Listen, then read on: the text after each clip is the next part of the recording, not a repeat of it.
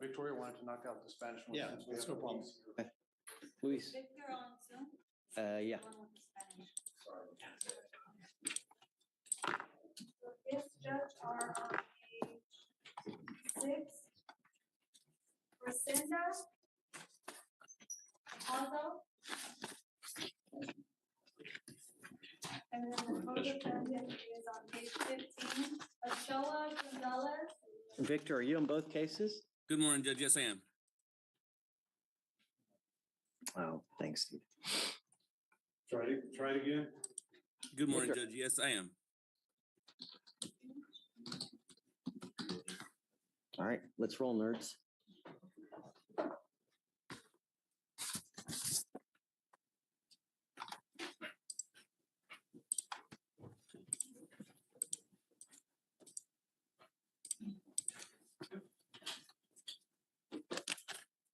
And just so the court's aware, Judge, there is a typo on the first name for Henley's. They've got it as Genyls. It should be Genlys. With a D like David? No, the Y and the L need to be flipped, Judge. Okay.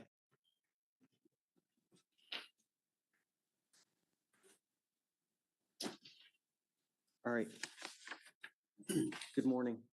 Yes. I want to let you both know that if you look on the TV, your lawyer is on the TV with you now, so that you're not alone. Both of you are charged with theft. You are facing up to 6 months in jail and or a $2,000 fine. We are going to do probable cause. You have the right to remain silent. Anything you say can or will be used against you.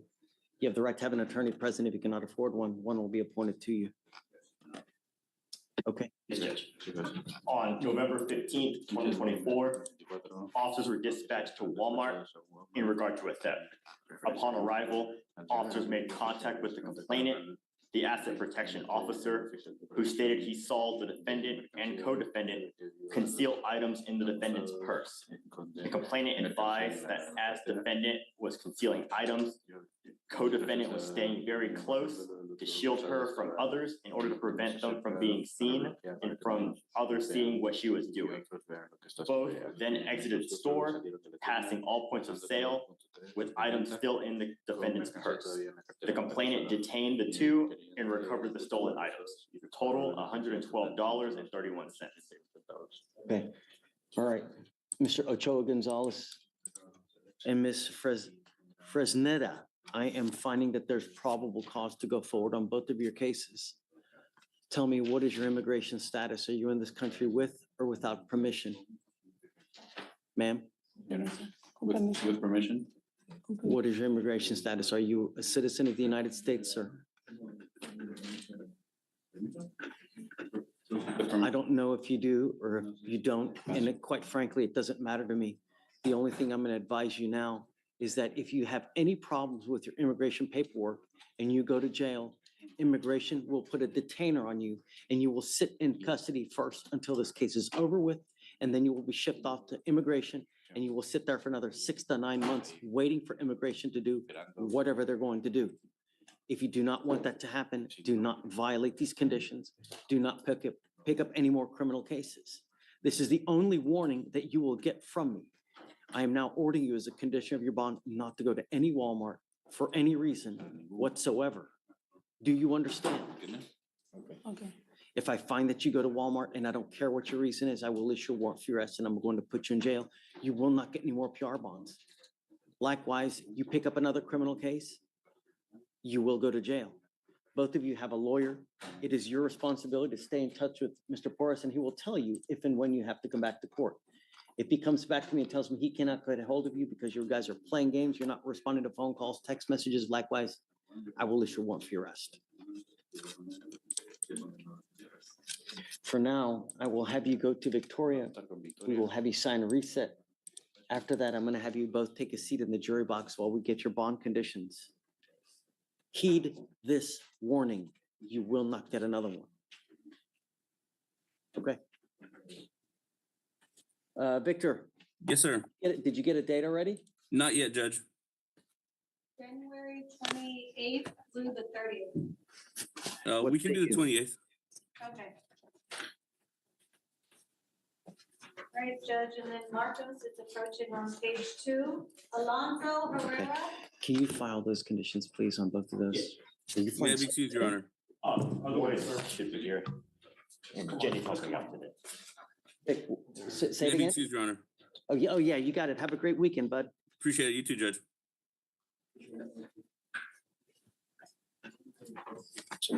Sure. Alonso, ALONSO. Alonso Herrera. Thank you. You, Ruben Alejandro Alonso Herrera. Yes, Judge.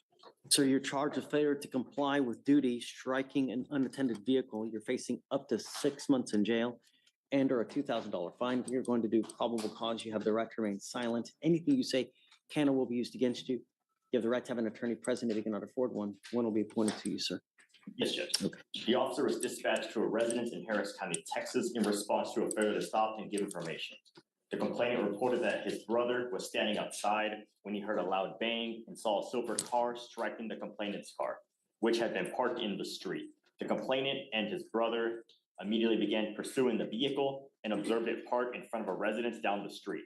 The complainant took photos of the defendant exiting the vehicle and going into the residence. When officers asked whether the defendant remembered striking the complainant's vehicle, the defendant stated, "I probably scraped by it, but nothing at all. It was dark out." What's the value? See, Your Honor. Approximately $1,500. Judge, I don't think a rip has been done, so there's no estimate. We don't know. What the Yeah, I get it, but at least it needs to be over $200. That's why. Mr. Alonso Herrera, I'm going to find that there's probable cause to go forward with your case. Do you have a valid Texas driver license, sir? Yes, sir. You have valid liability insurance in your name. No, Judge. Then you're not allowed to drive. And I'm making that a condition of your bond until you have liability insurance and show us that you have liability insurance. I'm making it a condition of your bond that you're not to drive. I don't care where you're going. I don't care what you're doing. Do you understand? Yes, Judge. You will be signing an affidavit with me today promising me that you're not going to drive. If I find that you do, it's possible that I have a contempt hearing. And every time they prove to me that you're driving a vehicle, you can be facing up to 6 months in jail and or a $500 fine. Do you understand? Yes, Judge.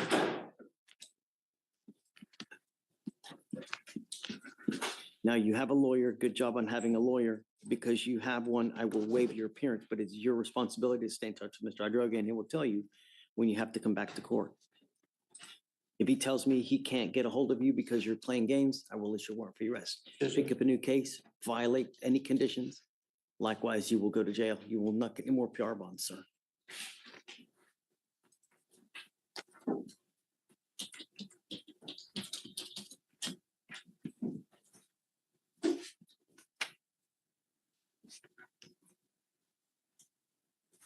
All right, I will have you come up here, swear to us that you're not gonna drive. I'll get you Victoria sign and reset, and then you guys are good to go. Thank you, Judge. May I be excused? Yes, sir. Thank you. All right, Judge, page 1. Adam, come on up.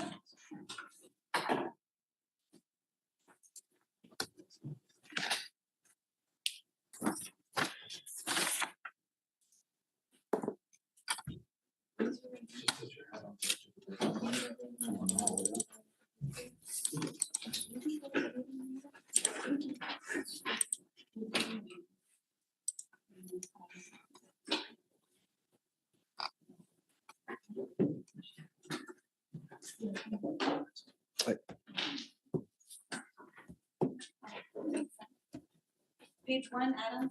How many bonds have we given or reinstated for Mr. Adams here? So 3 in total, 1 GOP, 1 reinstatement, and then And now he gets another PR bond? this one was issued with this last one.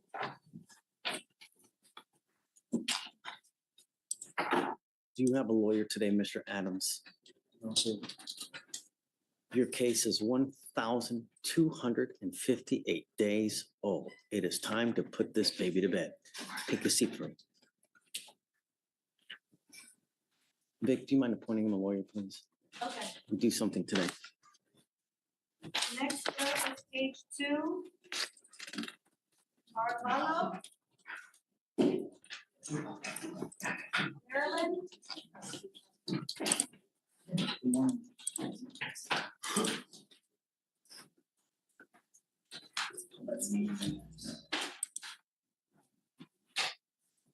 Ms. Aravalo, you were charged, how old are you, ma'am? 20. Ma'am, you're charged with prostitution. You're facing up to 6 months in jail and or a $2,000 fine. You have already taken off on us 2 times. If it happens a 3rd time, you will stay with me. You will not get any more PR bonds. Do you understand, ma'am? Yes, sir. Do you have a lawyer? No, sir. I'm gonna appoint you one today and we will figure out where we go. Take a seat for me in the jury box, ma'am. Next up is page 3. Arispe? You speak English, sir? Come on up.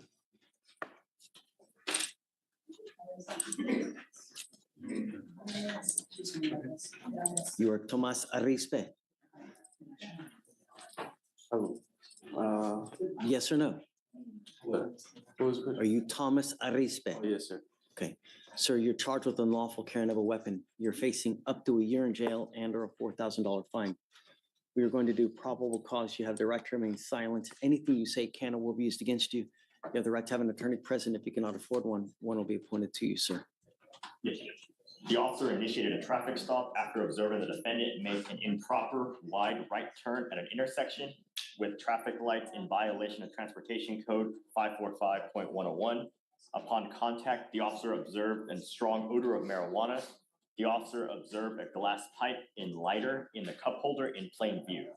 During a PC search, the officer found an unholstered gun below the driver's seat. In the center console, the officer located a clear plastic bag containing marijuana and another plastic bag containing square tablets believed to be LSD. How old are you, Mr. Arispe? 17. I'm sending you now for a drug test. I want to know what, if anything, is in your system. You are to take the drug test and you're to come right back. If you fail to take the test, if you fail to come back, I will issue a warrant for your arrest. You will not get any more PR bonds. Do you understand? Okay, take his feet from me. All right, Judge, next is page 4. Caldwell, come on up.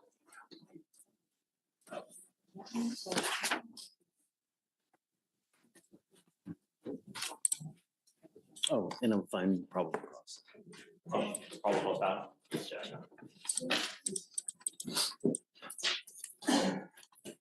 Jordan Caldwell? Ms. Caldwell, you were charged with assault of a family member. You are facing up to a year in jail and or a $4,000 fine. We are going to do probable cause. You have the right to remain silent. Anything you say can or will be used against you. You have the right to have an attorney present. If you cannot afford one, one will be appointed to you, ma'am. Yes, Judge. The officer is dispatched to a residence in Harris County, Texas, in response to a family disturbance. The complainant stated that she got into a verbal argument with the defendant, her daughter, because the complainant believed the defendant was not taking care of her children. At that point, the defendant picked up a baby bottle and threw it at the complainant, hitting her in the cheek, causing pain. The defendant admitted to having thrown the baby bottle. Ma'am, I'm going to find that there's probable cause to go forward with your case.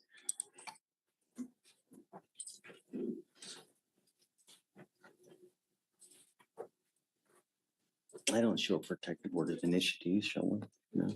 Okay.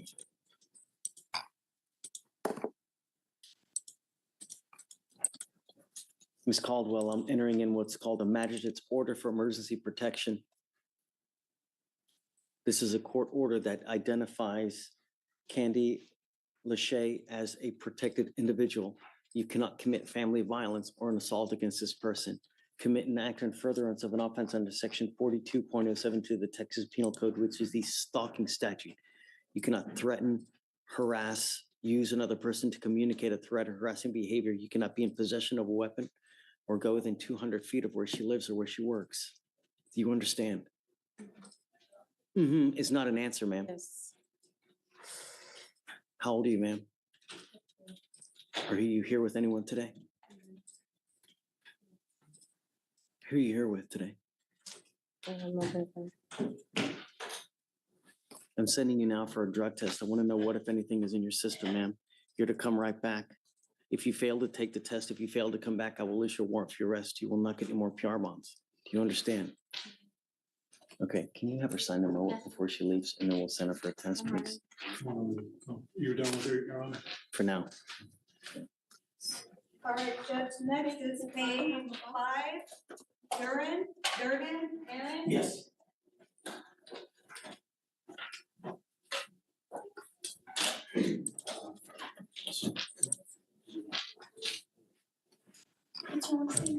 You were Aaron Durden? Yes, sir. Mr. Durden, you're charged with driving while intoxicated. You're facing up to 6 months in jail and or a $2,000 fine. We're going to do probable cause. You have the right to remain silent. Anything you say can and will be used against you. You have the right to have an attorney present. If you cannot afford one, one will be appointed to you, sir. Yes, Judge.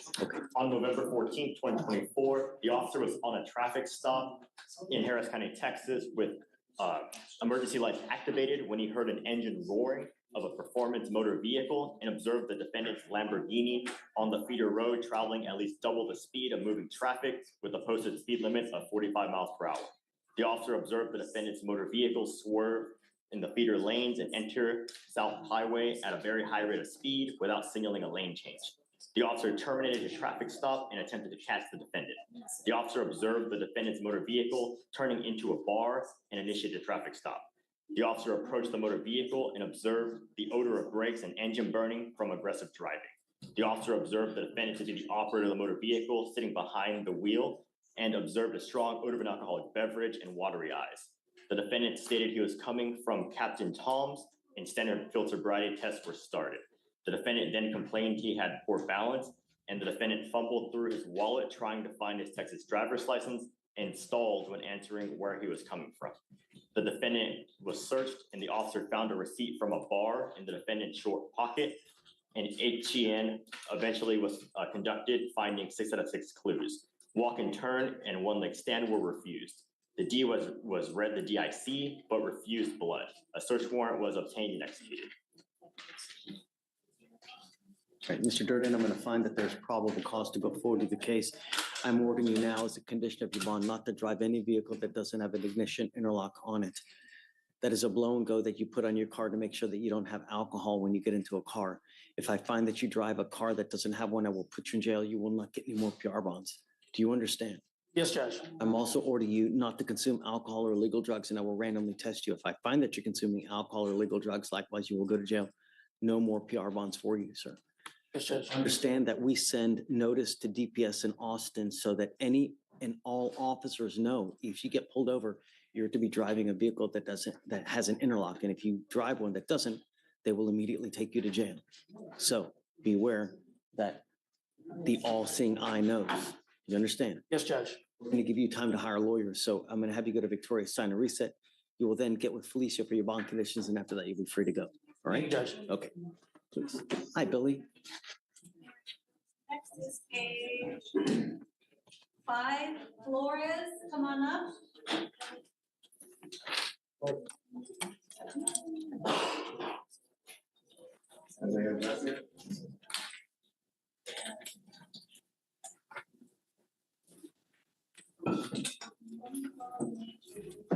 do you say? Jose Antonio Guzman Flores. So you're charged with assault of a family member. You're facing up to a year in jail and or a $4,000 fine. We're going to do probable cause. You have the right to remain silent. Anything you say can and will be used against you. You have the right to have an attorney present. If you cannot afford one, one will be appointed to you, sir. The complainant and the defendant are in a dating relationship. On November 16th, 2024, the officer was dispatched to a residence in reference to a disturbance. The officer made contact with the complainant, who stated she and the defendant began to argue when she discovered the defendant gave her an STD. The argument began as verbal. The complainant wanted to leave, and the defendant grabbed the complainant's wrist and began to pull her. The defendant then grabbed the complainant's purse, which was wrapped around her waist, and then began to pull her hair. The complainant and the defendant separated when officers arrived. The defendant stated he did not put his hand on the complainant by grabbing her wrist, and pulling her because he wanted her to calm down. The officer observed an injury to the complainant matching her statement. So you said pull the hair? Is that what you He said? pulled her hair, yes, Your Honor. And did you say that it hurt? The complainant did state that she felt pain. All right. Okay, Mr. Flores, I'm going to find that there's probable cause to go forward with the case. Do we know if she wants to have contact with him? Yay or nay? A rip was performed, and let me see real quick. Take your time. No rush. I don't see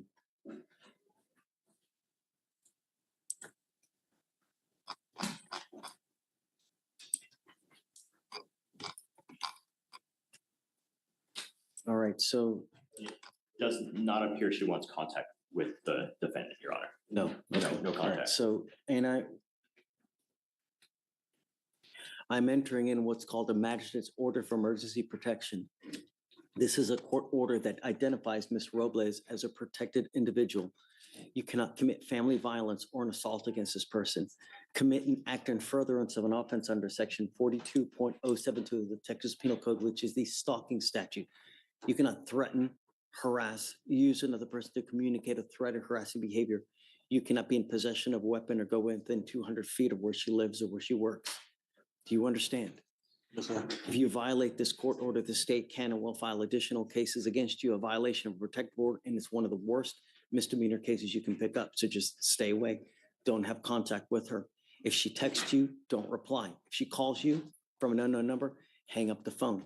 Just don't have any contact and everything will be fine. How old are you, sir? 22. What do you do for a living? Technician right now. And what kind of money do you make a month? Sorry. How much money do you make a month? 3,500 a month. And who do you live with? With my mom. We're going to reset your case to give you time to hire a lawyer. So I'm going to have you come up here. We'll have you sign for the order for protection. I'll have you sign a reset with Victoria. We're going to get you out of here to hire a lawyer. After that, I'll have you take a seat while we get your bond conditions. We'll have you sign it. And after that, you'll be free to go. Okay? Come on. If you can file no contact and no weapons. Yes, sir. 3. All right, Judge, page 8.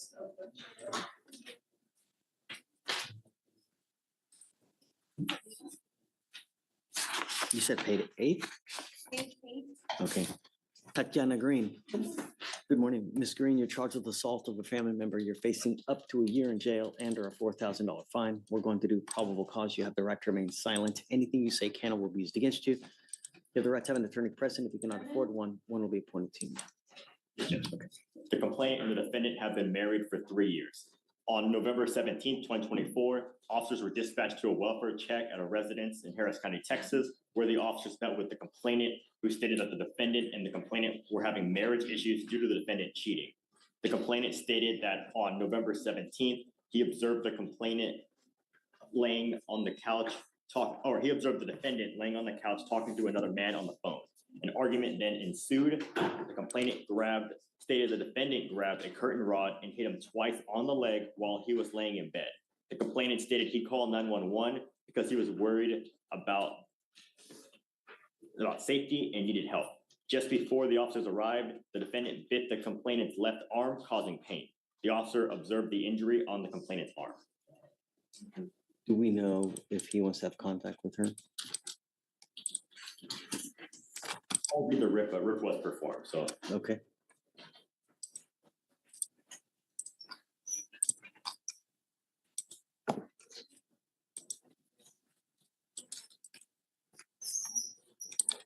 Ms. Green, it looks like a protective order has been issued in this case. Get to know it. If you violate it, the state will file additional charges against you, a violation of protective order. It's one of the worst cases you can pick up. Until I know that he wants to have contact with you, I'm barring you from having any contact with this person. Do you understand? Yes, sir. So it appears that the complainant does not want contact and the complainant is moving out in order to make sure no Got it. contact. Okay, do you have a child with this person? No, sir. Great. I don't want to talk about the case. It's not about the case. The apartment that we have together is my apartment, but right now, since I got out, I've been at my grandma's. So for now, right, this bars you from going to the Westmead place, right? So you need a lawyer to represent you in this case. You need a lawyer to represent you in this case, ma'am. Do you work? I do work. I just started working. Whenever I was in court You get a lawyer for the magistration. I didn't talk to anyone. Okay, so what kind of money do you make a month? Nothing right now. How do you support yourself? Okay. Did you want to apply for a court-appointed lawyer, ma'am? Yes. The other option is you can go hire one. What would you like? Okay.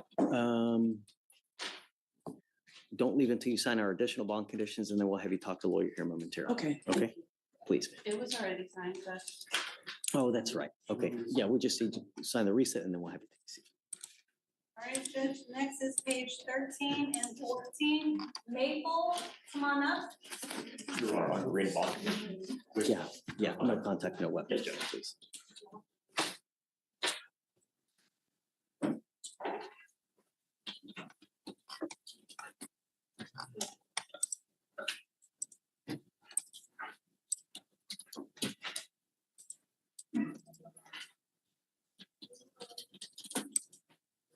All right, Mr. Maple, I'm gonna have you take a seat in the jury box while we wait for your lawyer. Take a seat for me over there, please. Next is page 14. Nelson, come on up.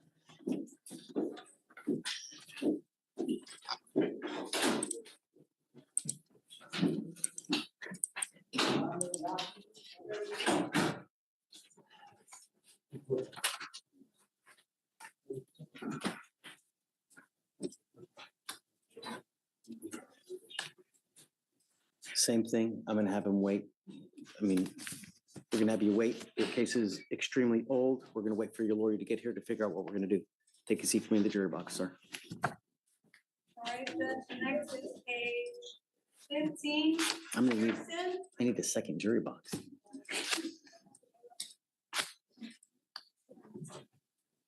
Put him on top.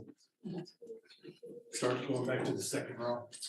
Come on up, sir. Vic, what was the last name? page 15, Pearson. Got it. Jaquan Peterson. Mr. Peterson, you're charged with reckless driving. You're facing up to 30 days and or a $500 fine. We're going to do probable cause. You have the right to remain silent. Anything you say can or will be used against you. You have the right to have an attorney present. If you cannot afford one, one will be appointed to you, sir. Yes, Judge. On November 14th, 2024, the officer was part of a task force with the main focus being hostile street takeovers and racers. A large group of motor vehicles were meeting at the 11700 East Freeway in a parking lot in Harris County, Texas, when the officer observed the defendant's motor vehicle enter an area of the parking lot and began to spin his... Si tú hablas, te pongo en la cárcel.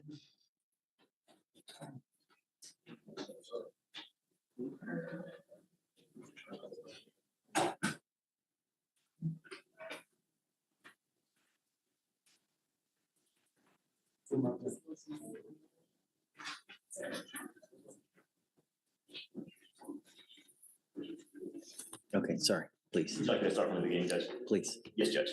On November 14th, 2024, the officer was part of a task force with the main focus being hostile street takeovers and racers. A large group of motor vehicles were meeting at the 11700 East Freeway in a parking lot when the officer observed the defendant's motor vehicle enter an area of the parking lot and begin to spin his rear tires with a loud screeching noise. The defendant's motor vehicle did several donuts, losing control of the rear end within 10 to 15 feet of other motor vehicles making up the pit. The officer observed the defendant's motor vehicle complete approximately 2 to 3 donuts, and a traffic stop was initiated. The officer made contact with the defendant, the driver and sole occupant, and the defendant admitting to doing donuts. Run his NCIC. Does he have any other cases like this by chance? I'll run his NCIC, Your Honor. Please. Mr. Pearson, I'm going to find that there's probable cause to go forward with your case. Can you imagine if you start doing these donuts, you hit and kill someone? Who gets charged with murder? Caldwell.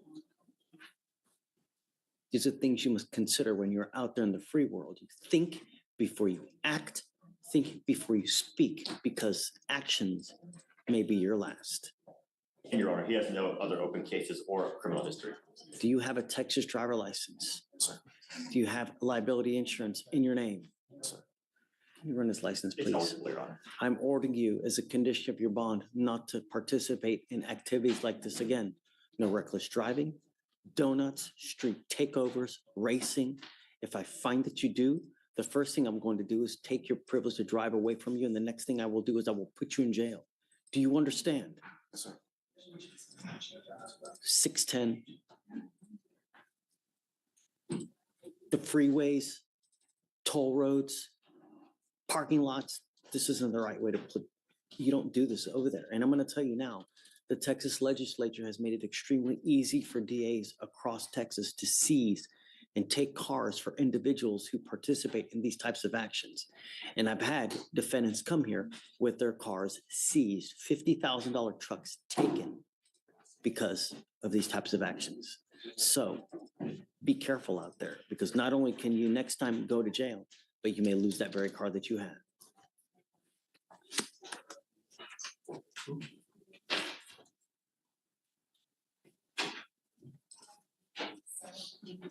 Can you file those conditions, please? No donuts, reckless driving, etc.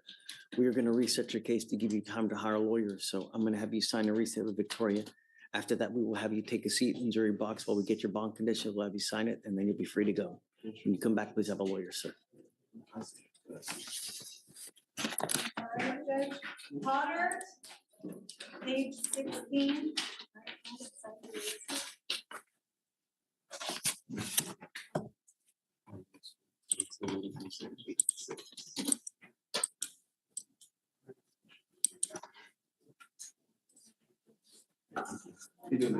Hey. Robert Potter. Mr. Potter, you're charged with driving while intoxicated. You're facing up to 6 months in jail and or a $2,000 fine. We're going to do probable cause. You have the right to remain silent. Anything you say can or will be used against you. You have the right to have an attorney present. If you cannot afford one, one will be appointed to you, sir. Yes, Judge. On November 17th, 2024, at 1:10 a.m. in the morning, officers conducted a traffic stop on the defendant's motor vehicle after observing it traveling at a high rate of speed, 67 miles per hour in a 45-mile-per-hour zone. Upon contact, the officer observed the defendant to be the driver and sole occupant and observed him with slurred speech, strong odor of an alcoholic beverage, and bloodshot, glassy eyes. The defendant admitted to drinking and scored himself as a 5 on a 1 to 10 intoxication scale. Standard field sobriety tests were conducted, HGN 6 out of 6, walk and turn 7 out of 8, one leg stand 2 out of 4. The officer observed the defendant to be disoriented, drowsy, had slow and sluggish reactions, was uncoordinated, unsteady, as well as disoriented during the tests. An inventory search of the defendant's vehicle revealed a 12-pack of 12-ounce Modelo's in the back seat, as well as a 6-pack of 14-ounce Michelob Ultra with 1 container left. The DICs were read and the defendant consented to breath, the results being 0.097 and 0.099. Is there any evidence that he's consuming while he's driving? No, Your Honor. Mr. Potter, I'm going to find that there's probable cause to go forward with the case. Do you have a valid Texas driver license? Do you have valid liability insurance? Yes, sir. In your name? Yes, sir. Are you sure? Can you run his license, please? Any prior DWIs? No, Your Honor. I'm ordering you as a condition of your bond, Mr. Potter, not to consume alcohol, illegal drugs, or unprescribed controlled medication. I'm going to randomly test you. If I find that you're consuming alcohol or any illegal drugs, unprescribed controlled medication, I will put you in jail. No more PR bonds. Do you understand? Yes, sir. How old are you, sir? 19. What do you do for a living? Gold maker. Work. Never find. How much money do you make a month? We're going to reset your case to give you time to hire a lawyer. So I will have you go to Victoria, sign a reset. I'll get you with Felicia for your bond conditions. And after that, you'll be free to go. Be careful. Don't use. I don't care what your excuse is. If I find that you're using, there's a one-way trip. You understand? Yes, sir. Okay, man. Come on. All right, Judge. Next is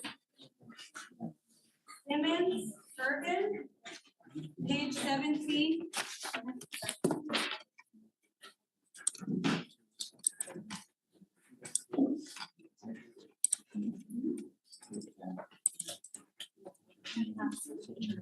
Morning, Judge.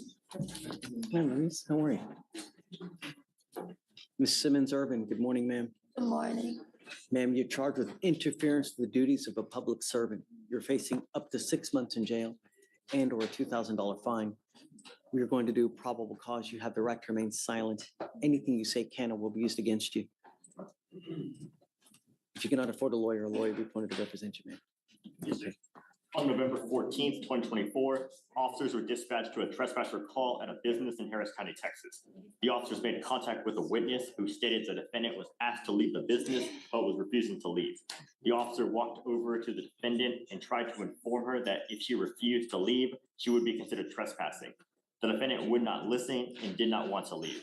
The officer attempted to detain the defendant and place her in handcuffs, but the defendant kept pulling away, refusing to give the officer her hands. The defendant also braced her legs on the ground to prevent the officer from removing her, and the officer had to use a reasonable amount of force to place the defendant in handcuffs and remove her. The defendant braced her legs against the seat and door and prevented the officer from properly detaining her in the marked unit.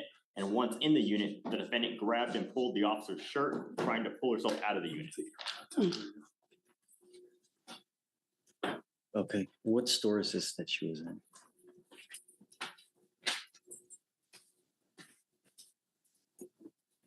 I have the address. I'll look to see if they have a store name listed. Your Honor, ma'am, if I may speak. Now's not the time. I mean, I've got a bunch of DAs here. Anything that you say, they're going to use it against you to prove guilt. You'll get the opportunity, I promise. Just now's not that time. How old are you, ma'am? I'm 30 years old. What do you do for a living? I don't have a job. I'm disabled. What's the nature of your disability? I got cardiac web, a hematoma, deteriorating spine, hole in my heart, pulled over ligaments, bilateral kidneys, asthma, cancer. How do you support yourself? Currently at this moment, I'm supposed to be receiving, I got my Social Security claim number, but they refused to give me my award letter. And also, I was currently supposed to be residing at Vermilion Apartments, and my contract, I guess, was switched. I want to talk about the case. I just want to know how do you eat? How do you get money? I don't. I need you to fill out an application for me, and then I'll take a look to see if you qualify. As a condition of your bond, don't go back to this place. It appears to be a housing facility. Okay, do not go back to this place, ma'am. So I can't go back to Houston Housing Authority. Whatever this place where they were trying to trespass you from, don't go back, ma'am. I'll provide you a lawyer today and we'll talk about how we go forward, but I don't want it to be more bad blood and I don't want you to go back to jail. If you go back, they don't want you there. That's police brutality. There's got to be some other reasonable way that we work things out, and we'll try. But you got to give it time, let things cool down. If you go right back after this issue now, you're begging for trouble. Well, my contract is supposed to be terminated on 11/30, meaning I still have an active contract. So what am I supposed to be doing about that in regards to that? I mean, I have my paperwork to prove I it. can't give you legal advice, but we'll have you talk to a lawyer and figure out how we go forward. Okay. For the time being, don't go back though. Okay. Please, because it's only begging for bad blood. Okay.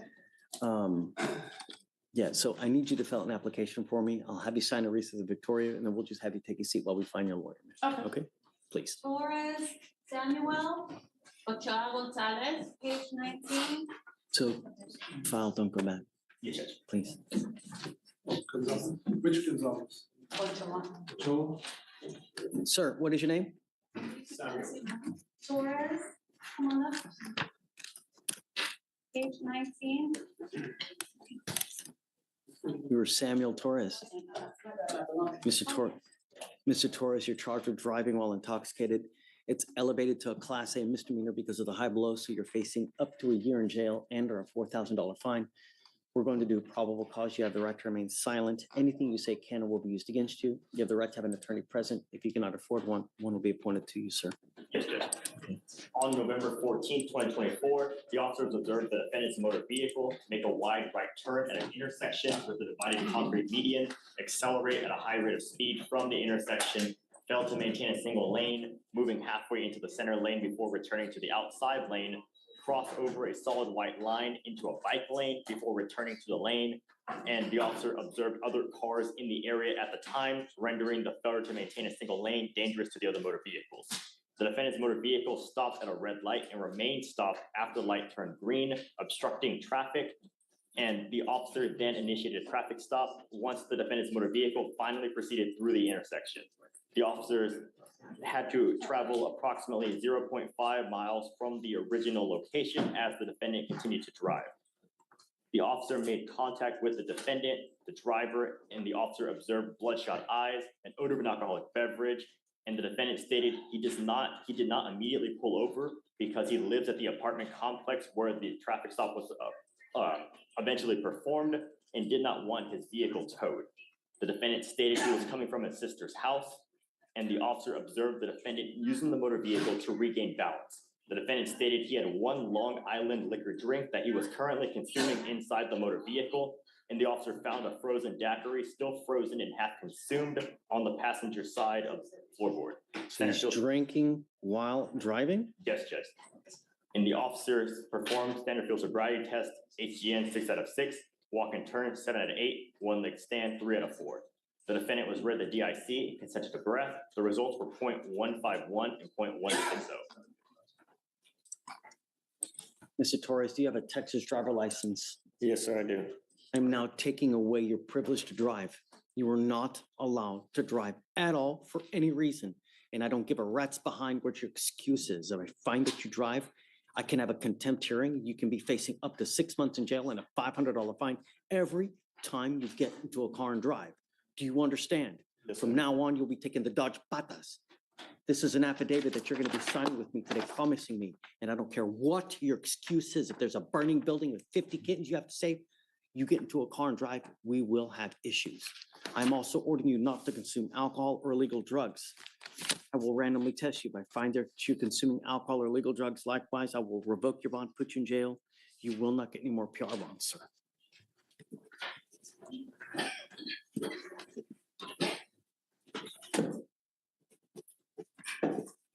Any priority to be eyes, Alex?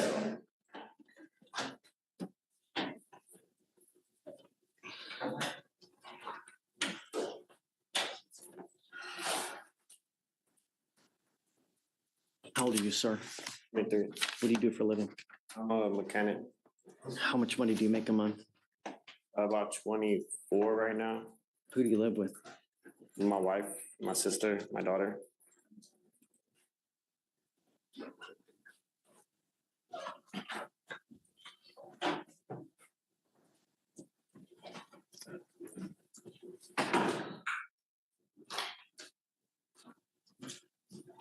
Who else in the house works?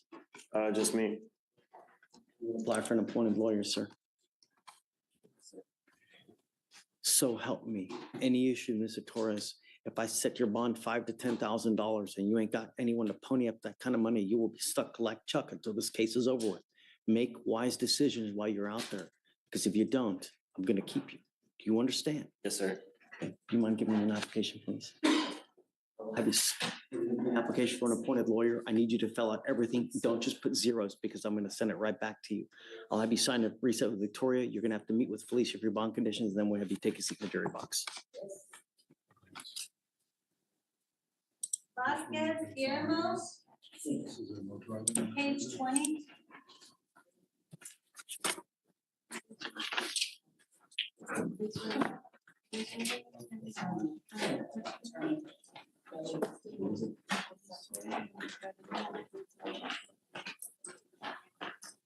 Do you speak English, sir? Flores José Antonio. Acérquese aquí al centro. Solamente mire el juez y le contesta con respeto en español. Claro que sí. Florencio Martinez Vázquez Guillermo. Guillermo, yes, solo mire el juez. Starts with driving while intoxicated. Solo mire el juez, por favor. You are facing up to 6 months in jail and or a $2,000 fine. We are going to do probable cause. You have the right to remain silent. Anything you say can or will be used against you. You have the right to have an attorney appointed if you cannot afford one, sir. Para usted, si usted no puede pagar por su propio. Solo quédese mirando al juez, por favor. On November 17th, 2024, the officer conducted a traffic stop after observing the defendant's motor vehicle run a red light. Upon contact with the defendant, who was the driver and sole occupant of the vehicle, the officer observed the defendant with bloodshot eyes and a moderate odor of an alcoholic beverage.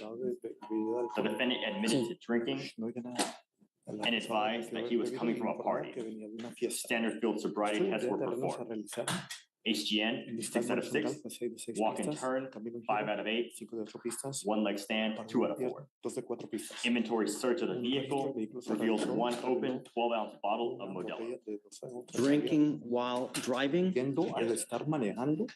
DICs were read, and the defendant consented to breath. The results being 0.122 and 0.126. Mr. Vasquez Guillermo, I'm gonna Vasquez, find that there's Vamos a probable hallar que hay cause. cosa razonable para Case. continuar adelante. Tell con me, su caso. are you a United States citizen? Solo mira el juez, por favor. Are you in this country with or without permission? Eso sin permiso. No, sin permiso. No, without permission.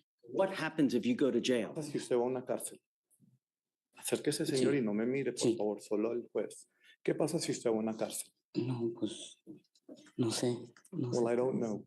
Are you in this country with ¿Está en este or without permission? o sin permiso? O sea, entré con permiso, me quedé. I entered with permission, but I stayed, I remained. If you go to jail Usted va a una cárcel. and immigration finds you, Mr. Vasquez, they will put a detainer on you and you will be stuck in Yes. custody until this case is over with. And then you will be shipped off to immigration where you will sit for another 6 to 9 months waiting for immigration to do whatever they're going to do.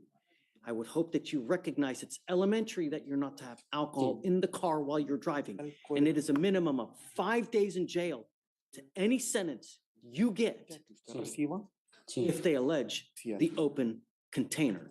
I will tell you now that immigration sweeps it every single day. So if you spend more than 6 hours in custody, you'll be stuck like Chuck with an immigration detainer. I am now putting conditions on your bond, and if I find that you violate these conditions, you will go to jail in a moment's notice. And I don't care if you're kicking and screaming. Sí. Do you understand? ¿Entiende, señor? Sí, señor o no, señor. Sí, entiendo. You are Yes, yes. not allowed Usted no to está drive. And you will be signing with me Usted va- today a promise that you're not going to drive.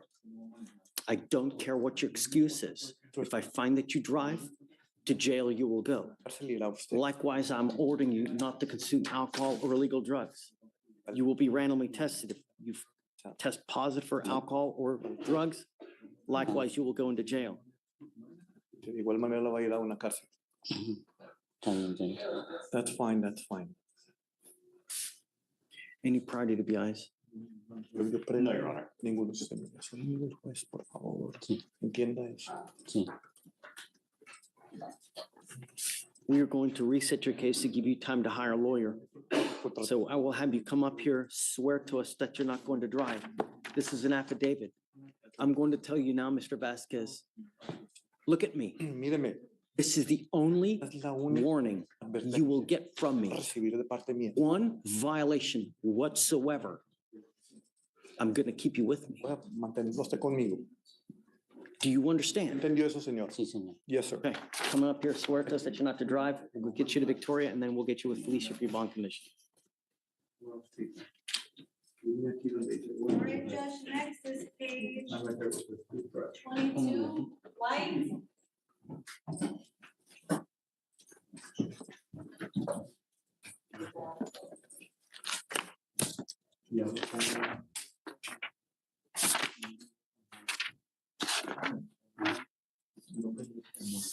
Good morning, Ms. White. Ma'am, you're charged with assault of a family member. You're facing up to a year in jail and or a $4,000 fine. We're going to do probable cause. You have the right to remain silent. Anything you say can or will be used against you. You have the right to have an attorney present. If you cannot afford one, one will be appointed to you, ma'am. Yes, Judge. The complainant and the defendant are married. On November 16th, the officer was dispatched to a residence in Harris County, Texas, in reference to an assault.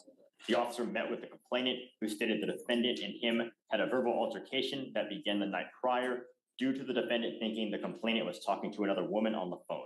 The complainant stated he tried to sleep, but the defendant wouldn't stop arguing.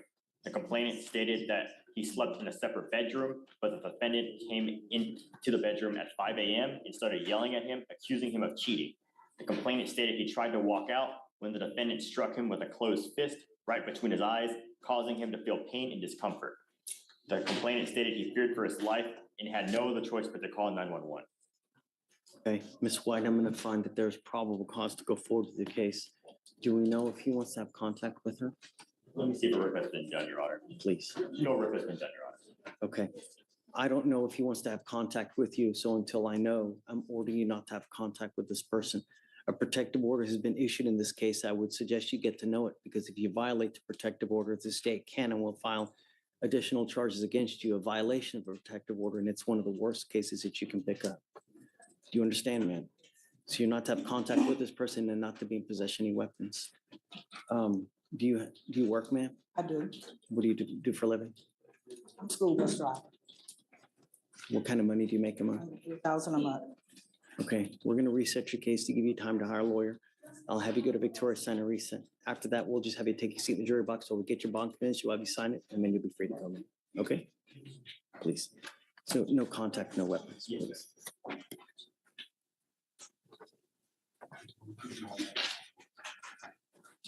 Judge, that was the last. You had one that had picked up another DWI. Yes. Where is your client? He was sitting in the ERD because his prior case was ERD. He thought it was there. He's here now. Okay, can you bring him up, please? You speak English? Yes, sir. Asiel Gracia.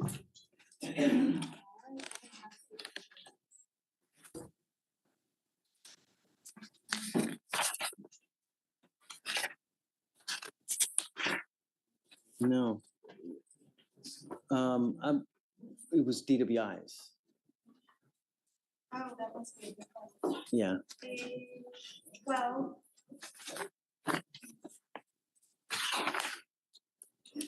Yeah. What's the word with him? So he checked in, counsel's not here. Can you bring him up and let's put him in I don't want to lose him. Please. Joshua Jones, come up.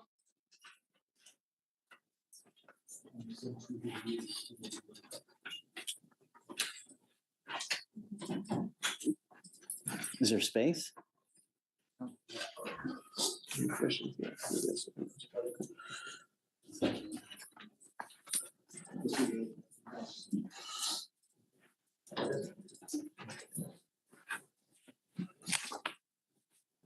You are Aziel Gracia. Sir. Mr. Gracia, so He's charged with, I've never seen this before, Judge, but he's charged with violating a bond condition. yeah, I mean, I've certainly seen it. And, It's either It's not a protective order, it's a bond condition. right, because they can't make the protective order case because it's been more than 61 days, Had right? nothing to do with the protective order, Judge. So, yeah, right, I get it. It was a different situation completely. Had nothing to do with family violence. Get there. So you're charged in violation of a bond condition / protective order. You are facing up to a year in jail and or a $4,000 fine. We are going to do probable cause. You have the right to remain silent. Anything you say can or will be used against you, sir. If you cannot afford a lawyer will be appointed to represent you. So before we start, was he in a PTI? Is that why this case is 1,000 days old? Yes, sir. He just has a few BIP classes left to finish the PTI. Okay. Okay, go for it. Judge. The officer was dispatched to a business in Harris County, Texas, in response to a disturbance. Upon arrival, the officer observed the defendant grab another male aggressively, and the officer conducted a search on the defendant's person and found a loaded gun in the front pocket. The defendant is currently on bond for an assault family violence and has bond conditions in place prohibiting from possessing a firearm. Yeah, all right. Mr. Gracia, I'm going to find that there's probable cause to go forward on the bond conditions. State, what's your position as far as he's in a PTI? He's now picked up a new case. Mr. Gracia, I want you to know that we take these bond conditions extremely serious. Sir. You don't, though. This is not your first VPO. This is not your first violation of bond condition. You don't get it. No means no. Doesn't mean maybe. Doesn't mean I'm going to a high crime area. No means no. And now there are consequences. Stephen. Judge, can I tell you a little bit about the case? Sure. You know, like, just to explain to you what happened. He was at his business. He owns a trucking company. He hired somebody who he said he took a chance on him because has a sketchy record, convicted felon. It didn't work out within a couple of days. So he ended up firing the individual. The individual refused to leave the premises or refused to accept it. So he started threatening him. He went inside. The individual started trying to damage the trucks. So at that point, he was fearful. He went and retrieved a firearm that he knew was hidden in the vehicle. I'm sorry, in there. I understand, Judge. And It's about the worst thing that you can do. Imagine if you use the firearm. Who gets charged with murder? Mr. Gracia, who has now dug themselves into a potential 50-year hole. We have a case like that today where a meager argument, someone who's charged with assault is now charged with murder because of a silly ass, stupid ass argument. Now dude is sitting in custody with a $250,000. And he's been punished at this point, Judge. He's been punished for violating the bond by getting an entire new case on that. So as far as him going into custody for violating the bond condition, I would hope that you would take that into consideration, the fact that he has gotten punished on the bond violation already, and the fact that he's already had to hire a new attorney for two cases at this point, and it's probably going to affect the other case. So I would hope that you would continue supervision on that, just taking that into consideration. I truly appreciate your position, but you have an assault from 2019 of a family member. The following year, you pick up a violation of a protective order or bond condition. Now you have another assault that they were even, what the hell you're looking over there? Was it Jesus over there? You already have an assault of a family member that was dismissed as it is. You were lucky enough to even have this kind of an agreement where they're willing to dismiss a second assault of a family member, and now you pick up another violation of a bond condition. Eric, he doesn't get it. I understand, Judge. You don't get it. And now I have to show you we mean business. I think that you're in utter and complete danger to public safety. And I will do everything in my power to protect my public in every single way. Because the last thing I want is you to pick up a murder case like we have here this morning. Someone else goes with you. Judge, one more thing. There's a bond condition on there that he's not allowed to return to that address. That address is his business. It's his place of business. The other person has no right to that address. So hasn't worked for the last week and a half because there's a bond condition, I'm assuming from the magistrate, that doesn't allow him to go back to that business. Show me proof. I'd like to be Show able me to take proof. And, the proper, and you need advice, the proper way to do things is you call the cops. Really. I mean, if you own the business, you show it. I mean, how easy would it have been to just call police? I mean, he has a right to defend his property and not while the case is open. He does, but not in that manner. It's one of those things where things happen quick and you have to make a decision. And when we're talking about trucks that are worth hundreds of thousands of dollars, and things like that. 911, man, really. How long do they take to get there, Judge? So they will still take his ass to jail and then, try to get restitution or whatnot. But so as far as the bond goes, can you set him a bond today? Of course. And Judge, we've contacted Conrad because it's his case, but I just want to confirm that bond has been revoked for his prior case. Is that correct? Yeah. Yeah. On the assault, I'm revoking it. Yes, Judge. Looks like they set the bond at 20,000 on the new case. Yes, Judge. I'm gonna mirror it. Because he's already posted that bond. He's already hired me. He hired me on the other case as well. There's a motion to sub in your queue that I need you to sign as well. I'll sign it for you. I'd ask that you set that new bond at $500. It's tough for the family, Judge. I mean, at this point, he hasn't worked in 2 weeks. He's trying to get back on his feet. He did everything properly. He didn't go back to the location because of the bond condition. I'm not doing $500. I mean, I was thinking that was going to mirror the same one. I was put it at 20,000. And that would be his state's position to mirror. So he understands that we mean business. If he's unable to bond out, I'm always willing to talk after a couple of days. But I want him to understand that we take it absolutely serious. And when you go over there with a gun with the intent to do some serious damage, hell no, no way, no. And I think that making it 20,000, what the other one is, hopefully it'll get his attention. But like I said, look, 10,000? like I'm not out for blood, Eric, so if he's unable to, after some time, come back, and I'm not talking weeks, but a couple days, so he realizes that we mean business.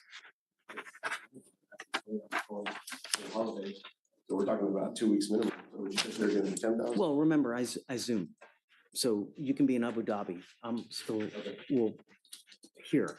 His mom's present, so let me talk to her. Yeah, for sure. Okay. 20 Gs.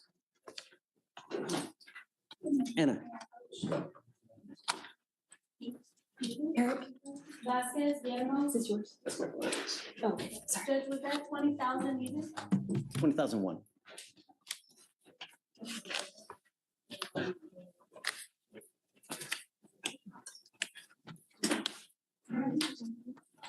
Jones, this way.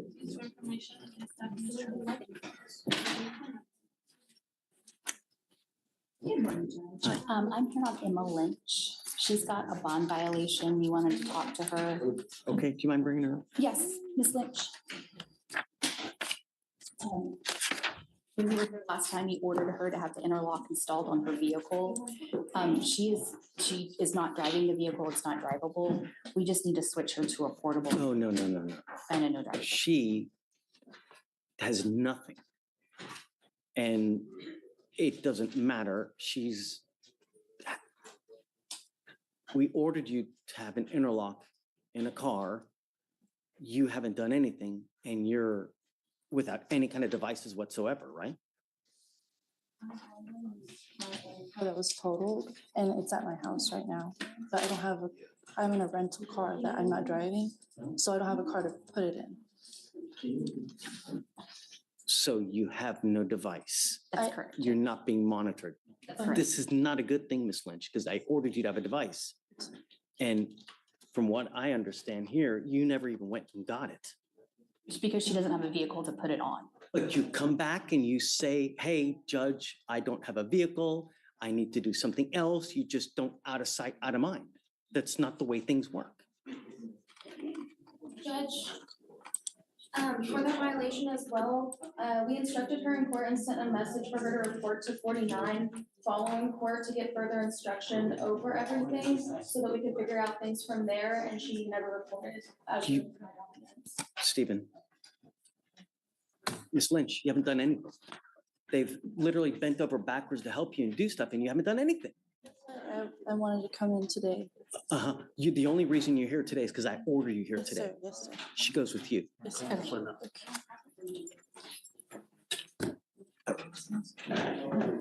Emailed, texted, call, nothing, you know? I understand. Would you consider setting her a new bond or do you? Of course, 5,001. And then, you know, if she's unable to, then what's today, Friday, Monday, then we can talk. Okay? It makes me start. Yes, ma'am. Thanks.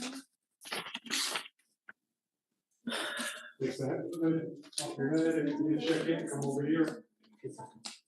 Sir, you do not need to be talking to anyone in the jury box.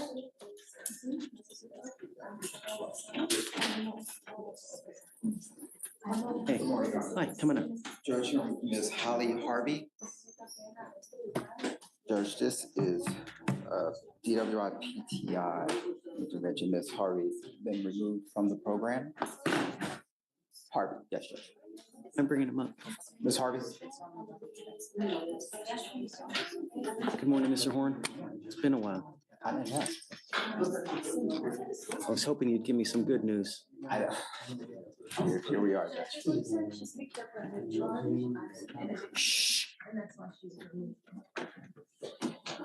What did she pick up? Don't. Stephen, do you have room back there? Yeah. I don't know what to tell you, ma'am. You picked up a new case while you're on bond. We have one thing that we do when people pick up new cases, right? Have to revoke her bond. Sorry, ma'am. She goes with you. Judge, if we could talk about right now. Sure. Judge, we'd ask for a $500 bond. Judge, this is, she was on the program for, it looks like about 8 months. I don't know if there were any other violations. I just been on this case for 24 hours. But I know the new law violations triggering what we're triggering. But I believe she was in compliance on the DWI program. She was in compliance up to this new law violation. So, is that right? Oh, no. Yeah, I mean, she was, but now they've, so I'll set the bond at 2501, okay? But understand it's now time to decide what we need to do. That's great. If she wanted to do something today. Judge, I'm just retained. Let me get her bond out. Yeah, Judge, may I have 6 weeks? Oh, 6 weeks is, the max I'll give you, it's 520 days old. Can't I'll give you 30, but at that time, and if she gets out, she needs to come here immediately for bond conditions because I'm putting an ankle monitor on her as far as like, what does she have now? That's part of the program, Judge. Do we need to redo bond conditions?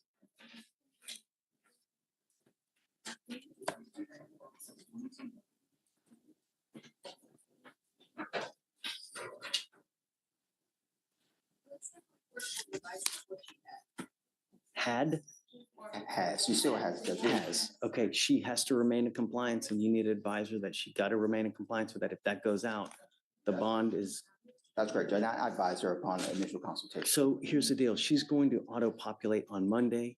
Well, I bet she's gonna bond out. Yes, Judge. So she'll be back here within the next 7 days. And then I guess we'll come back at that time, give you a little bit more time for you guys to decide what you want to do. But after that, it's plea or trial.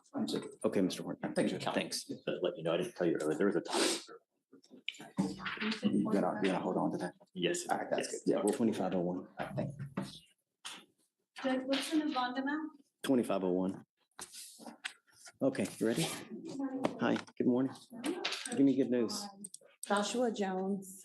Oh, So he's here for a PTI violation.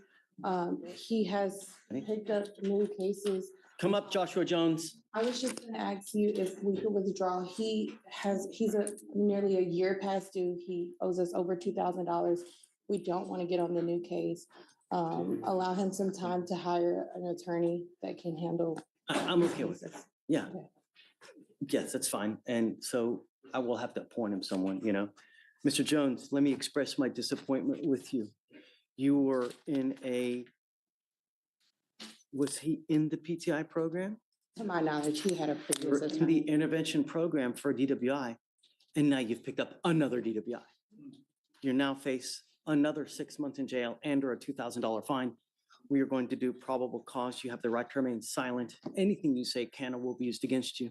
You have the right to have an attorney appointed if you cannot afford one. Yes, Judge.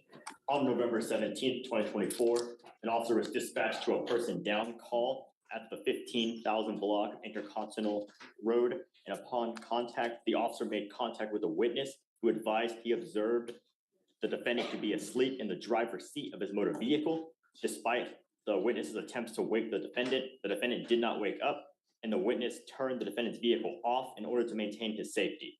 The officer observed the defendant asleep in the driver's seat of the motor vehicle and also had unsuccessful attempts at waking up the defendant. When the defendant finally woke up after the officer made physical contact with him, the officer observed an unholstered black pistol in the driver's door and 2 half-consumed alcoholic beverages inside the truck. Drinking while driving? Yes, Judge. And standard field sobriety tests were refused. GIC was read and the defendant consented to breath and blood. Blood was drawn due to the defendant being unable to give 2 breath samples. Mr. Jones, I'm going to find that there's probable cause to go forward with the case. I am now finding that you're a complete and utter danger to the public, and I am taking away your privilege to drive.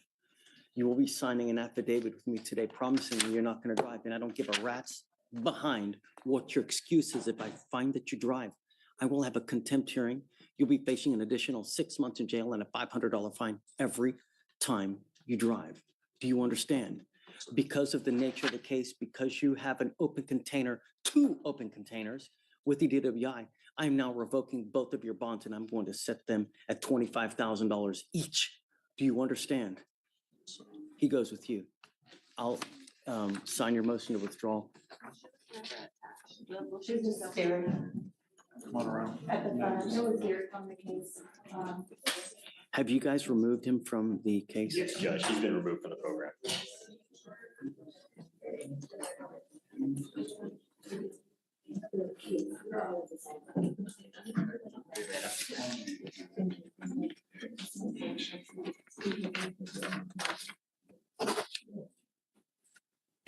Can you order a guardian interlock, please, Dick? Which one, Judge? On the new one, please. The newer one? Yeah. So 25,002 on both.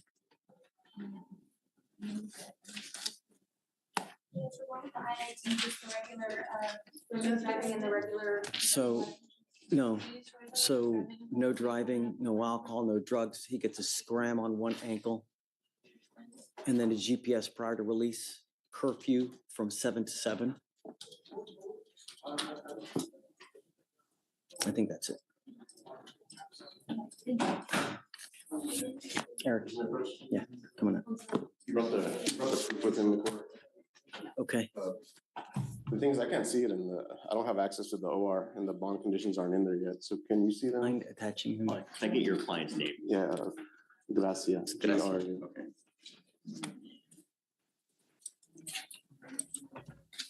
So has mom been over there to check on everything? Because I'm sure mom can go over there. I'm not sure, Judge. I don't know if you wanted to send her over. I would check with her. Perhaps she can go over there just to make sure. Reports and they did that kind of stuff. That's all done. If they're in that much in fear of that kind of, I mean, she should go over there, check on it, and then if there's an issue. Because I want to send her over there by herself. But they did make police reports and went through all those steps. And it appears that we're still waiting on the offense report. So do you see bond conditions in there? I do not see bond conditions. So the magistrate told him he couldn't go over there, but I guess they didn't actually sign it. Let me see. I do see it from the magistrate. It's just preventing him to go from 30-31. To the East Wallaceville? Yes. Is that what you're talking about? Yeah, so here's when he bought East Wallaceville. He just doesn't have the full number. So Morgan, do you want to reach out to your CW? Actually, Conrad is here. Oh, hey, Conrad. There is no CW. Come on up. Come dance with us. There is no CW, Judge. You're listed as the CW. Okay. I meant the person, did he pull a gun on the person? Okay. Right, he had one on him. So do you have the name of the person that was the actual worker that was there? Eric Adams. I just want to make sure that has nothing to do with the case. And then well, the he's said that they there. refused to involve him or take charges on either party. I just want to make sure that he's not over there because what Mr. Benavides is asking is us to let him go back to this location because he owns it.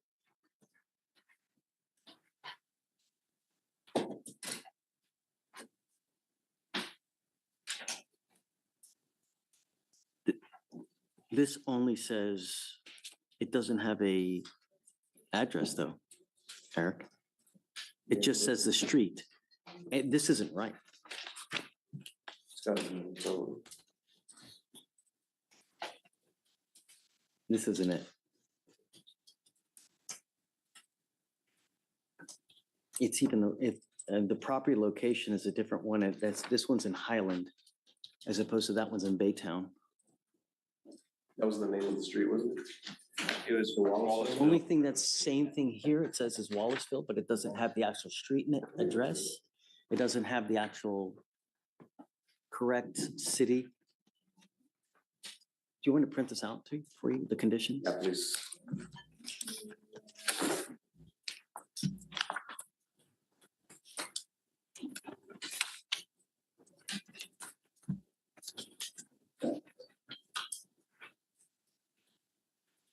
Probably gonna have to print the flat records because it just shows like lot 2 in Wallaceville.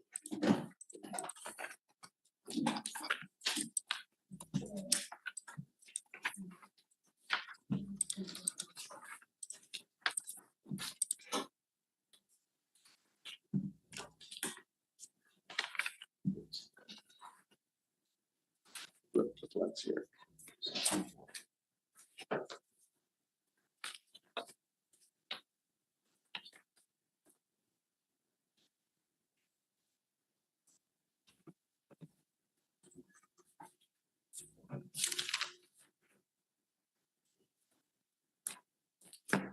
So it does say Wallaceville and Baytown here. You just need some on property records. Well, here's the plat. I mean, I'll bust out the whole plat. See exactly what, we'll see the problem is. What is this address? This is where he purchased the property, but it says like East Wallaceville. Road. It's the same as Wallaceville Road, it just doesn't say 3031. It's all about Highlands. Sometimes like it could be listed as Highlands or Baytown. Say the address out loud, because I'm like, so that you Got you. okay. I'll go through the documents. So Yeah, just let me know. I mean, we've got a while. Okay. What's up, plan? Judge, we had one more arraignment. Okay. He's gonna Page get off. 24. Yanes, come on up. Did he just get here? No, he got here right when. He started. He started. What about the co-defendant? I'm not sure, it landed in 14, they have expensive. Sanders, Okay, so you, Zader Yanez. Sir. Mr. Yanez, you're charged with theft. You're facing up to 6 months in jail and or a $2,000 fine. We're going to do probable cause. You have the right to remain silent. Anything you say can or will be used against you. You have the right to have an attorney present. If you cannot afford one will be appointed to you, sir. Yes, Judge. On November 14, 2024, officers were dispatched to a theft at a Home Depot in Harris County, Texas. The officers made contact with the complainant. The complainant observed the defendants enter the store, they observed the defendant walk into the store, walk to a hardware department, and approach a high-dollar Milwaukee hammer drill. The defendant, Yanez, selected one drill off the shelf and proceeded walking around the hardware department. The defendant handed the drill to the co-defendant and both proceeded to the plumbing section. The defendant opened the drill box, removed the drill from the box, and helped conceal the drill into the co-defendant's purse. The defendant discarded the empty box and both proceeded towards the front of the store. Both defendants passed all points of sale without paying. The total was $199. Okay. Mr. Yanez, I'm going to find that there's probable cause to go forward with the case. I'm ordering you now as a condition of your bond not to go to any Home Depot whatsoever. Do you understand? If I find that you go, I will revoke your bond, put you in jail. You will not get any more PR bonds. How old are you, sir? How old are you? 25. What do you do for a living? Distribution clerk. Did you graduate from high school? Yes. What kind of money you make? What kind of money I'm making? 17 an hour. We're going to reset your case to give you time to hire a lawyer. So I'm going to have you go to Victoria, sign a reset. After that, I'll have you take your seat in the jury box. We'll get your bond conditions. We'll have you sign it. You're also not to have any contact with the co-defendant in this case. Do you understand? You violate any of these conditions, you pick up a new case, I'm going to keep you with me, and it's not going to go well for you. You understand? Okay. All right, come on. So can you file no contact, no weapons, and no co-defendant, please? Yes, Judge. What'd you say?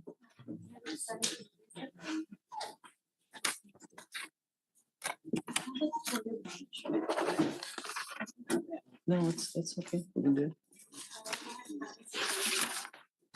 So we brought him here, because at the time of the case review, it looks like we haven't completed SOP, the DWI from the public course for the victim impact channel. He has since completed IOP, he's completed SOP on 11/16. The provider told me they won't release their certificate because he has a $435 balance. And so they want So it seems like getting right here started. him to do what he needs to do. But he told me he has been struggling financially. Somebody had asbestos or he was exposed to TB. And so that's why he hasn't completed his community service. He had to take time off work. This is what he told me this morning. He had to take time off work. So he wasn't able to make payment. What the hell is this? That was back in February. The senator got this. I mean, they're supposed to be letting us know immediately. I mean, what the hell? And they don't know anything about it. Right now, send it. Hey, what? Do you want me to sign something? Oh, you want me to? So it was the L and the Y, right?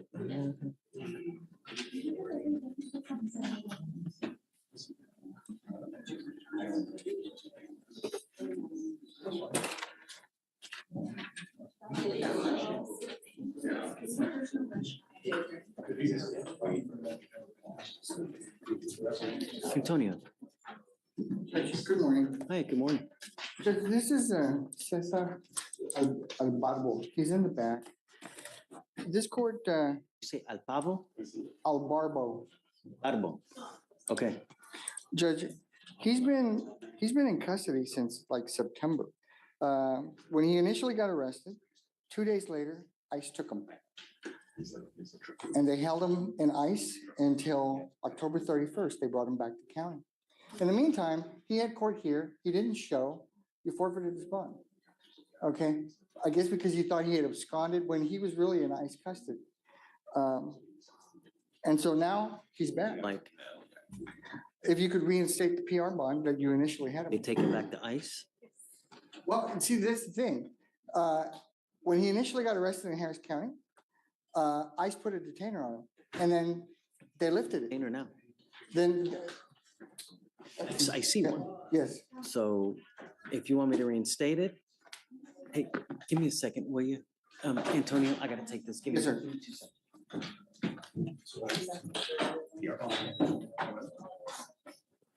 Florencio Vasquez.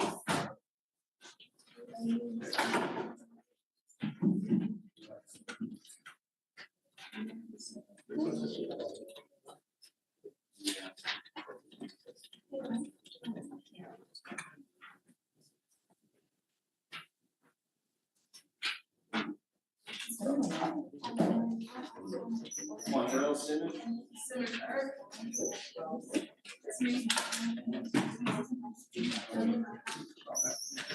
Sure, of course.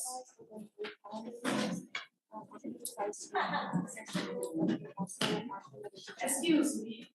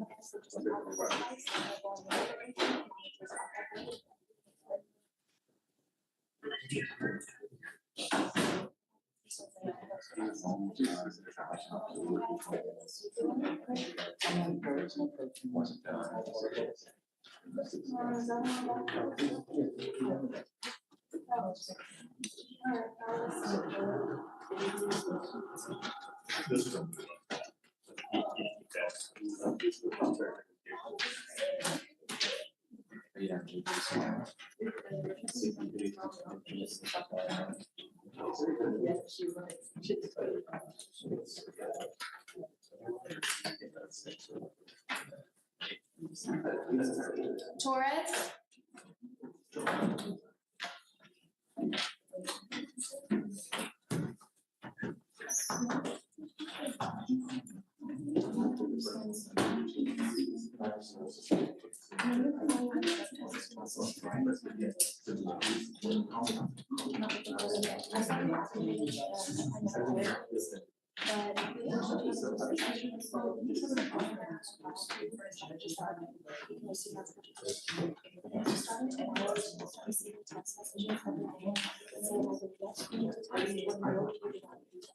Whether it says yes, you're gonna go to this page and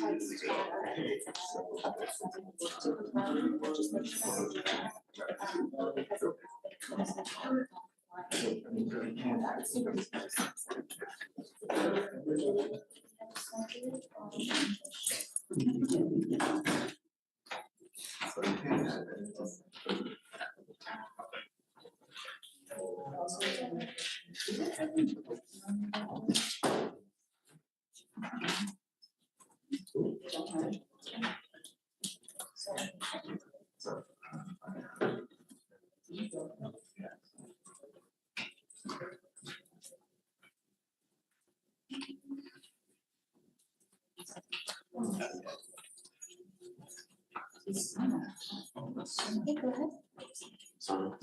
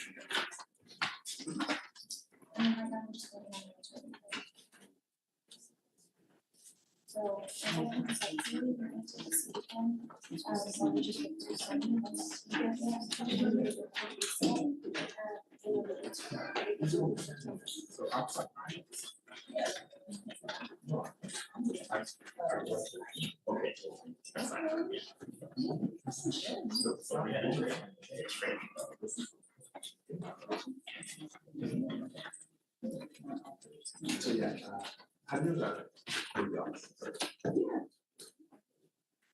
I love him.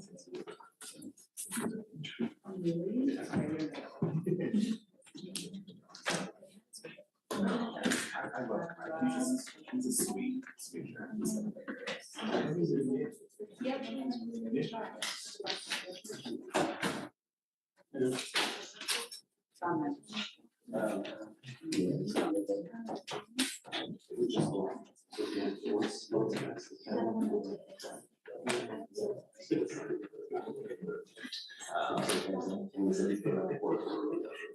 When I saw the signature, it said signature successful.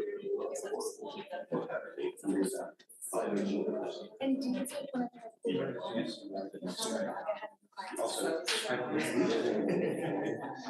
so I saw the traditions.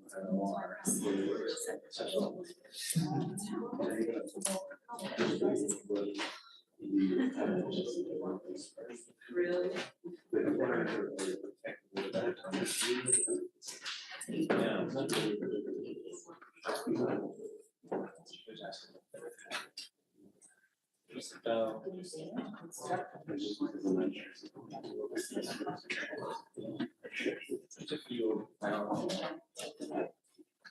It's not like.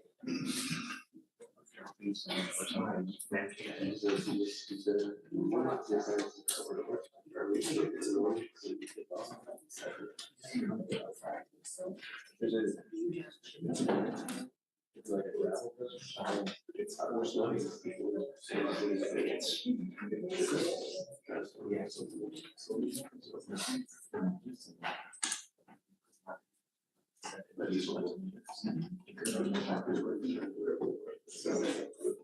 I can't go.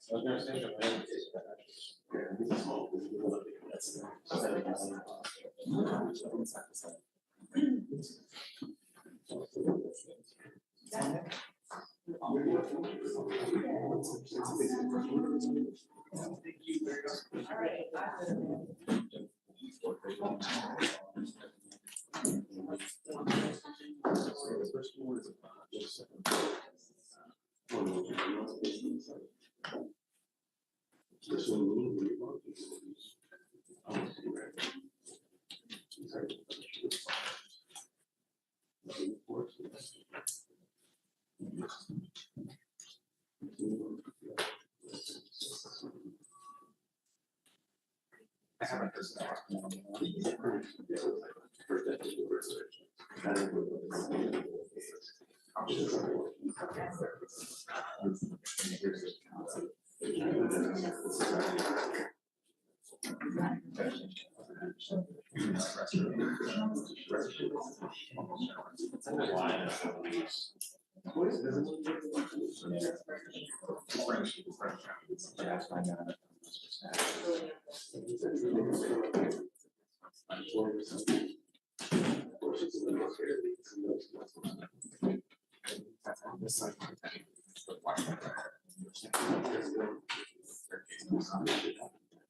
Those kind of worksheets are, it's an extra cost.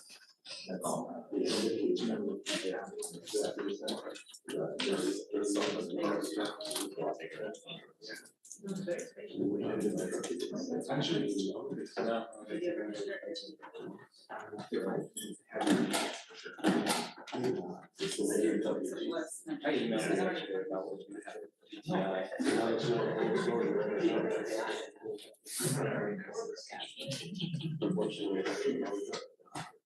I'd like to see more of this work.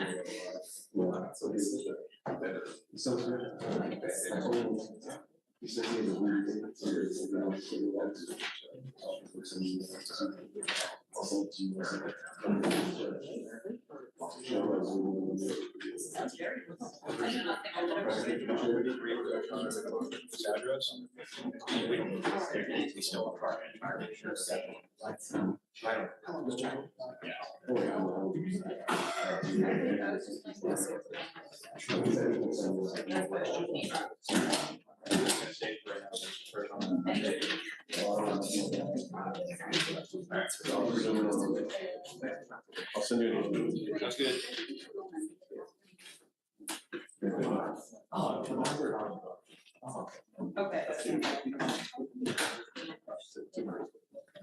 Okay. I actually needed the whole thing about everything in my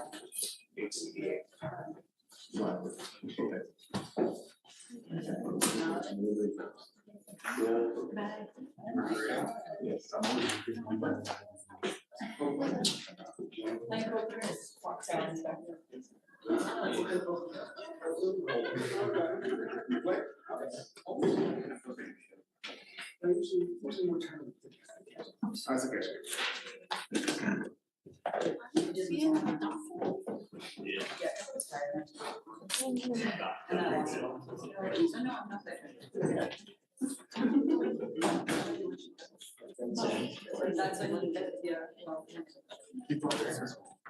I'm sorry. I didn't see the signature.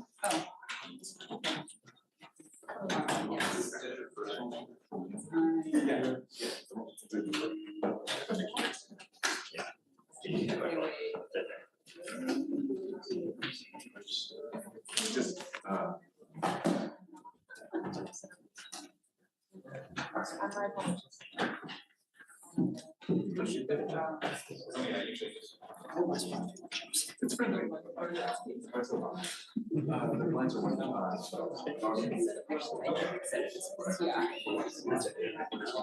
So it's not the next.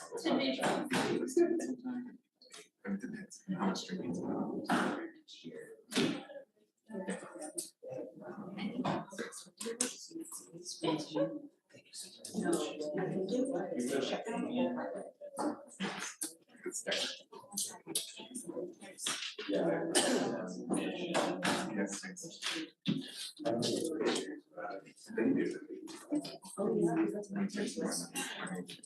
I don't know, but it's. They have like 3, 4.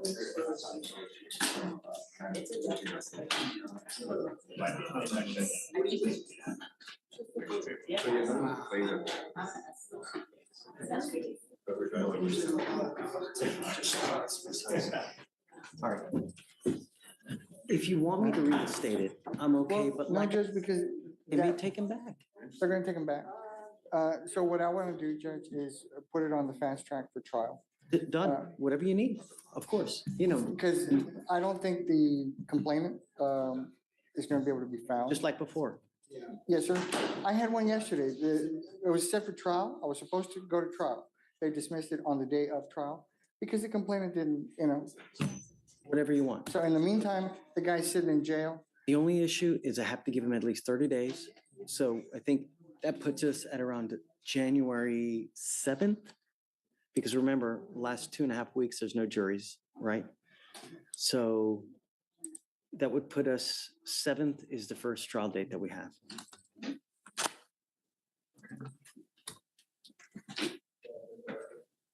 But I'm happy to do that. I have another jury trial on that day, in court 10. I think that we even have another jail case on that day set as well. So, you know, Uh, meaning I won't hold you to it. It's up to you, 7. you know? Yeah. And then I always give parties at least one continuance as well. So it's up to you. If you want it, it's yours. If not, any other day is yours, any Tuesday. And then again, I think, you know, really, we don't have another jury until the 28th because the next 2 weeks, there are also issues with no juries or holidays as well. So it's either the 7th or it's the 28th. 7. You want to do that? Okay, done. Thank So you. if you just want to go ahead, Marcus, so you guys know when you're ready and yeah, okay, done. Sure. Hey, Judge, one other what happened? thing. No, this is another person. I have Hutcherson, for a plea. Okay, you ready? Yes, I'm ready.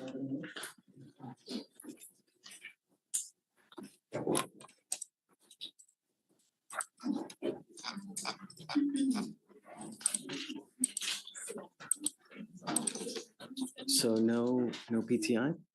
No PTI, She knows about it, right? yes. Oh, I'm sorry. Morning, Miss Hutcherson. It's Hutcherson. So you no interest in doing the PTI program? She's currently in the Your Honor, PTI she was program, just she's removed terminated. from Oh, she was removed? Oh, Yes. I didn't have a.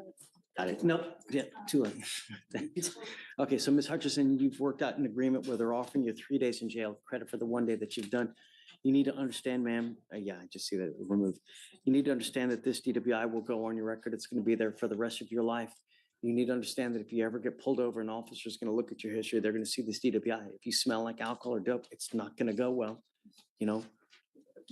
The other thing, what we're doing today, it's not going to, I mean, you're looking at a minimum of 30 days in jail from now on for whatever you pick up. So no more proverbial slaps on the wrist. You understand? You're giving up the right to a trial, right to compel witnesses, testify on behalf, confront and cross-examine your accusers. If you're not a citizen, there are possible immigration consequences. You can be deported, excluded from the country, denied naturalization. You give up the right to appeal. Once you plead guilty, it will stay on your record. You can never take it off. This is what you want to do. How do you plead to the offense, ma'am? Guilty or not guilty? I will find you guilty. I will send you to the agreement. What do you do for a living, man? I work as a receptionist. So how much money do you make? I bring home the. I want you to understand something, ma'am, that, you know, DWI is big business.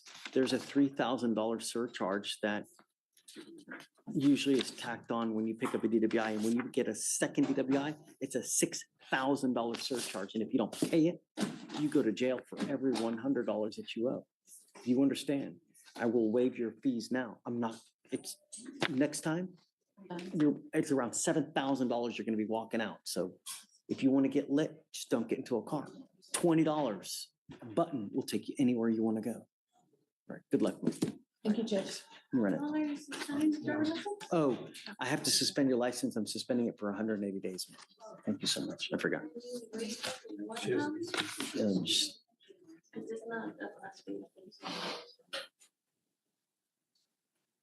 45. Okay, Ben. Hey, bud. More Judge, there's an all in your queue. I was hoping you might sign off on. for me. Yeah, for sure. Colette's give you on. I got it. Signing it. Thank you very much. Okay, you got it. Thanks, bud. Corey. Judge. Hey, good morning. Mr. Adams, Derek Adams. Okay. It's a really old case. Yes. I've told him it's time to put this baby to bed. Yes. Is there an offer in this case? No. How come after 1,258 days, there is no offer? Hoping we can get a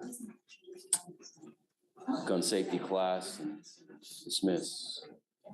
It appears that was. Come up, Mr. Adams. The delay is probably due to the missing dash cam that's still outstanding that we do not have. I don't care. Yes, Judge. Get on it now. Yes, Judge. Why on earth would we allow you to do this class where you get to dismiss this case when it's 1,258 days and you've repeatedly taken off? It's a rhetorical question. You don't have to answer it.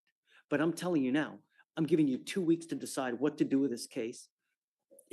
The next time you come here, you will either accept a plea bargain agreement or I'm setting your case for trial. Do you understand? Not only that, I'm putting an ankle monitor on your ankle now, so I know where you are at all times. Do you understand, Mr. Adams? And the next time you take off, I'm gonna make your bond so high, you're gonna have teeth falling out. Do you understand? Judge, if I may, my client, shortly after this arrest, he lost his mother, and I believe it's the mother of one of his children. No, my sister. Sister. That's where you get to dismiss this case when it's 1,258 days and you've repeatedly taken off. It's a rhetorical question. You don't have to answer it. But I'm telling you now, I'm giving you 2 weeks to decide what to do with this case. The next time you come here, you will either accept a plea bargain agreement or I'm setting your case for trial. Do you understand? Not only that, I'm putting an ankle monitor on your ankle now, so I know where you are at all times. Do you understand, Mr. Adams? And the next time you take off, I'm gonna make your bond so high, you're gonna have teeth falling out. Do you understand? Judge, if I may, my client, shortly after this arrest, he lost his mother, and I believe it's the mother of one of his children. No, my sister. Sister. He fell on hard times. He was already, not well employed. And he's been through some rough times in his life in the past few years. He recently got a job working at a Chinese restaurant, and he has 3 children that he helps take care of. I'm not exactly sure when his last failure to appear was. It might have only been 1, but he hasn't been in trouble since this arrest, I think in 2021, right? So I asked the court to withhold from, giving him an ankle monitor. The state's also missing evidence here. If we can come back. Last time we saw him was 3 years ago, Corey. So, I have sympathy in the fact that everybody has hard times, but your failure to appear on a repeated basis is a constant kick in the ding ding to us, and I'm not going to take it. And I'm going to tell you now, I don't know why your bond is not at 10,003, because that is what it really should be. Your bond is at 1,002, and it's way off of what it normally would be. Because I'm telling you, your bond should be 10,003, because that's what they're normally set with a person who has absconded as many times as you do now. You're lucky that you're not in custody as it is now. Do you understand? But at 1,258 days, I don't trust you. And so the only way I know that I'm gonna keep tabs on you is with an ankle monitor.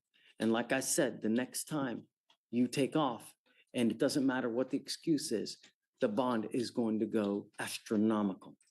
Do you understand, Corey? I'm sorry, but if it were maybe 500, maybe 300, I would relent on not putting a monitor. But at 4 years or however long this case is, hell no. I think that reflects his law abidingness, right? That he hasn't been in trouble, had any interactions with the police. How do I know that?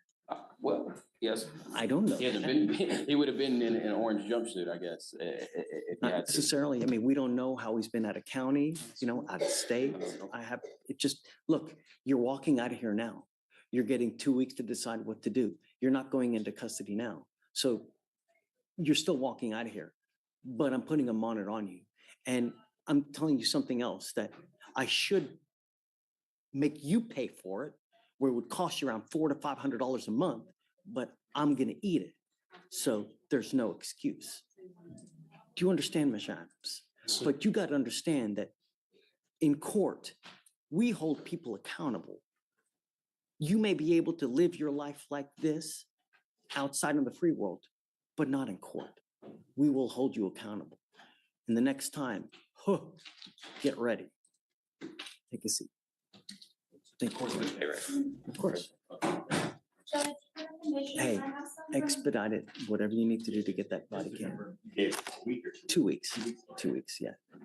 Judge, for the conditions, I have some from the magistrate as well for remain in Harris County. Did you want to keep that?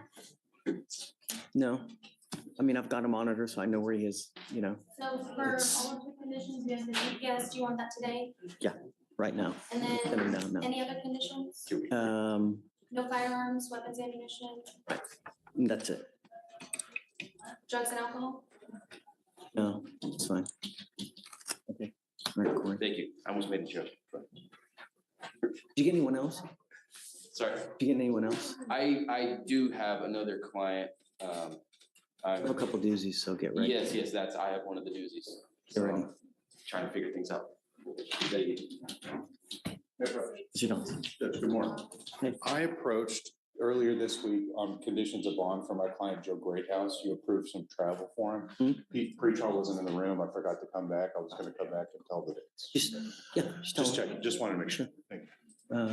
I saw Amy. Amy.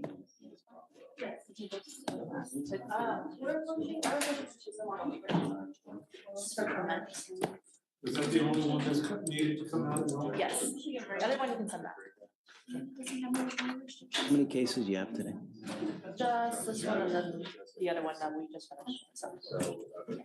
Good morning, Judge. Hi. Soko, happy Friday. Happy Friday to you too. I've got Mr. Stevens, I believe, Clement Stevens. Amy, who was it? Stephen Clement. Stephen Clement, yes. Okay.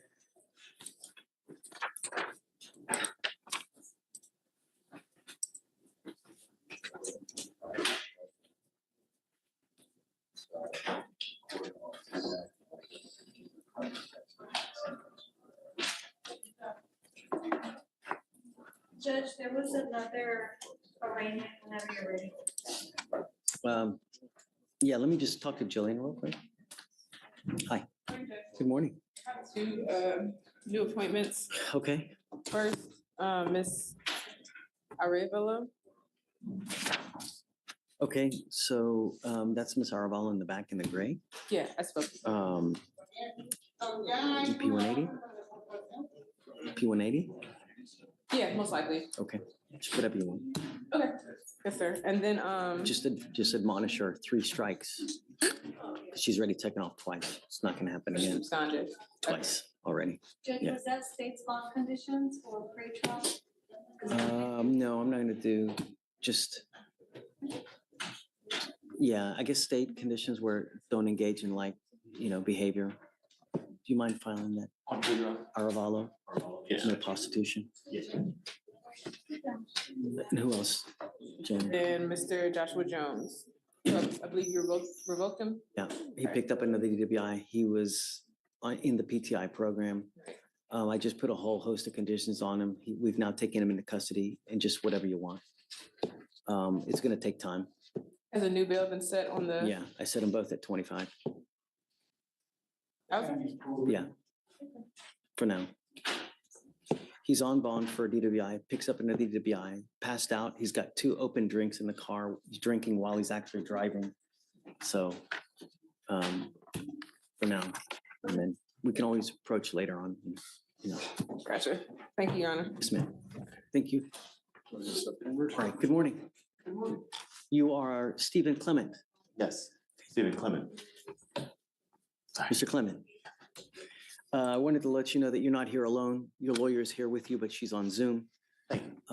You are wanted out of the state of Callaway, Kentucky, specifically for 2 counts of burglary in the 3rd degree of $500 or more, but under $10,000. Are you waiving formal extradition? Okay. We need you to sign the waiver, and then we will have Kentucky come pick you up. Thank you.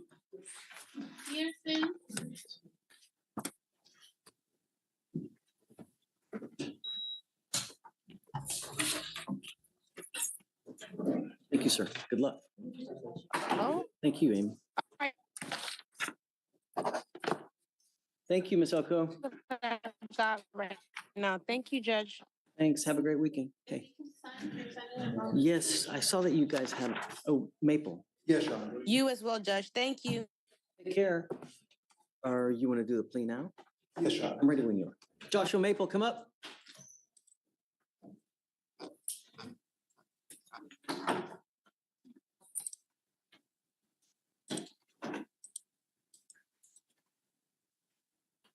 Mr. Maple, you're charged with 2 cases. You're charged with driving while intoxicated. You're also charged with unlawful carrying of a weapon. You guys have worked out an agreement where they're going to dismiss the unlawful carrying of a weapon in exchange for your plea on the DWI. You need to understand that this DWI will go on your record. It's going to be there for the rest of your life. It's even there after you die. It's important because if you ever get pulled over, an officer's going to look at your record, they're going to see a DWI. What do you think they're going to do to you if they smell alcohol or dope? Right. What we're doing today, from now on, you are facing a minimum of 30 days in jail. No more slaps on the wrist. Do you understand? So if I were you, I would never get in a car, even if you had a sip of alcohol, a toke off a joint, whatever it may be, because you're taking a humongous risk. For $20, you click one button, you can have a car taking you perhaps $30. Anywhere you want to go, it's a geographical oddity. Why? It's always $25 to $30 with Uber. Do you understand? Giving up the right to a trial, right to compel witnesses to testify on your behalf, confront and cross-examine your accusers. If you're not a citizen, there are possible immigration consequences. You can be deported, excluded from the country, denied naturalization under federal law. You give up the right to appeal. Once you plead guilty, there's no turning back. It's a lifetime decision. Is this what you want to do? Yes or no? Yes, sir. How do you plead to the offense of driving while intoxicated? Guilty or not guilty? Yes, sir. I will find you guilty, sentence you to the 3 days in jail, give you credit for the one. There is a surcharge that you will be required to pay for this case. I want to put on some testimony concerning the surcharge. Okay. Mr. Maple, where are you currently employed? With my uncle. Over with him. What do you do? Look at houses, remodel them, and fix up houses. How much do you generally make a month? 1,500. Okay. Yeah, but I take it you have to pay for somewhere to live, correct? You have to pay for a vehicle, insurance, cell phone, food. Yes. When your monthly bills and expenses are paid, does it pretty much equal what you make, the $1,500 you make each month? You speak up. Yes. And would you be unable to pay a $3,000 surcharge based on your financial situation? No. Pass witness. Why on earth would we bend over backwards to help you when you don't give a rat's behind about this case?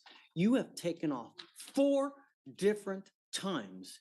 You have failed to appear in this court for court settings. Why on earth have you taken off 4 times?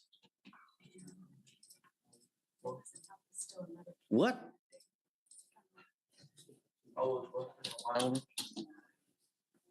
So you just don't care about us and work is more important than court, huh? Actions speak louder than words, Mr. Maple, but you have taken off 4 different times. You are lucky that you are not in jail right now as it is. So why on earth would we help you when you don't even want to help yourself? Why? Just trying to battle myself. I should have listened to my gut and come here. How much do you really make a month, Mr. Maple? 1,500 a month. Who do you live with? My dad. Who are you here with now? Just the lawyer. I don't know. You know, it's Young kid, nope. Not working, not a troublemaker, just. Here's my problem, Mr. Maple. My problem is that you've taken off on us over and over and over and over. Today, you're walking out of here and nothing is happening to you. My experience is that when we are too easy on people, they don't get the message and they act like a bonehead out there in the free world. And then they end up either picking up a new DWI or doing something else that's even worse. How do I know that you've learned anything about this? Because like I said, with how bad you've acted with us over the course of the last 7 months, you're skating out of here with a proverbial slap on the wrist. How do I know that you have learned anything, Mr. Maple? Cause I got my baby brother looking over me and I gotta do better. Here's what we're gonna do. I will take off the $3,000 surcharge, but you will be required to pay the court costs in this case, for which are around $500. And I'm gonna tell you now, if you don't pay it, every $100 you owe, you will sit in jail for 1 day. So you'll be required to pay for something. And if you don't pay it, your butt will sit in jail for almost a week. Do you understand? Yes, sir. And I'm gonna tell you now, the next time you come back, if you come back with the DWI, it's around $6,000 in surcharges, not to mention court costs. So you can look forward to around $7,000 in fines and fees. If you want to drink, if you want to get loaded, if you want to smoke, find another way. Do you understand? Because if you come back, it will be HE double hockey sticks to pay. Do you understand? Yes, sir. I'm suspending your license for 180 days. You are not allowed to drive at all. If you drive, that in and of itself is a Class B misdemeanor, just like a DWI, a driving on a suspended license case. Heed this warning. There won't be another one. Do you understand? All right. Your Honor, any previous suspension from this incident, would it run concurrent? Really? Really? No. No, there has to be some kind of consequence, man. Really, taking off 4 times? I'm taking off 3,000 now, and he wants me to. I love you. Go.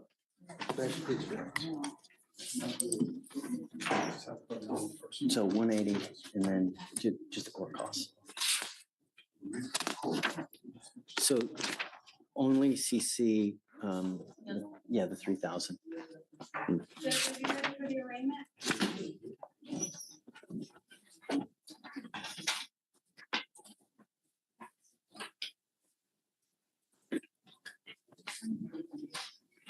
Yeah.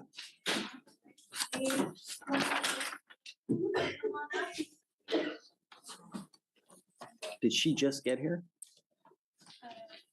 Sort of, maybe like 40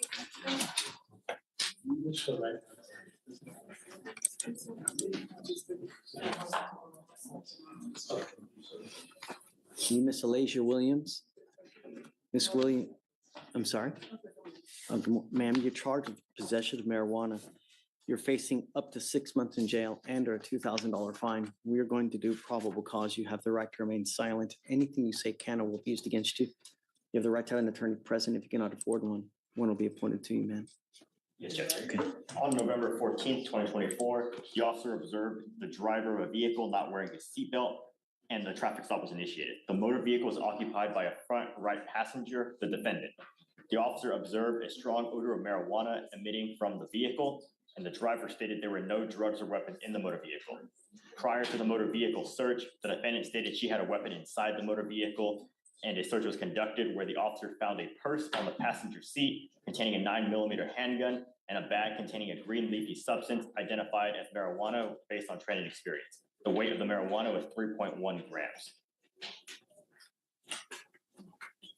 So there was a smell of. There was an odor, yes, Your Honor. So what happened with the driver? I don't see a connected case for the driver, Your Honor. Ma'am, I'm going to find that there's probable cause to go forward with your case. How old are you, ma'am? What do you do for a living? I didn't hear you. What did she She say? said a DJ, Your Honor. Oh, you're a DJ. Okay. And where do you work? I just take bookings, parties, events, weddings, family reunions. Okay. No more marijuana, ma'am. As long as you can abide, then we'll be fine. How much money do you make a month, ma'am? 800 On average, what do you say? What do you think? in a week.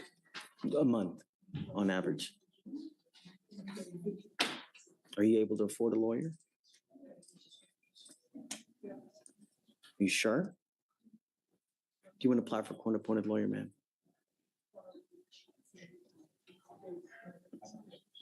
It's okay. Let me give you a lawyer, okay? Just don't get in any trouble, okay?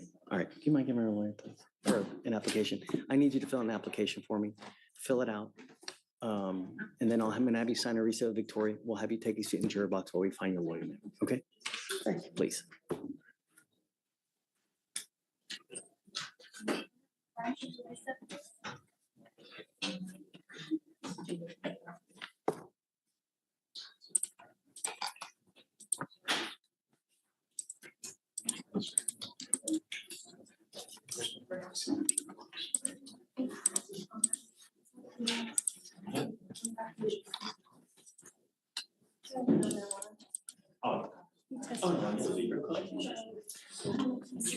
Final motion right now. What's the name? Alejandro Guardado, come up. In your honor, briefly on Williams, were those state's conditions or pretrial for the marijuana? Is that a state's condition for bond or pretrial? Pretrial. Okay. Did you want random testing or?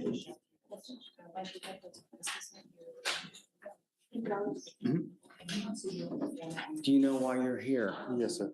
Why are you here? Because I didn't finish my community service. And my class, I did finish, Your Honor, but I got into a tight budget very, very bad. One of the only other things we asked you to do, don't use drugs or alcohol. Yes, sir. And now you're testing positive for cocaine. You tested positive for cocaine in February, and you've just now tested positive for cocaine again. Take a seat for me in the jury box, sir. I'll have her. Come on. So to the middle. I have a Norma Solano on today's docket. It looks like she had missed a drug test.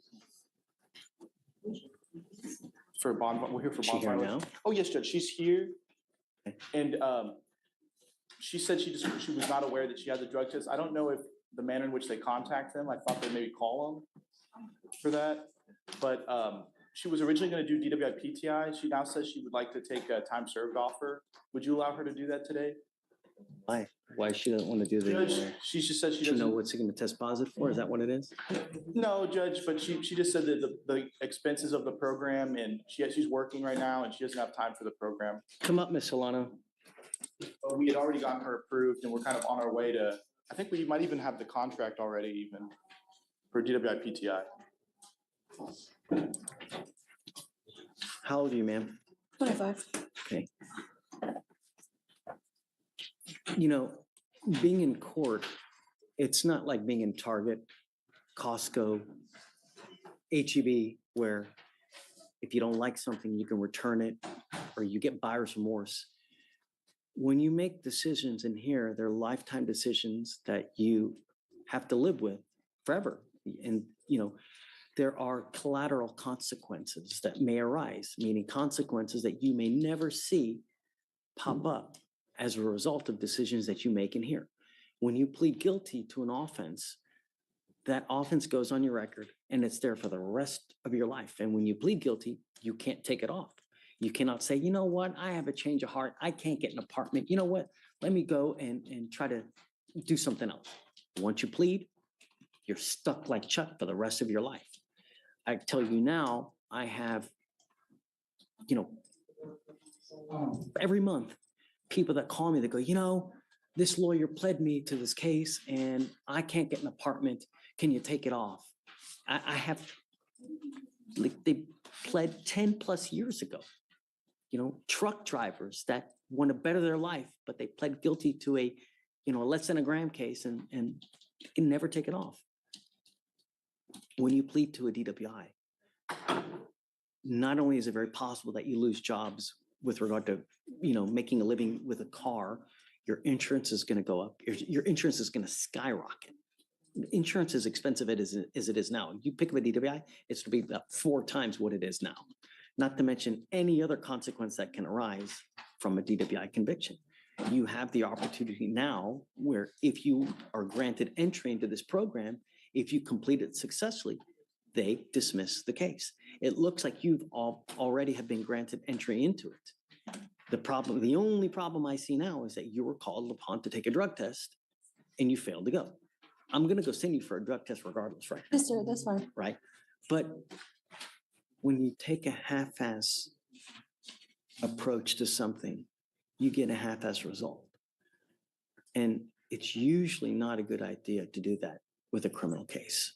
You know, when you try hard, you get a good result. You know, James worked hard to try to get you into this program. Has she been already admitted into it? Do you know? She's not in PTI, Judge, but she's been. Right. But right, I mean, Yes, Your Honor, the last update was that the contract was signed, the NDA was in. all you and- literally need to do are two things. You pay the DA fee and you get an interlock. The DA fee, if you fill out a waiver, they may be able to waive that $300 fee. As far as the interlock, I can't pay for that. I can only pay for it while you're on bond. That's something that you'll be required to pay for. But I tell you now, the $50 to $75 cost you per month now is nothing compared to what you will end up paying with the DWI conviction. So you make the decision on what you want to do. I am going to send you for a drug test right now regardless, This is fine. and alcohol test. Yes, sir. But think long and hard before you make this decision because there's no turning back from it. Okay? Okay, man. Just hang tight for me. For sure.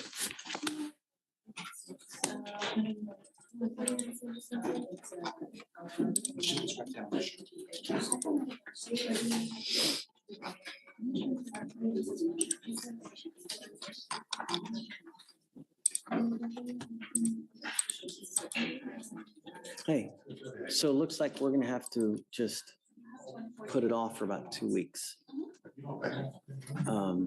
Just tell him to be good. No violations, you know, just don't do anything he's not supposed to.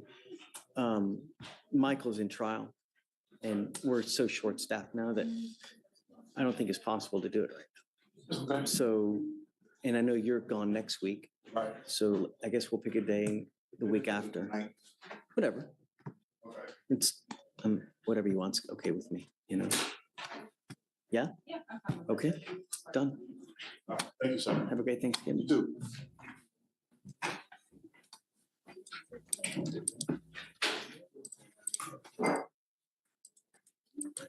Start from now. Antonio, He wants to plead. you can lead a horse to water.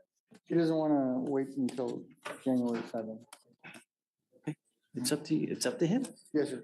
We can just admonish him and I'll make a docket notation that it's against the advice of counsel. All right. That way it's CYA and yeah, that's it. All right, thank you. Of course.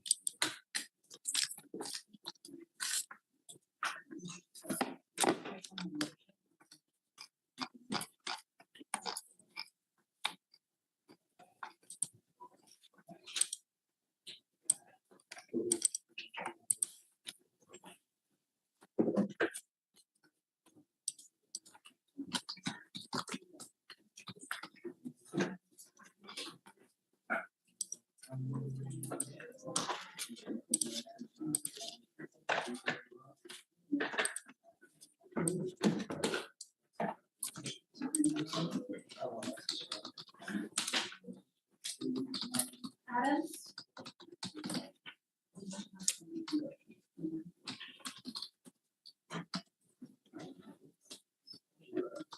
Here's, you may wanna ask something.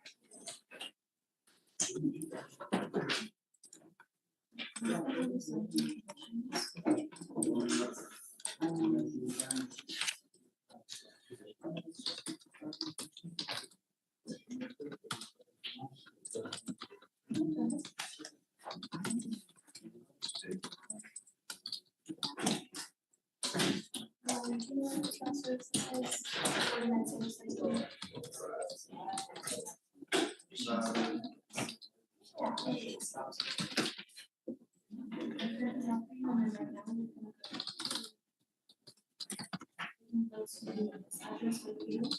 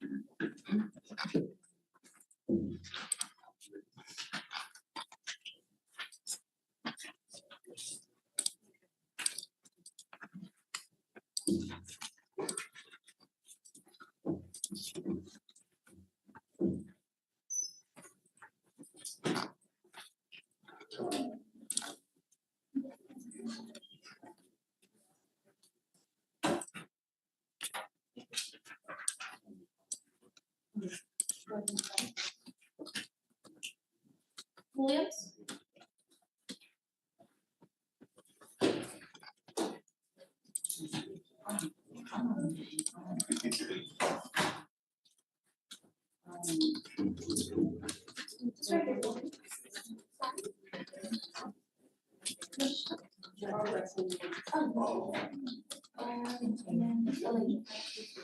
Hey, did Jones, did he have a license to drive? Of course. Last time you recommended he get the scramble device changed, so he went afterwards.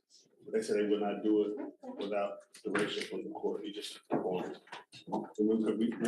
Yeah, I mean, can we draft an order saying for them to remove it and replace with a different one for Mr. Akingpelu? Like, for, like, just to get a new one, they won't give them a new one? He said they told he needed, they needed direction from the court. A court order. It's a malfunctioning machine. And so. Yeah, I can shoot them a message. Yeah, let's see if that I'm gonna works. CC you on it, Judge, just so you can confirm, because that may just be the issue there. I'll work on that. We'll send them now too. Thank y'all. Yeah, that one I said. Starting tomorrow. We're actually-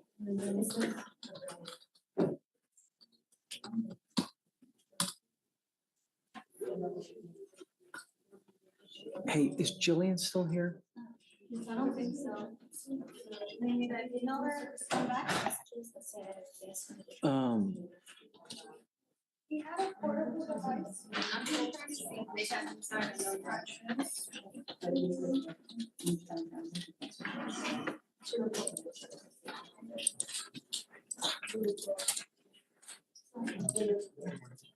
It starts tomorrow, but it doesn't mean you're gonna test it. It's already.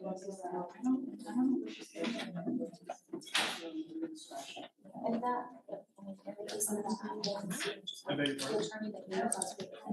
Are you trying to get off another bond? It's the same one I brought approached before, it was signed, but no selection was made on it, so I brought it back to see what the court wanted to do. I always do though. That's weird.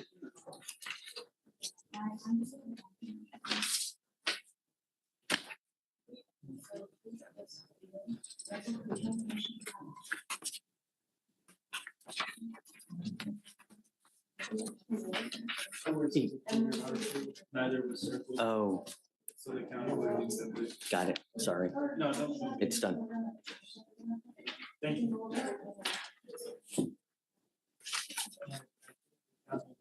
So they're further denied. I was like, oh. Hey, is this hers? She didn't put her name on it.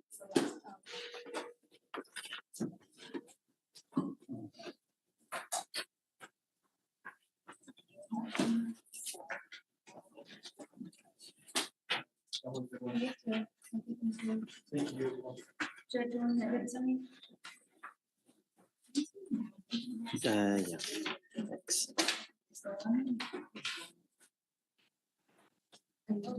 Order, baby. It's on these.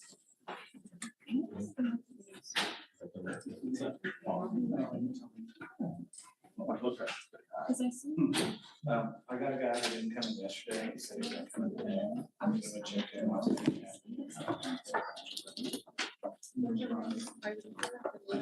Should be all the way at the bottom. So he's not supposed to be driving. If somebody should come in. He's supposed to have an interlock. Come to. Tell me it's a portable device. Then you probably signed it. Come to them and ask. And we'll see you.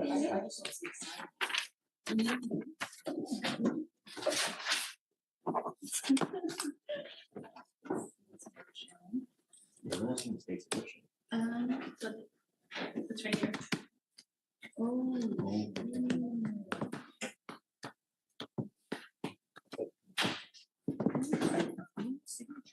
It should be somebody from the magistrate.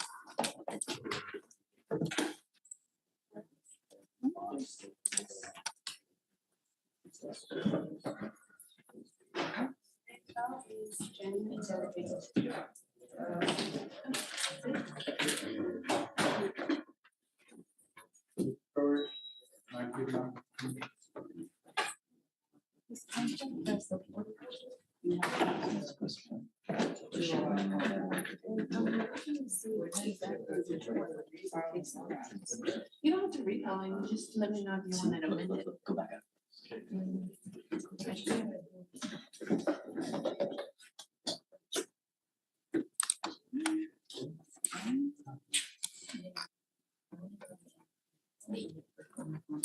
Okay, just let Judge know and I'll give a chance to amend it.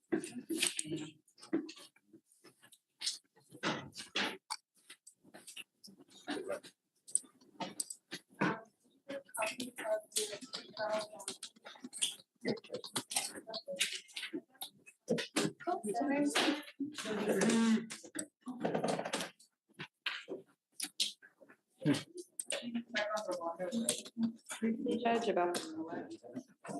On white? White? So the mode there was a mode that was filed by the state, and then there was one that was signed, and then the one that the protective order that was signed on the 17th scratched out all of the no contact requirements Needed a new one. of the mode. So we just needed to, I think, amend that. No, just file, I would just file, can you file a new one? So you wanna do it all over again? Like Yeah. start from today? From that way it starts from today too. Yeah, Sure, that just should be fine. that way it's not messy, it's nice, it's neat, because then when you have all the scribbles and crosses out, you know, an officer may look at it and go, what's right, what's wrong? Did she do it? Did someone else do it? You know, Hey, Judge, I can refile. You don't have to refile that, I'll just use the original. She can use the original, but you can put today's date. Yes. Yeah, okay. Thank you. You're welcome.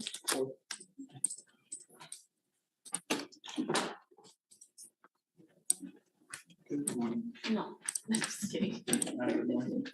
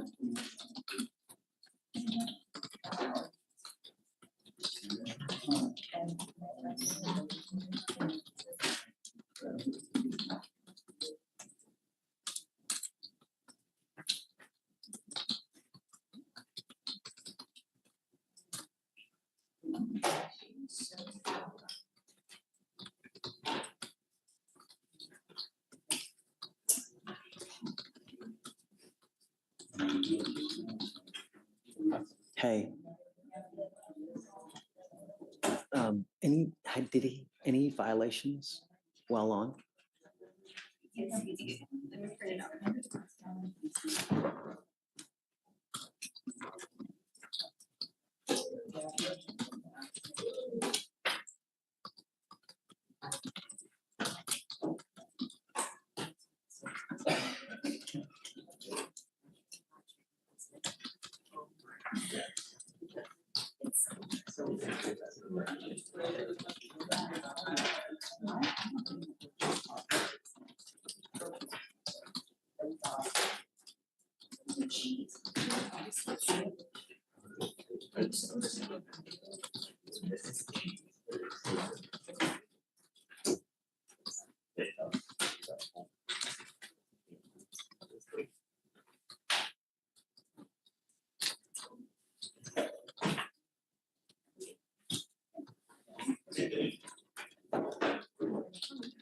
I got two legal ones.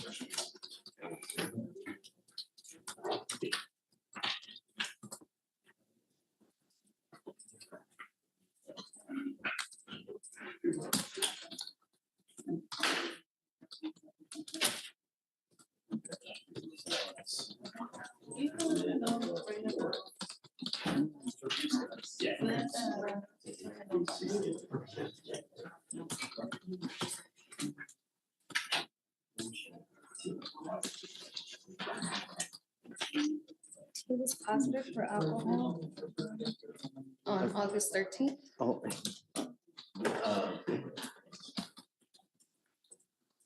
Okay, August 8th, 13, 24. Yes. What else? And it looks like he had a history of skipping tests. He had 59 skip tests in August. Hold on. Okay, 59 in August? Mm-hmm. Okay, 1 for September and 7 for October. and 1 for October? Mm-hmm. No, 7 for October. Sorry, 7. We're in November, so I don't have that log yet. Got it. Okay, I'm sending an email to the chancellor to justify why the bond is like this. I want to know all the issues as to why. Okay. And he entered the program program on May 23rd. That makes a difference. 23, 24. 24. He Wow. just entered. Okay.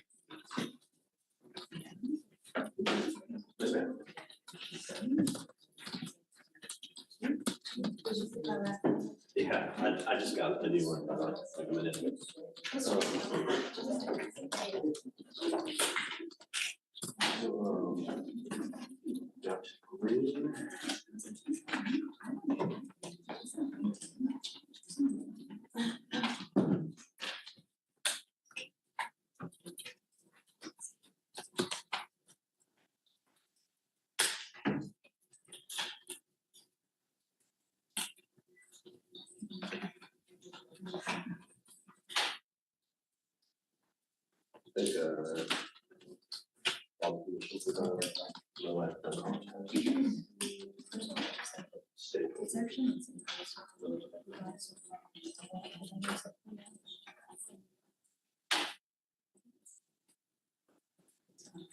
Ms. Netta?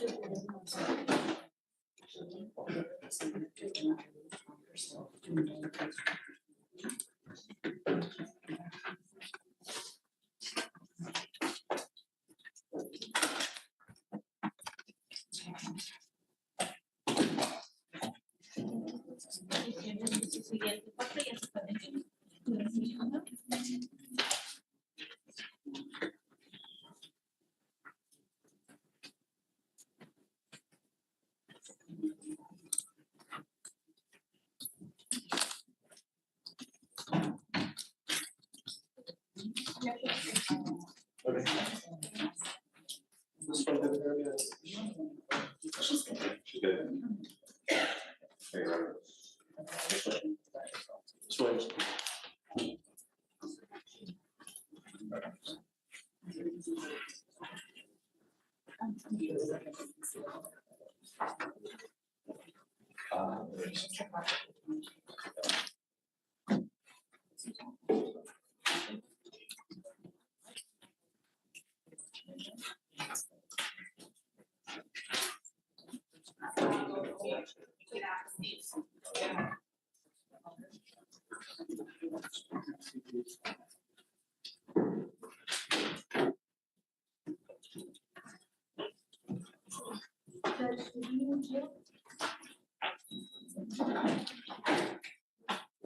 Is she here?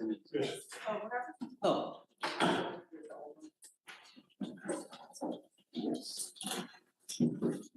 Alex.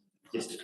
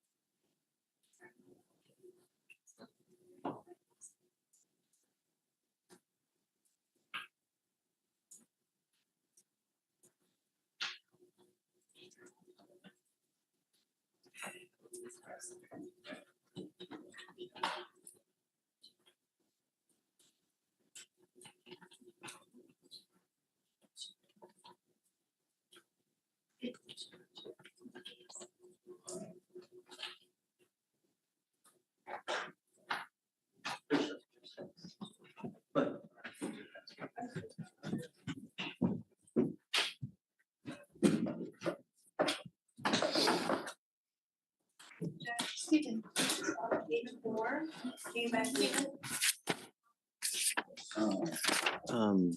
Did you point somewhere? Yeah, and on the other one as well. Please.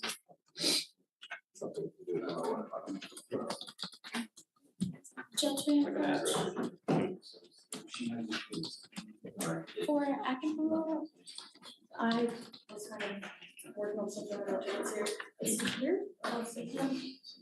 But He was here. he was, Did he take a test this morning? no, Supposed to. Are we talking about Akin Pellet? yes.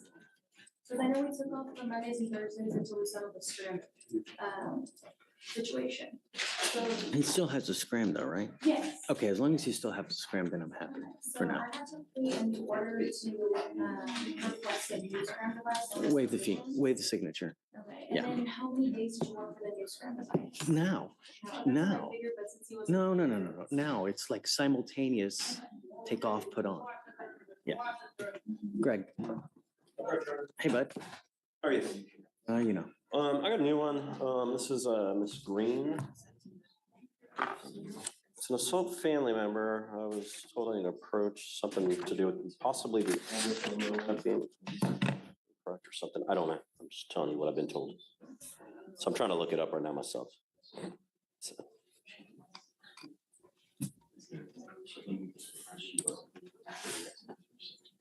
I remember. Who's Miss Green again? Are you Miss Green?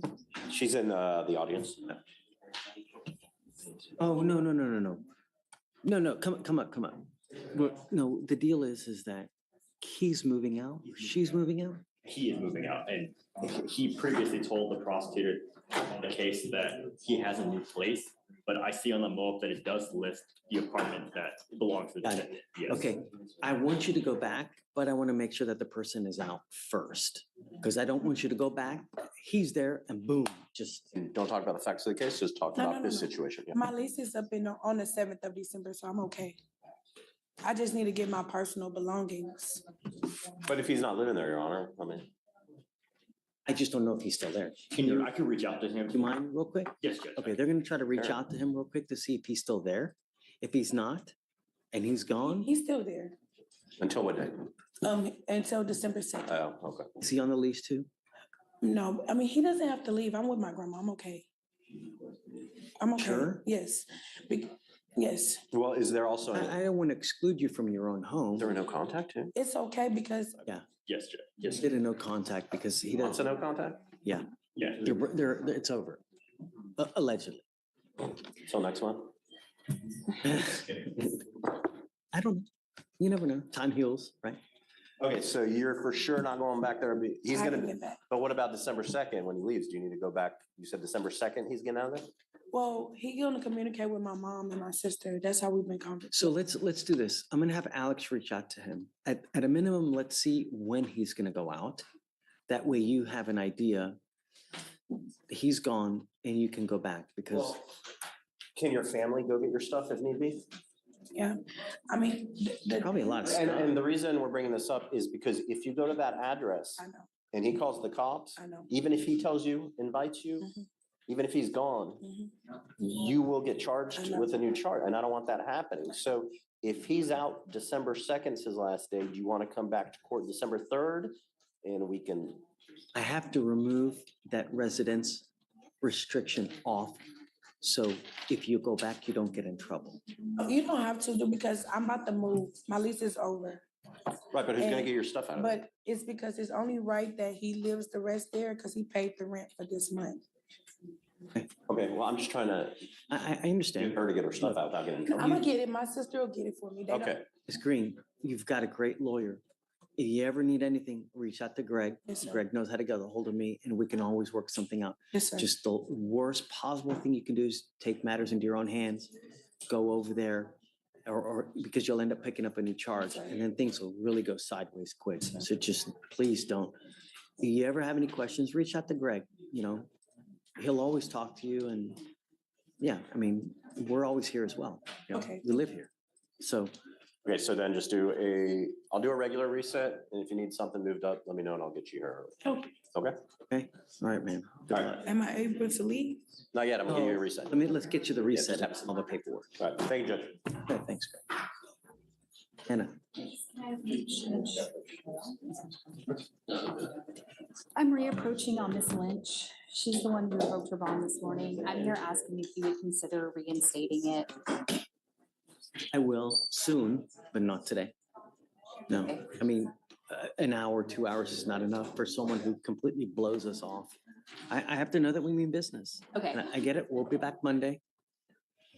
And, you know, we can talk again on Monday. Okay. And I won't, but don't let, you know. I understood, Judge. So she knows the fear is not knowing. Yeah. Right, and then, but we'll talk again on Monday and, Okay. yeah, Okay, thank you, Judge. for sure. Maybe excuse. Yeah.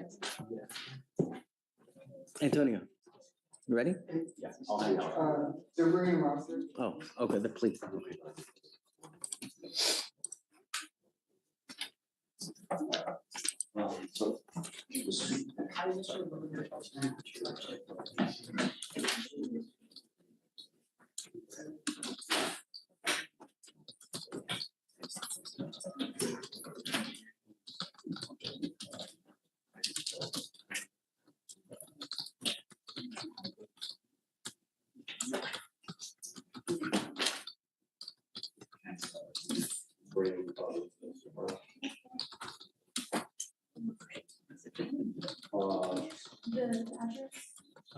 The address is staying as is.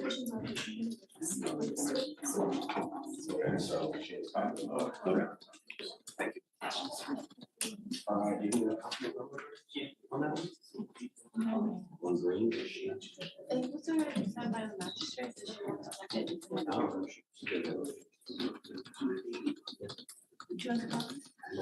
Well, I'll make one. I don't know. Oh, yeah. I'll take it. Do you want a copy?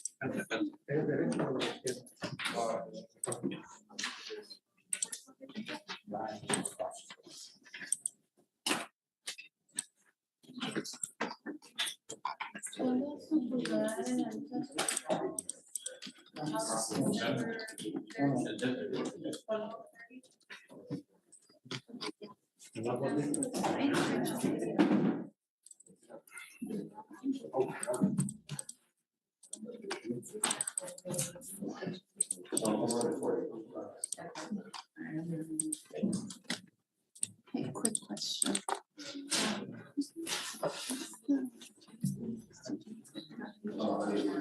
Ricardo? Thank you. Antonio, what's his name?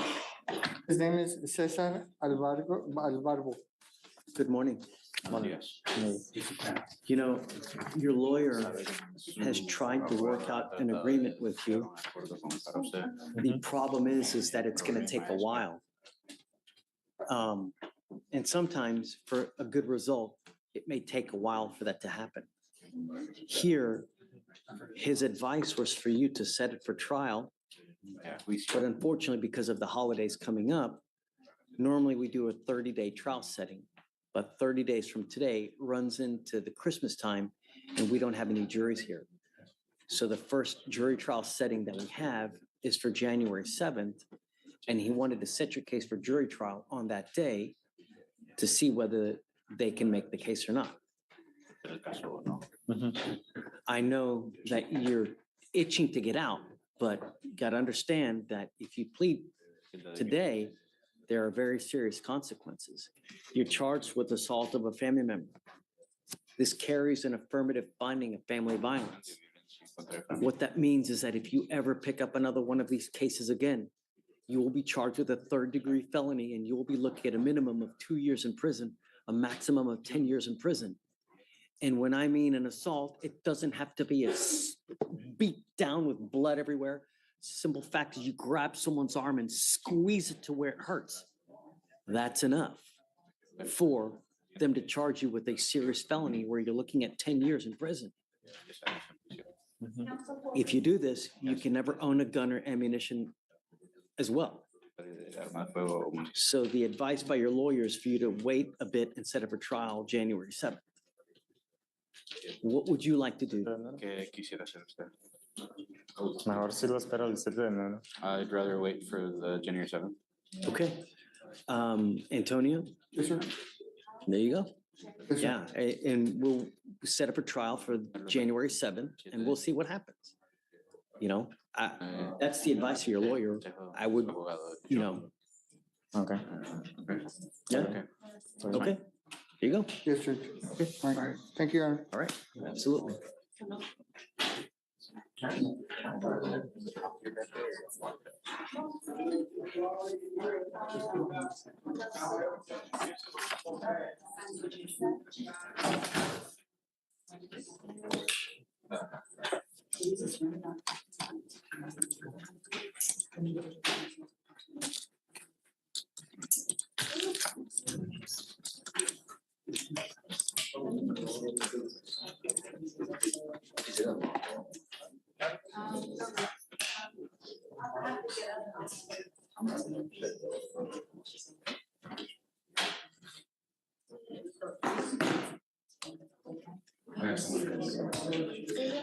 Hey, Vic, I took 4 people in today, or 3.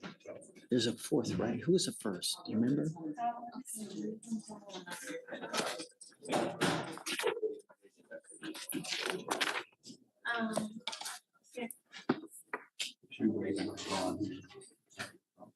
Okay, top of page 13. All right, it's for bail orders.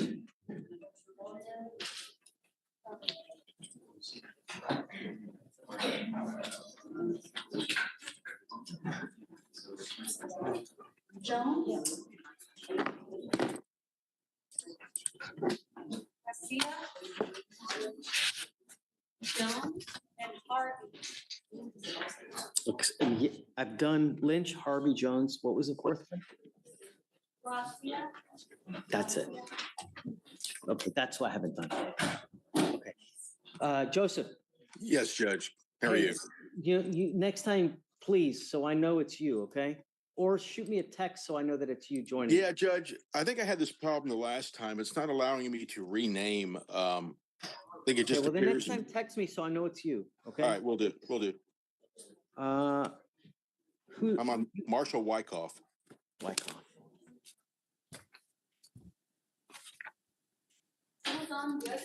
Yeah, we moved it to today, right? Okay. You just want to reset? Yes, Your Honor.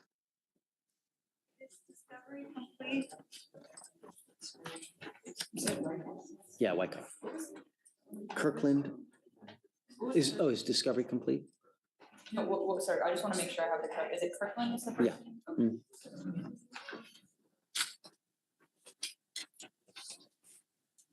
It looks like. It's only 81 days, so it's not a big deal. Yeah, it looks like we've had to ask our investigator to locate our complainant. We haven't been able to get in contact with them yet, but otherwise everything is in.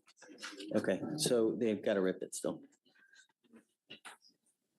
Okay, how's January 7th or the 9th? I could do the 9th, Victoria. Okay. Okay, cheers. Okay. Thank you, guys. Thanks, Joseph. Take care. Bye-bye. You Have a too. good one. You too. I have a quick off docket case. Nothing's quick, man.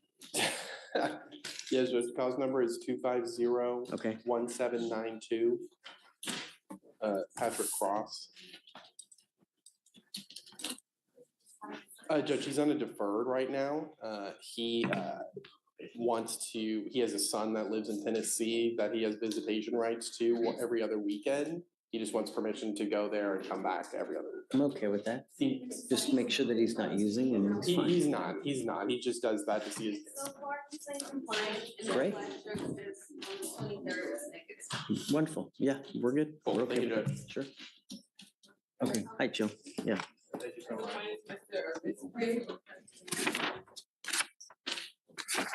Okay. That his drug test came back positive this morning, For what? THC. Yes, Judge. That's it? Come up, Mr. Arispe. He's 17, am I right? I don't have access yet. And my math is terrible.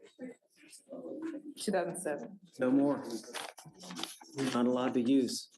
You're 17, right? I'm gonna test you again in 40 to 45. Test you again to 40 to 45 days today. How many people did you see me put in jail today? Right. Don't use. You know what's gonna happen. Are you in high school now? Yes, sir. Okay, stay in school. That's also a condition of your bond. Do you understand? Yes, sir. One more, no weapons. You're not to use any guns. Do you understand? For any reason, I don't care what you're doing. If you have something in your life that necessitates a gun, don't do it. I don't want to have to put you in jail, Mr. Arispe. You're on notice now of what you can and can't do. We've given you a lawyer as well. It's your responsibility to stay in touch with Ms. Hawkins. Ma'am, just give me a second. It's your responsibility to stay in touch with her. She will tell you when you have to come back to court. If she tells me she can't get a hold of you because you're playing games, likewise, I will issue a warrant for arrest. No more PR bonds. You understand? Yes, sir. Okay, man. All right, so we'll see you guys in about 45 days. Thank you, Your Honor. Okay. 3 more minutes.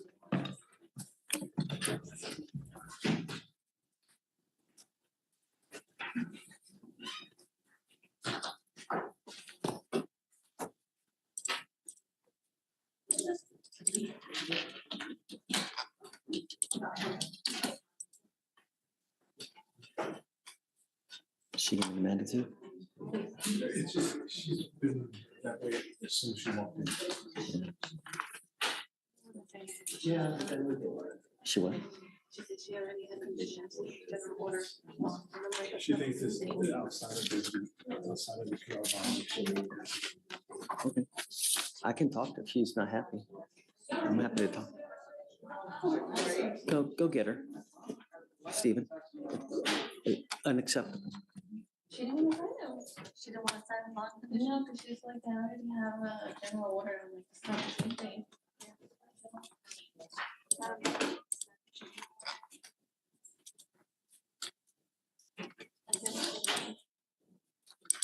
It depends. I'm just kidding. The pressure was green again. Oh, yes. Her bond conditions, if they're ready. Judge, can you sign all the bond Yeah, conditions? on it, on it. Okay, right now, Greg. Sign once they're signed. Yeah, once Judge signs it, I'll. Right now. I gotta get her, I think she, oh. Okay, signed. Miss Green? Oh, she's up. Sorry. It's in her. Okay. No contact, I'm arrested, I'll call it. You can sign.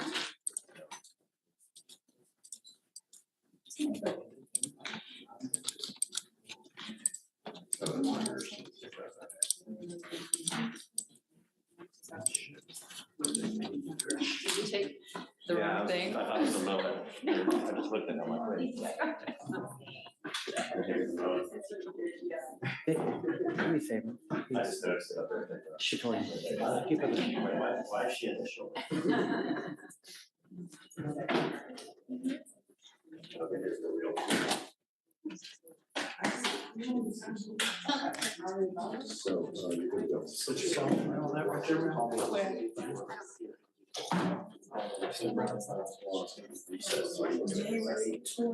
Invoke my constitutional amendment rights as well as my civil and civil rights. Prosecutor remains silent. Yes, sir. No, sir. Okay. Is there a problem? I honestly feel threatened by this courtroom. And this is not the circus. This is not a playroom. This is a court. I'm And very coherent and competent. no one says you were incompetent, but you have bond conditions that you're supposed to live up to. And we've given you so much as we've also given you a lawyer, and you're supposed to treat everyone here with respect. And when you don't, there's serious consequences. Is there a thing for self-representation? I know that is a third option as well. Of course you can represent yourself. You can do open heart surgery on yourself too. Well, I ask for fair representation in a speedy trial. No one here does anything to hurt anyone. The only thing that we're concerned about here is public safety and that everybody gets treated fairly and with respect. I That fear for includes, my life and safety against Harris County. I don't know what to tell you about there, but you need to take that with whoever you feel threatened by. But here, Harris County. here, we need to protect everybody in Harris County. Me and my children. We've given you a lawyer. I want you to treat him with respect. And I want you to treat our clerks with respect, our bailiffs, and us. I'm not asking for much. The only condition I put on you now is to not go back to the location where you were allegedly trespassed from. They don't want you there. So that's why I'm telling you now, don't go back. That's the only condition that we have. In regards to my housing, which is my documentation right here, that should be submitted into my file. My stuff is supposed to be terminated on the 30th of this month, which I had probable cause to actually go and speak with Gary Baxter in regards to my housing contract. I also emailed informal hearing before November the 1st and haven't got a response back. So I had every reason to be at Houston Housing Authority. You may have had a right to be there, but at some point, they're well within their right to say, look, we don't want you here anymore. You are creating a disturbance, so we would like you to leave. Can y'all subpoena the cameras? You can do whatever you want. You're going from here to here to here to here to here. Listen to what I'm saying and focus on this in the now. Don't start thinking of something in the future or something because you're not listening to what's happening now. You may have had a right to be there, but at some point you lost that because of the way you may have treated everyone and they didn't want you there anymore. I'd like to file a hate crime against Harris County, the city of Houston. Okay. You hear what I just said? Hmm?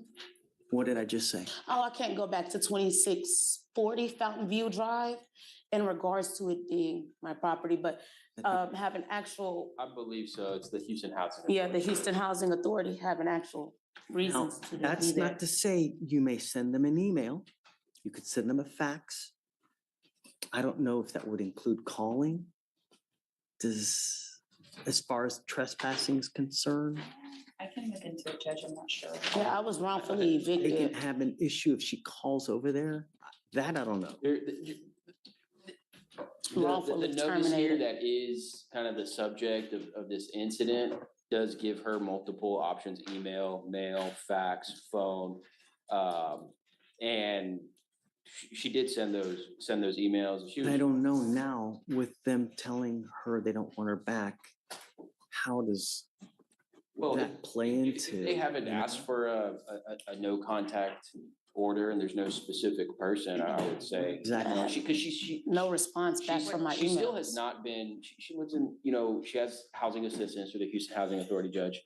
And it says her assistance will be terminated on the 30th. So I mean, this is where she lives of this month. So she's still got a couple more days to try to resolve whether she's gets to continue having No. housing assistance. The only other thing, it's, what's your last name again? Simmons-Irvin, Ervin. You're very passive aggressive in the way you come off. Well, I'm sorry, I'm a victim of Harris County, That may be well, and so are my children screaming. that may be well right. But in life, you get more with honey than you do with vinegar. And when you go to these people and you act in such a manner that they think you may be threatening them, you're not going to get far. It's Listen, retaliation. are you listening to what I'm saying? I'm trying to tell you, sometimes if you tuck your tail, you may get a lot more in life. I'll give you an example. I got pulled over months ago. I know I was in the right, but the officer came up and he goes, "Why did you stop? Why didn't you stop at that stop sign?" I know I stopped, may have been for a second or two. I told the officer, "Listen, Simmons," I told the officer, "Look, I'm sorry. It was an accident. I'm an idiot." He let me go. If I would have said to him, you a-hole, you're wrong. I didn't stop. I did what I was supposed to do." What do you think he would have done? He would have probably given me 5 tickets. But because I said, I'm sorry, I'm an idiot. It was stupid for me to do that. Well, when you're facing reverse psychology, You get more with honey. and they try to provoke you. So what? Who cares? Be the bigger person. You're still going to get more. That's life. That's maturity. And when you tuck your tail, sometimes you get so much more, even if you're in the right and they're in the wrong. Who gives a shit? Sometimes that's what you have to do. I also understand the indirect language it is in the Harris County Handbook dated 2021. And anybody that threatens and harass me in it, I have every right to press charges. Did you just hear anything that I just said? I did. I understand. I won't be there, but I know that I had every right to be. So if I'm forced out on the You streets, don't have every right to it'd be. be because of the government. You don't have every, I am telling you now, and I'm ordering you not to go back to this place. I'm not going there, but I have every right to speak. So I guess I need to contact Washington or somebody in regards to my contract and things, because this is a government facility. And as it says your housing assistance will be terminated on 11/30/2024. I also have 2 different client numbers as well. One number is 582213 and another one is 251651. So I had every right in regards to speaking with Gary Baxter again, which is right here, Kenneth Coles, Gary Baxter. I also received an email to reinstate my housing, I guess, I don't know, from Gary Baxter in regards to all that. So I'm just confused, because if I'm forced out on the streets in regards to being homeless and they're trying to pass new laws, then just so hypothetically, of course, thrown back into Harris County against my will, where I was held for 6 months, which is a violation of my constitutional and amendment rights, then it's retaliation. Also, I was told to surrender my inheritance in the direct language while I was being attempted murder by Harris County. Have you speak to Corey about everything. Just remember, be nice. You get a lot more when you're nice than when you start raising your voice and yelling. I am a traumatized victim. So if y'all could please work with me in regards to that, because I am a victim of Harris County. I do have a VAWA, a Violence Against Women's Act. It is still in the residence portal and everything. Simmons-Irvin. If anyone ever treats you wrong, just tell me and I'll try to do what I can to help you out. In any way, any shape, form, fashion, whatever you know, I'll help you as much as I can. All you got to say is the word. Also facing my children being, the child explicit cases. Okay. So let's just focus on just signing your So bond condition. I'm going to have you sign the conditions. We'll have you stay with Corey. Just be nice. Hopefully you'll get your housing back if you're nice. That's it. All right? Please.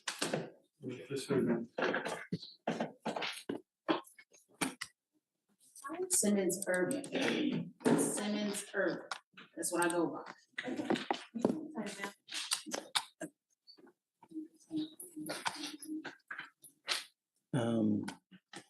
Can you tell me the other contributions in the agenda? Yeah, give me a second. Corey, do you have my cell phone? I'll text you real quick.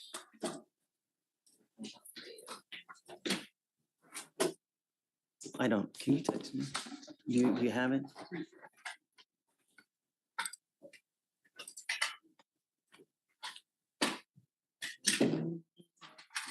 Is it for her, Melissa? Is it for Miss Simmons? Simmons heard. No, other politicians are in there. Oh. But I didn't do the sign.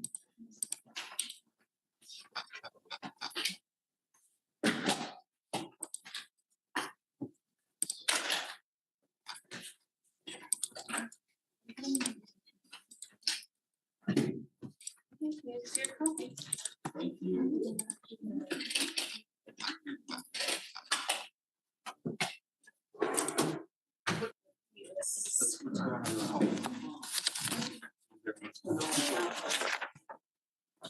There's your phone.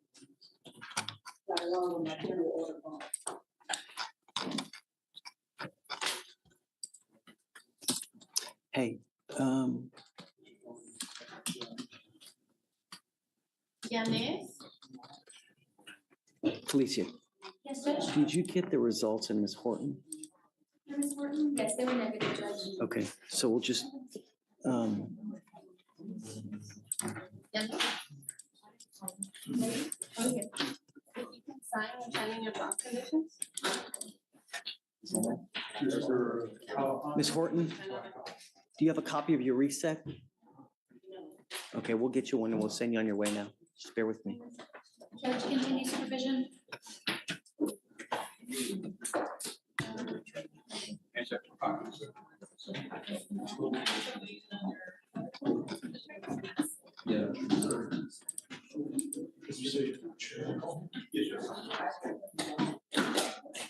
Miss Horton, can we?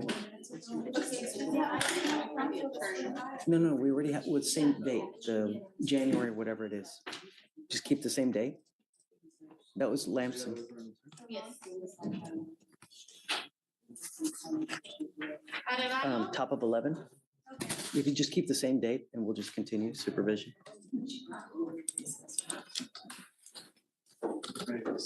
Hey, on, Gracia, You can sign.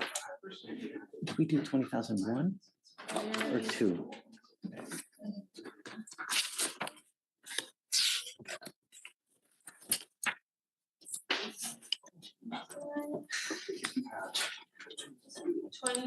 $20,001.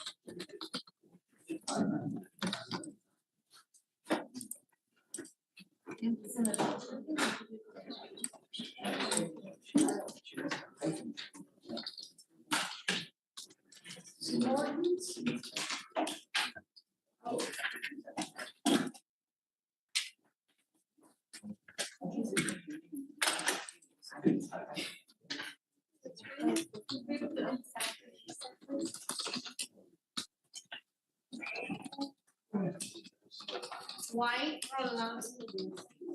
Miss White?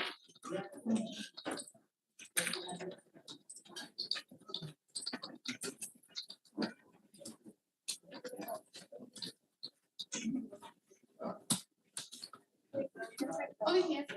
Oh, yes. You can sign? And I'm gonna give you a copy of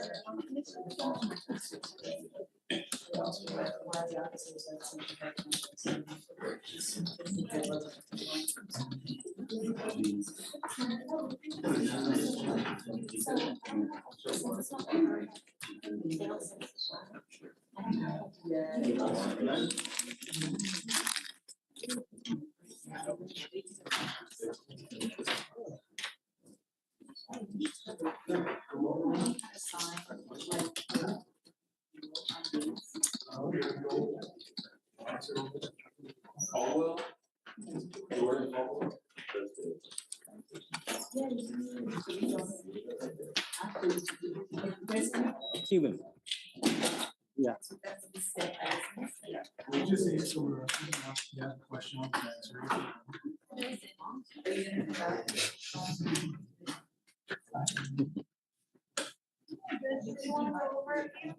Yeah. Page 4, Collins. For arraignment on 20, that's what you're. 6001. All right, page 6.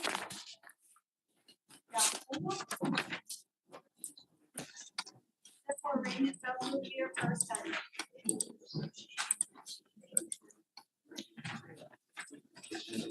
2501.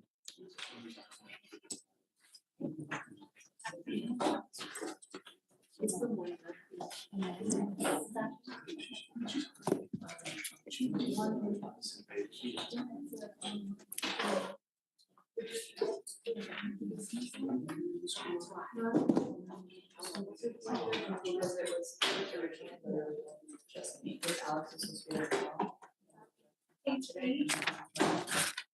A bond, that's for arraignment, fellowship here.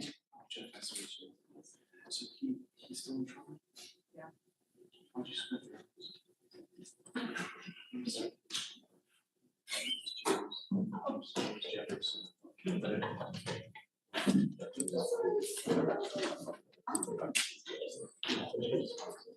I've never said we do a job in your everyday life. Yeah.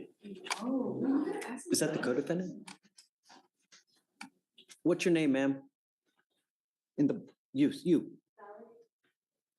Did you get transferred to us? Okay. 2501. They missed it. You have her sign. It's okay. No, I don't need her to sign. You done? Okay. Okay. Good luck, ma'am. Page 10, Coleman. Except for arraignment, failed to appear 2 bonds. I'm literally just. 5002. Thanks.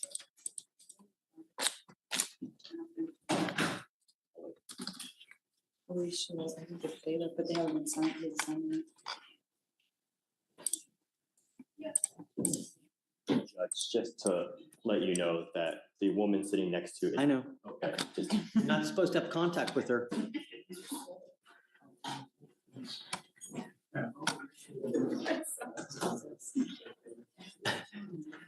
Thanks, guys. Yeah, no problem.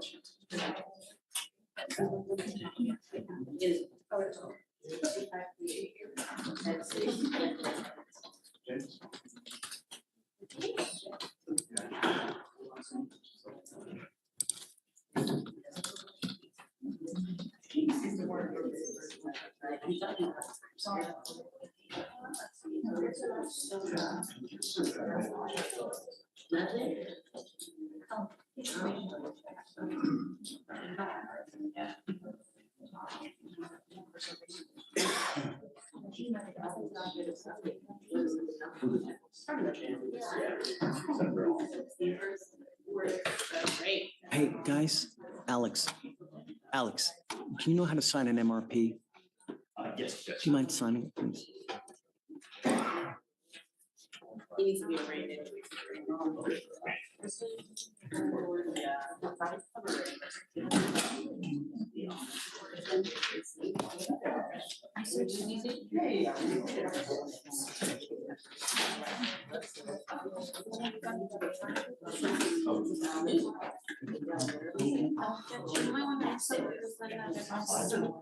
I did, I just asked him. Good morning, Judge. I would need Mr. Hercules. That's an arraignment, Judge. Hercules?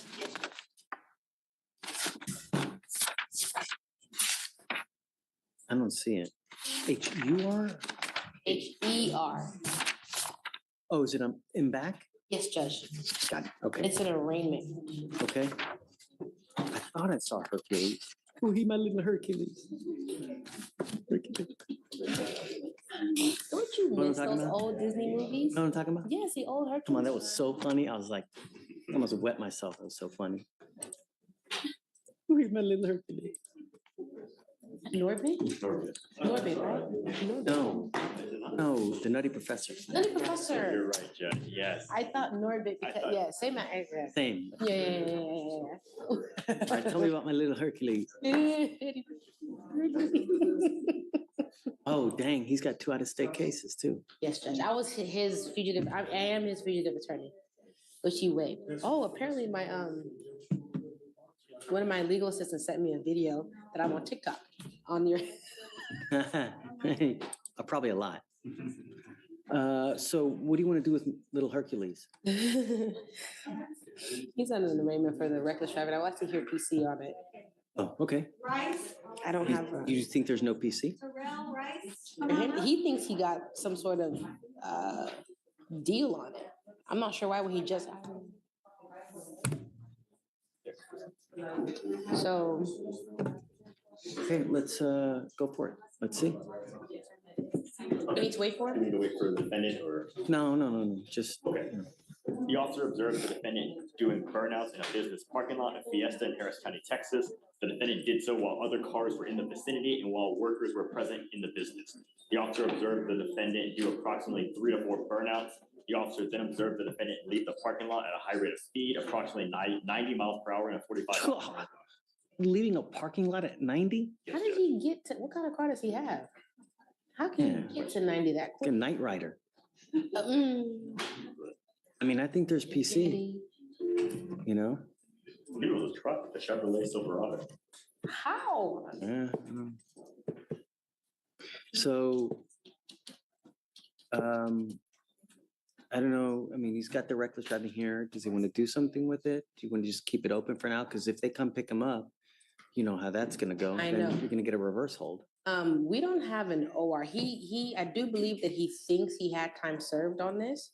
He probably, I mean, I'm sure they would. I'm right? sure as well. I just want to make sure that there's no, I know we got videos, there's no offense report yet.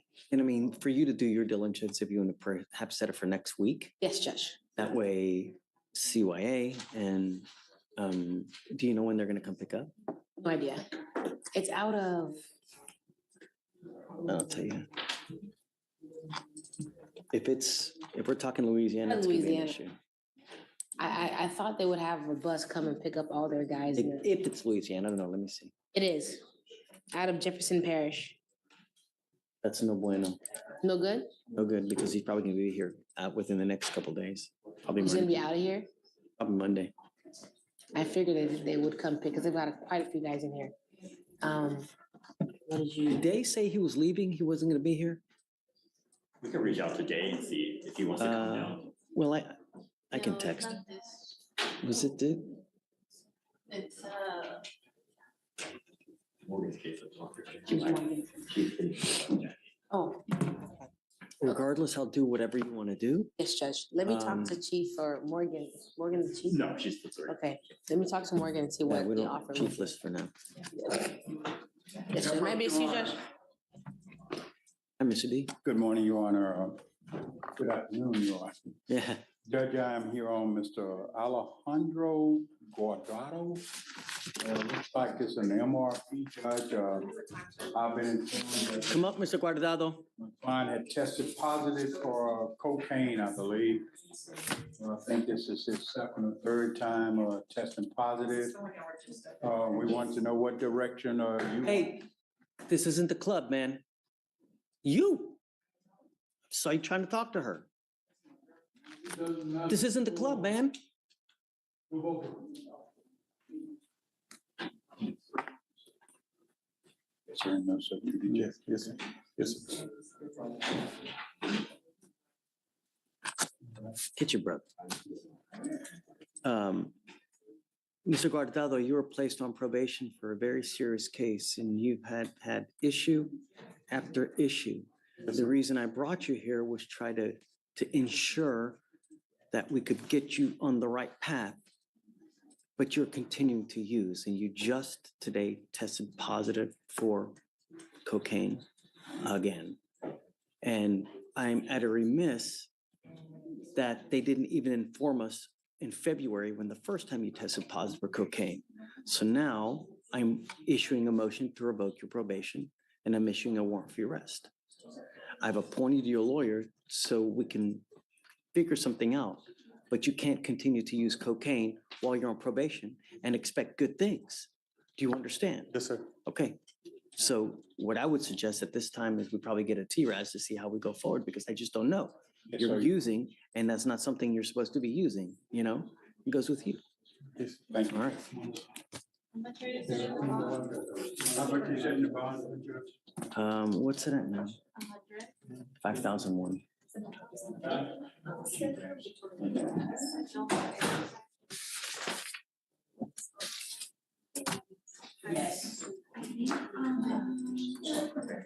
So I'd like to do a TRAS. There's no way it's today, right? No way. So what's the earliest? Probably. Let's set it for now in custody, just, you know, to see what we can do. If he's still in by Monday, then we can have it done. And then if he's out, then I'm going to order him to appear, ASAP, and then we'll go from there. Thank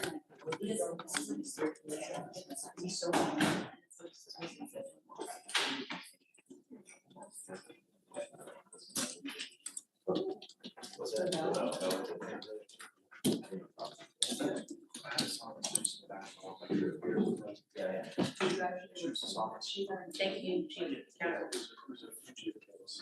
And so we have a hearing on whether the court has the right to basically.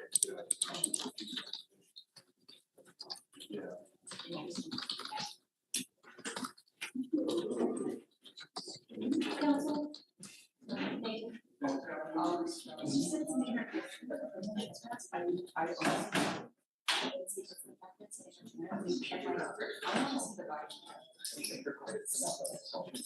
Yeah.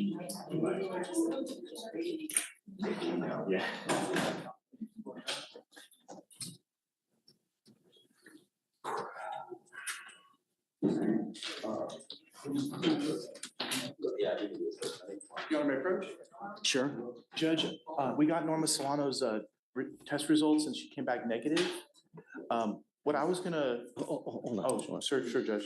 Who is it? Norma Solano. You sent her to go get tested? Is that Miss Solano? Yes, Judge. She's right over there. Come up, Miss Solano. That's kind of a alternative as opposed to having her plead today. Maybe we can get. No, I don't want her to. No, I know you. She doesn't want to.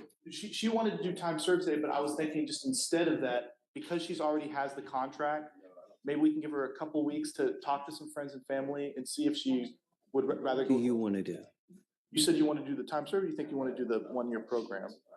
Well, I was iffy in the beginning. I just wanted to do the time served, and then I talked to my friends and my family, and they suggested to do the program.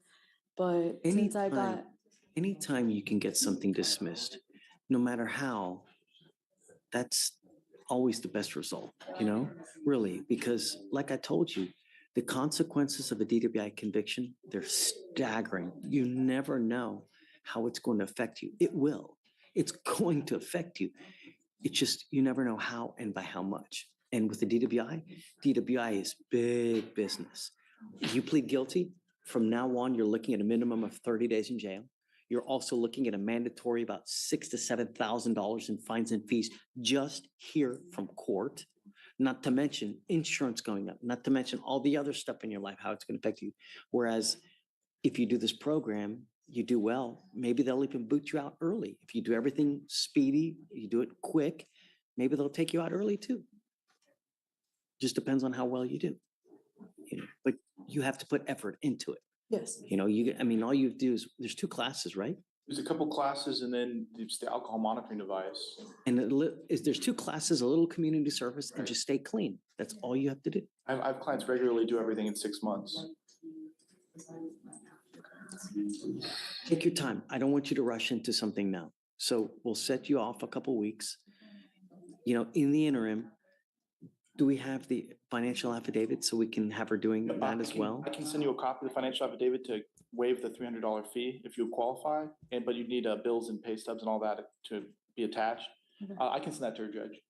Please. And I think we may even have a copy here actually for you. So, you know, try to get that $300 fee waived, you know, and then all you have to do is pay for the interlock and just stay clean. What do you think? I mean, we'll give you time. I'll give you a couple weeks. If you still want to do the time served, that's on you. If you want to do the program, great. It's up to you. Take your time. I think. Yeah, just Okay. talk about it. Take Yes, your sir. time. Thank Just- you, Judge. I'm glad that you're clean and don't miss again. Okay? All right. Good luck, Ms. Solano. Thank you, Judge. For sure. Got Miss Caldwell. Pointed to her this morning. Okay. Felicia. Great. All right, Ms. Caldwell, come on up. So just normal reset, everything is normal. Okay. Nothing special. Just stay out of trouble. I believe her bond conditions require her to not go to the residence at issue. Her two children, right, are still there. And I'm not clear who. Who is the complaining witness again? Her mother. Do we know if mom wants her back? Let me see if it has, let me read this. The only time I say no is when the complaining witness says no, because I want to honor their wishes. If the complaining witness is okay with it, then I am too. Your Honor, the complainant is fine with contact. She just wants no threatening, harassing contact. Okay, that's it. We'll let you go back to the home, but you have to understand what is threatening or harassing. Doesn't matter what you think.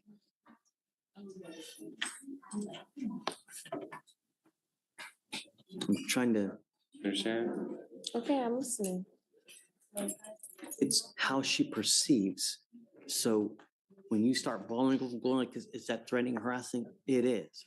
So be careful how you act, because if we find that you're threatening or harassing the complaining witness, I will revoke the bond and put you in custody. All I'm asking you to do is be nice. That's it.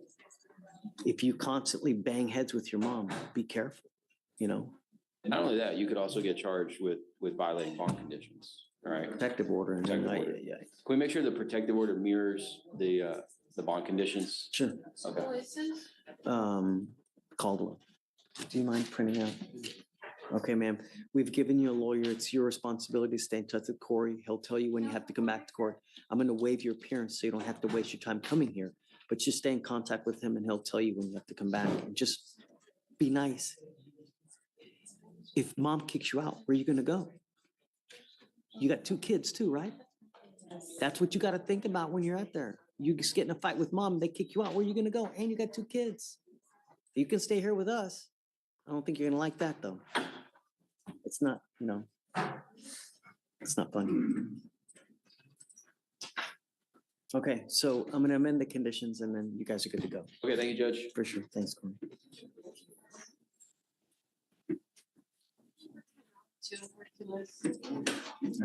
Of course.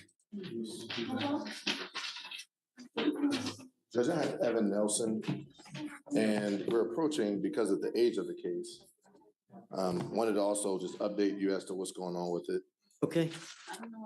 We have talked, my client and we have asked the state to evaluate this one for trial. They did make a 3-day time served offer, which I presented to my client. And he is not amenable to accepting that, just based on the elements of the offense. So we talked through those. You know, Mr. Nelson, the only problem I have is that you don't show up. We've already had, you've been given one GOB, you've been given one PR bond, and now you've made a surety bond. You miss again, I'm gonna make your bond so high, your hair's gonna look like mine. You know what I mean? You're gonna be losing it because you're gonna be so upset. So don't miss again, really. Giving you a great lawyer, all you gotta do is stay in contact. What offer have you made on Mr. Nelson's case? It looks like Pavel had put in a time served offer when he was still in. Is that it? I'm welcome, I mean, I'm happy to talk to counsel, you know, about another offer. Okay. This is just an old offer put in by Pavel.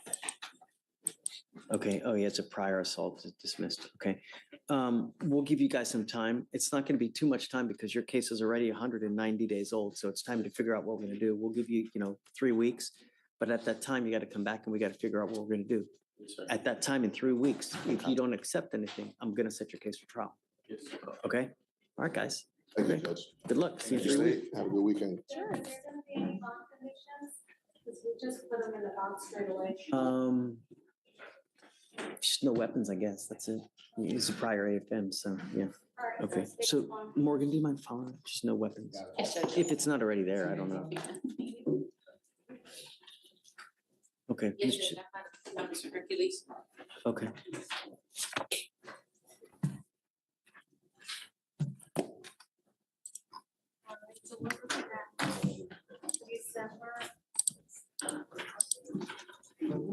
December 16th.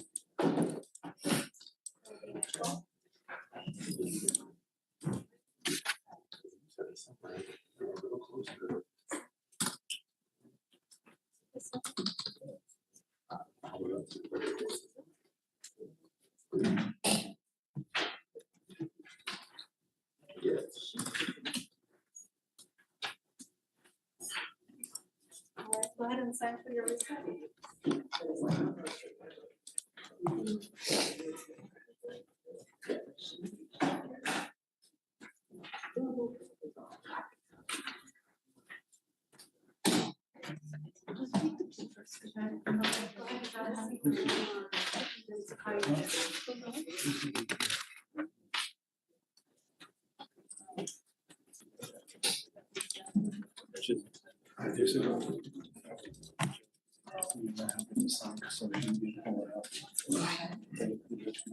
Okay.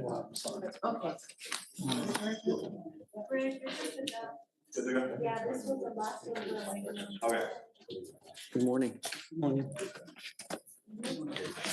So, Mr. Hercules, you were charged with reckless driving. You're facing up to 30 days in jail and or a $500 fine. You guys have worked out an agreement where they're offering you 3 days in jail, credit for the 18 days that you've done. You sure? Yeah.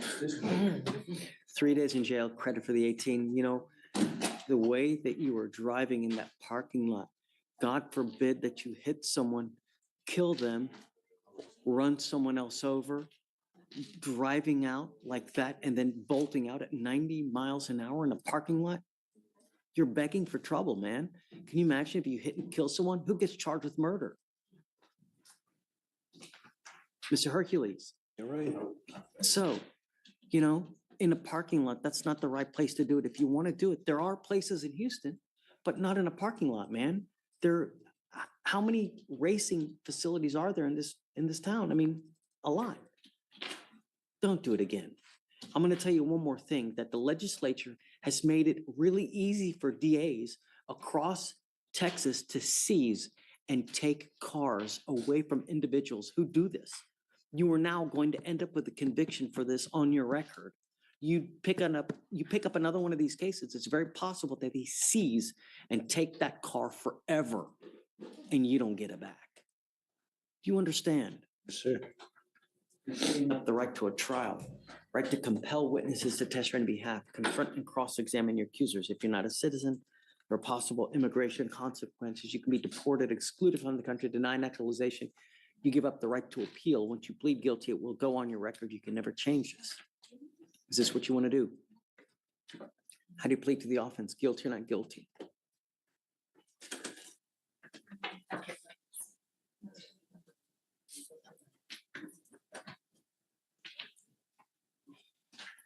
They give me the time served. Yes, you get the time Yes. Are you guilty of this offense? Yes, sir. Okay, all right. I'll find you guilty. I'll send you the agreement. Now, we're not going to release you today because Louisiana wants you. So you'll probably Monday or Tuesday be out of here and then on your way to Louisiana. Okay? Good luck over there. Thank you, sir. All right. Take care. Yeah, I Mr. like your sports jacket. It looks nice. Thank you, sir. Take care. All right, Mr. Hercules, have a good one. Your Honor, may I be excused? Thank you, sir. And with that, that's it. You done? Well, you're good. Go your two. Oh, okay. Who's next? Page 16, Rodriguez. This is one of those ones where he has to post for the hospital or something. I guess you want to reach out to Sylvia and see what the heck is going on. Maybe she can This situation, she says to issue the warrant. issue the warrant, 2501.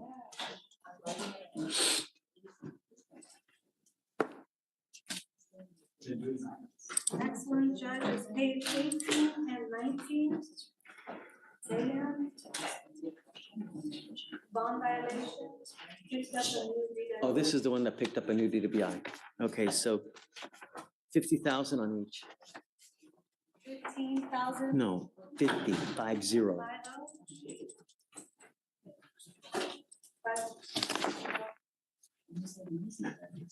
Oh, one. Yeah, or yeah, 02, 5002.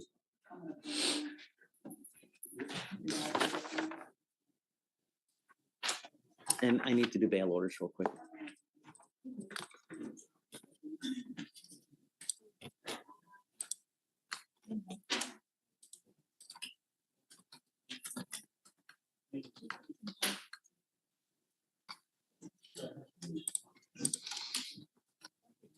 What's the last bond condition? I'm not signing anything.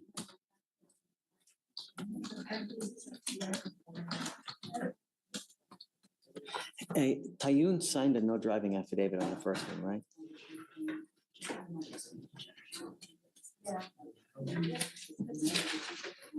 No driving is also on his pretrial conditions, Judge. But he did sign an affidavit though, right? Tayun?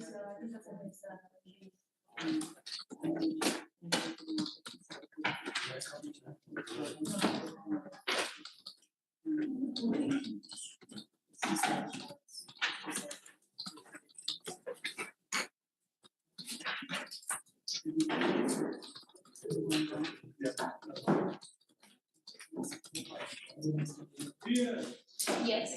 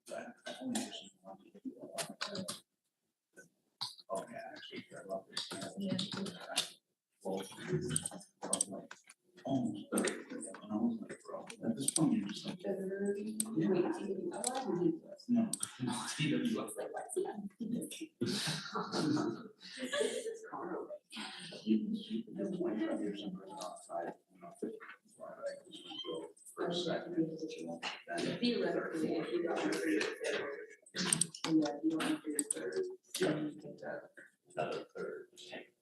So on your fifth DWI, you can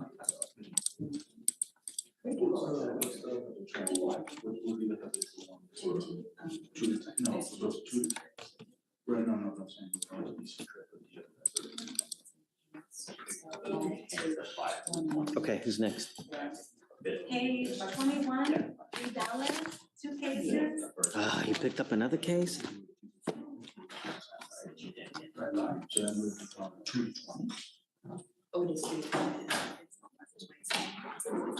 Like the minute, like we just, so here's another one, no more, no more. Same thing as justice and, But I think with him, he had a competency. We'll do it. yeah, but I'm 2501 on both. How much? 2501. Hey, good morning.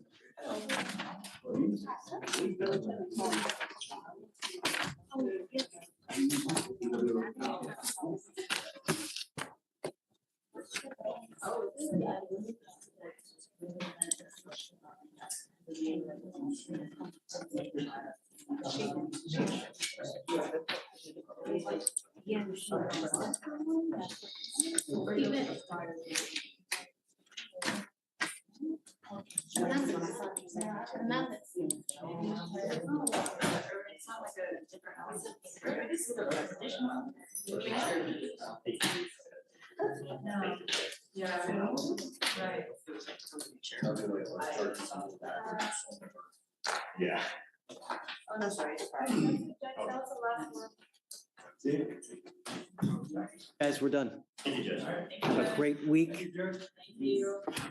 But we still work Monday. Don't go far. And Tuesday, Wednesday. I think Michael will be back on Monday, hopefully. Hey, you've been doing great. Really.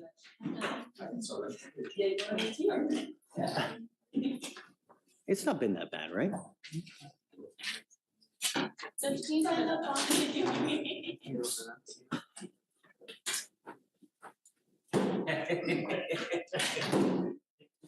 Judge, I just realized I never even gave you my stack of BVRs. Oh, it's not a big deal. We took care. I don't need it. We took care of it.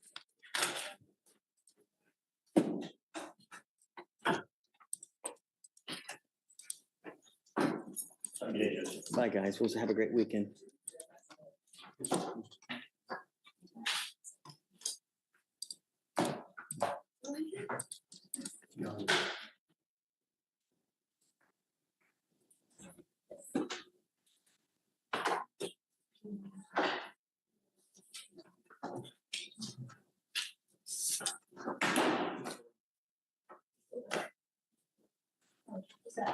Mr. Yamas. He was state's bond conditions and CHA. Mr. Nelson? Hey, Jay, can you mind grabbing them? They didn't file conditions on him. Or let me see. Hold on. No, he did. We He's, have he's, them. they Oh, you got- okay. signed that, it's just the. Got it. Okay. Okay, if you can sign your bond conditions, and I'll give you a copy.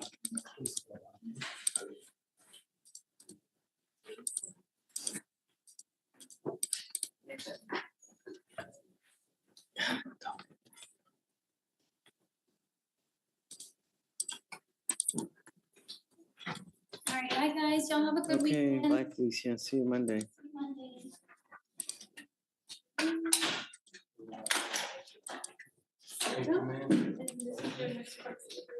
Thank you.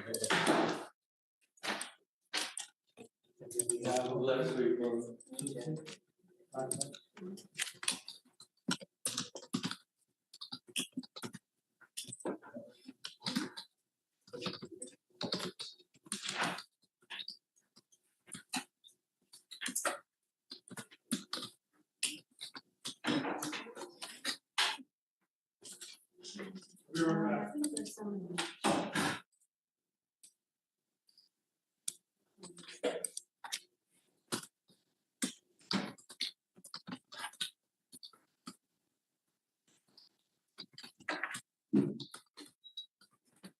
Hey, I'm emailing you a BVR.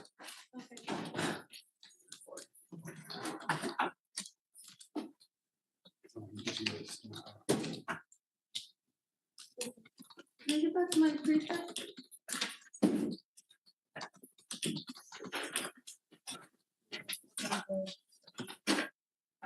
Maybe you write something.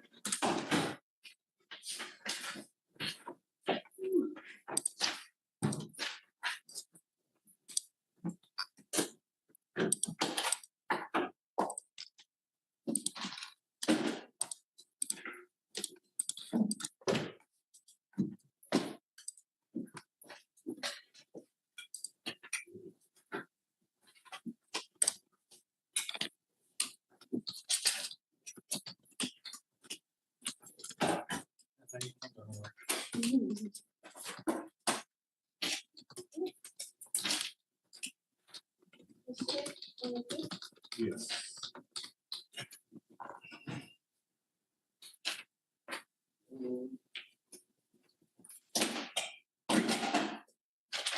Hello.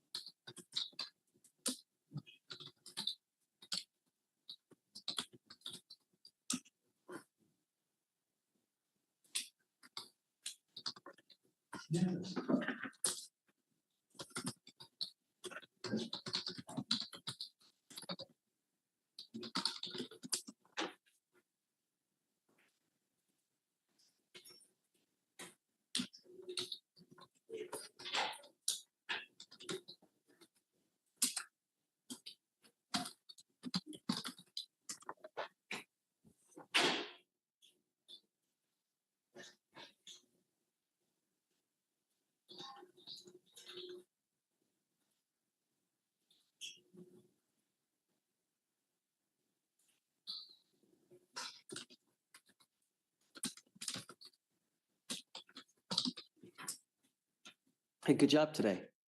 You did good. We took a lot of people in. Sorry, but you know, it is what it is, you know? It's- Otherwise, they don't take us seriously, you know?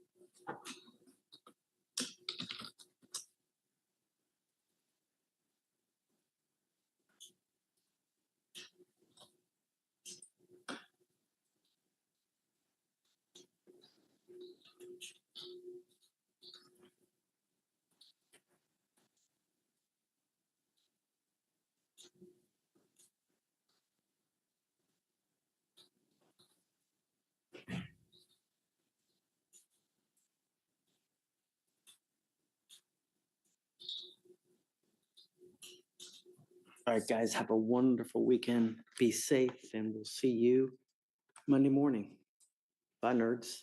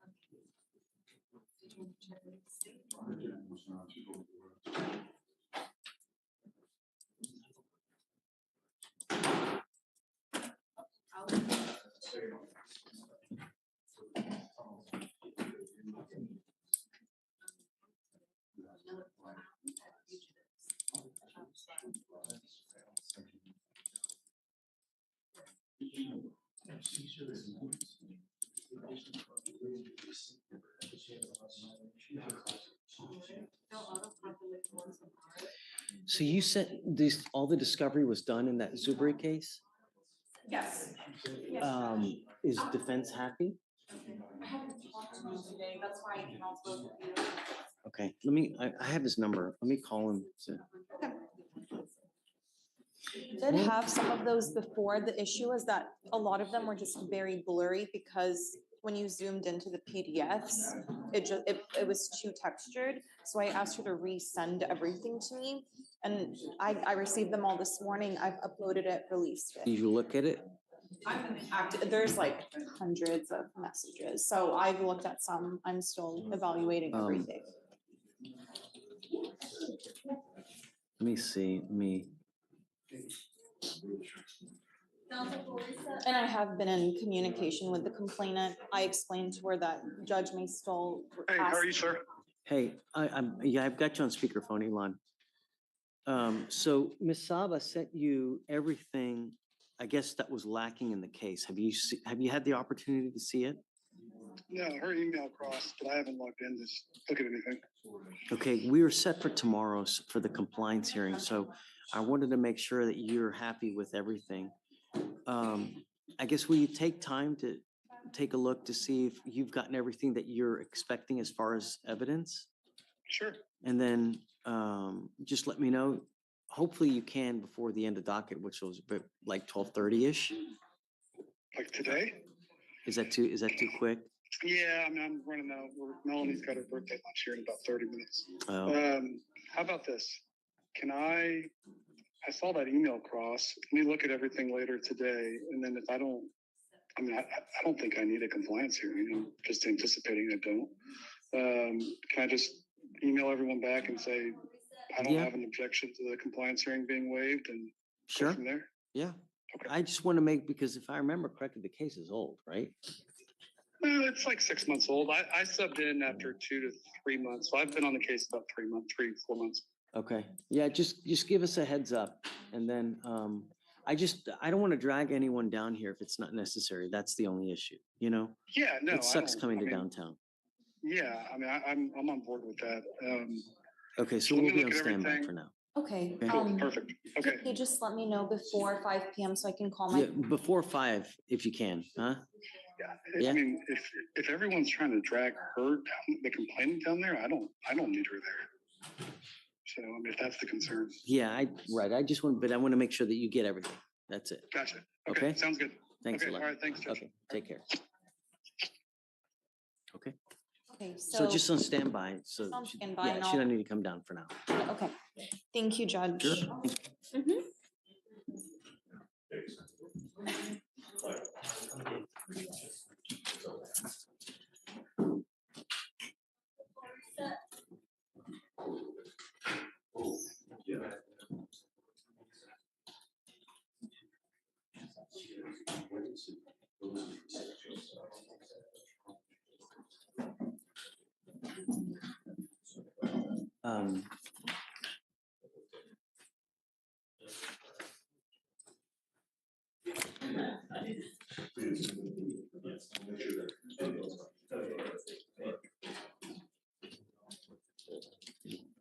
This is where we was here, like maybe a week or so ago. This is like extremely rude. Remember? And what are we doing? Why is this here?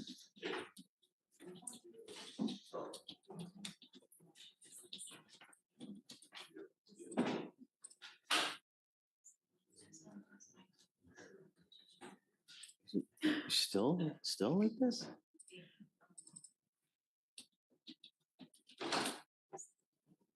Okay, so just more THA or?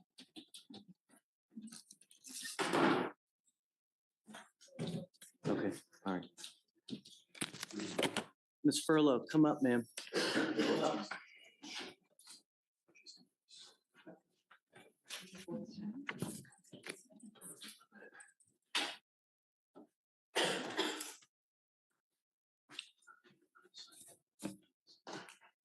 I don't know what the issue is, but I think that, you know, you're calling it not being very nice to my staff. That was, And- me and her had a good conversation. I mean, the lady, she said she was even gonna try to help me. She didn't want to let me come today. That's how I got the information. You weren't supposed to be here today. We gave you a date of Yeah, but we're not. December 16th. Yeah, but for when the- I called and I explained to her that I won't be here, I won't have nowhere to stay while I'm here, and I told her, she said, bring my information, my documents that I had to prove that I had eviction and I was moving back home to my mom.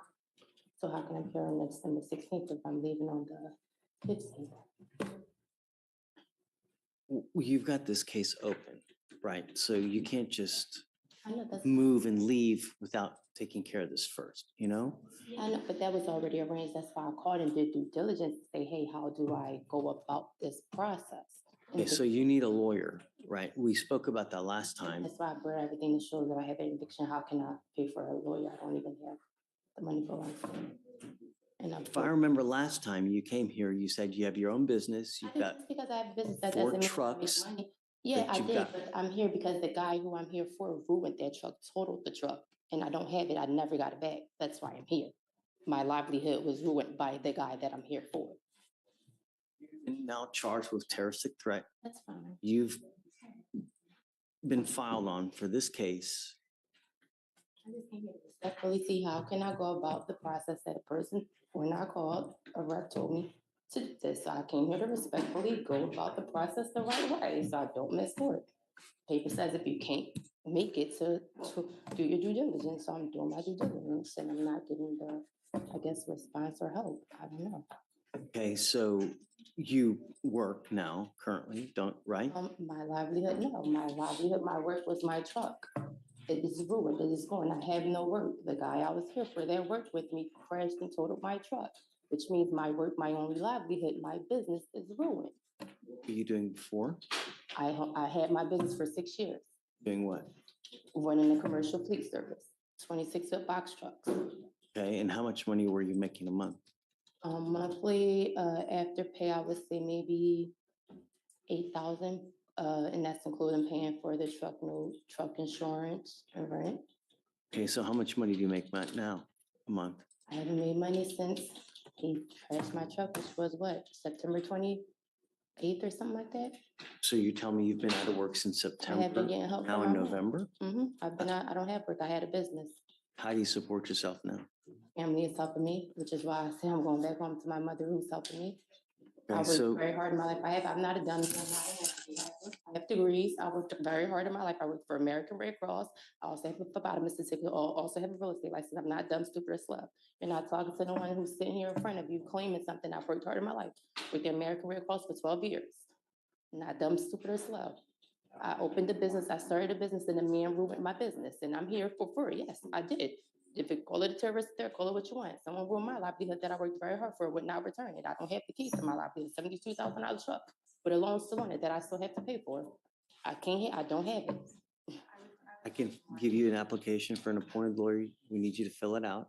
Don't just put zeros. I need to know everything about you, how much money you have at the bank, how many cars you have, house,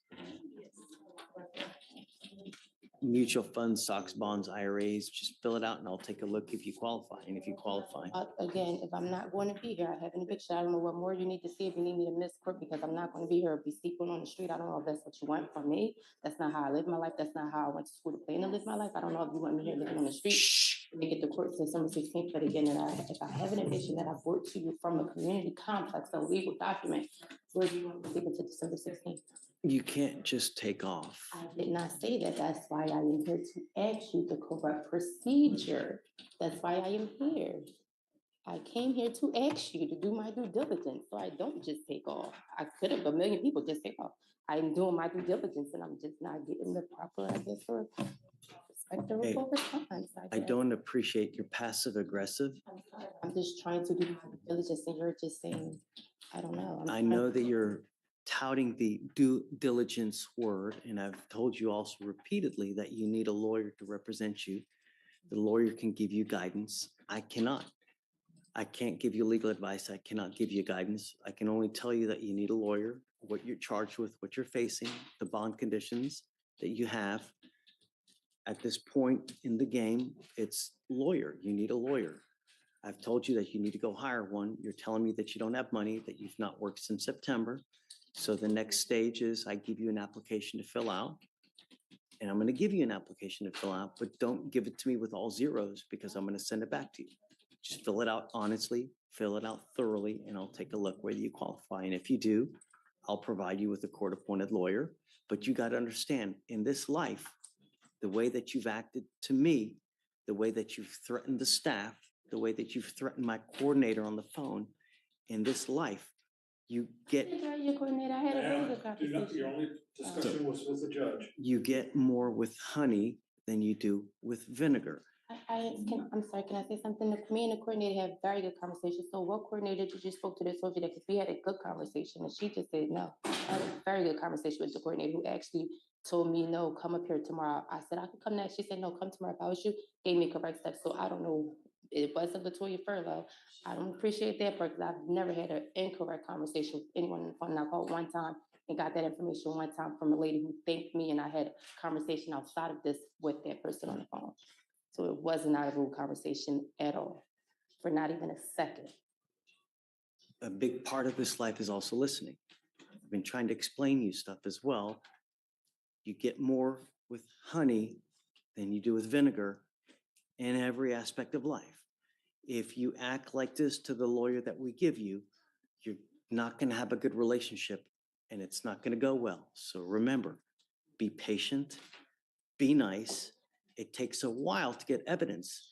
Rome wasn't built in a day. So if we give you a lawyer today and you start hooting and hollering, well, I don't have this, I don't have that, it takes time. Yes, sir, you're judging me. I'm not like that. I'm not like that. I'm just telling you to be patient and be nice because it goes a long way in every aspect of life. All right, do you mind giving an application? Thanks. Judge, I don't want to get into the facts or anything, but I just want to correct any misrepresentations that were made to the court. The complaint. Wait, hold on. The complainant in this case is not her former employee, it's his family. So the people that she was named, his brother-in-law, sister, and their child. I just want to make that known to the court. It was not the employee that was the complainant in the terroristic threat. Okay, do we have proper bond conditions in place now? They don't speak English. Yeah, say anything. Ma'am, Ms. Furlow, it's not your turn to say anything, just please. You have the right to remain silent. Exercise that right.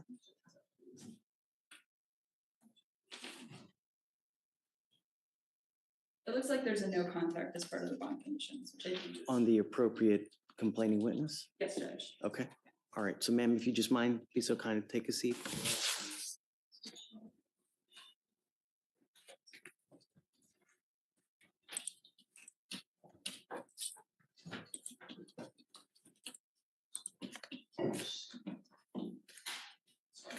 Ms. Oko. Good morning, Judge. Hey, good morning. I'm on Mr. Zigri. I'm sorry, Judge, let me open this up. Mr. Zigri, Branislav Zigri.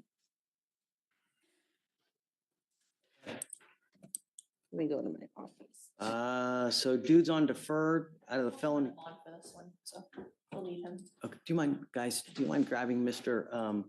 Zigri, please?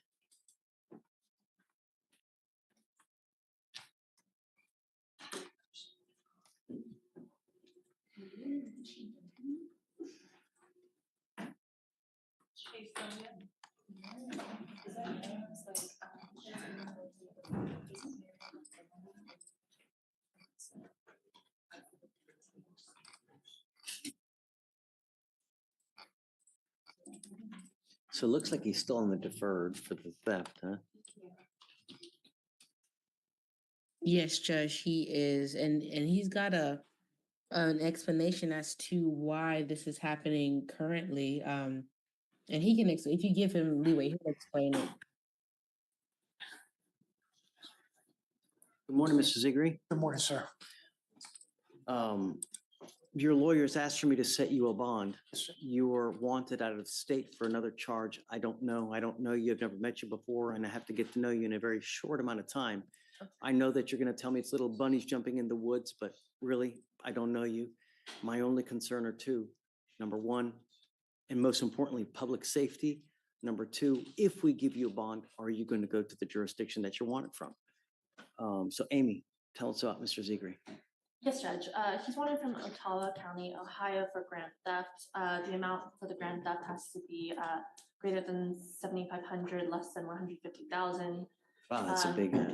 Yes. And as the court knows, he is currently on deferred for that state jail theft. On that state jail theft, he did have a prior bond. I know, I saw it. Prior bond forfeiture. Yep. Day and I are requesting no bond on this case. We Continue to get PR bonds. It's like catch and release. Is that what we're doing? No, sir. He has also other criminal history from Pennsylvania and Ohio for bad checks and thefts. I believe he was previously arrested as a fugitive from justice in August of 2022. He's had bad check and thefts in 2013, 2014, 2022, and 2023. Okay, so how many thefts are we talking here in total? I mean, that's at least 6. I'd have to count, to be honest, Judge Fleischer. Does it stop?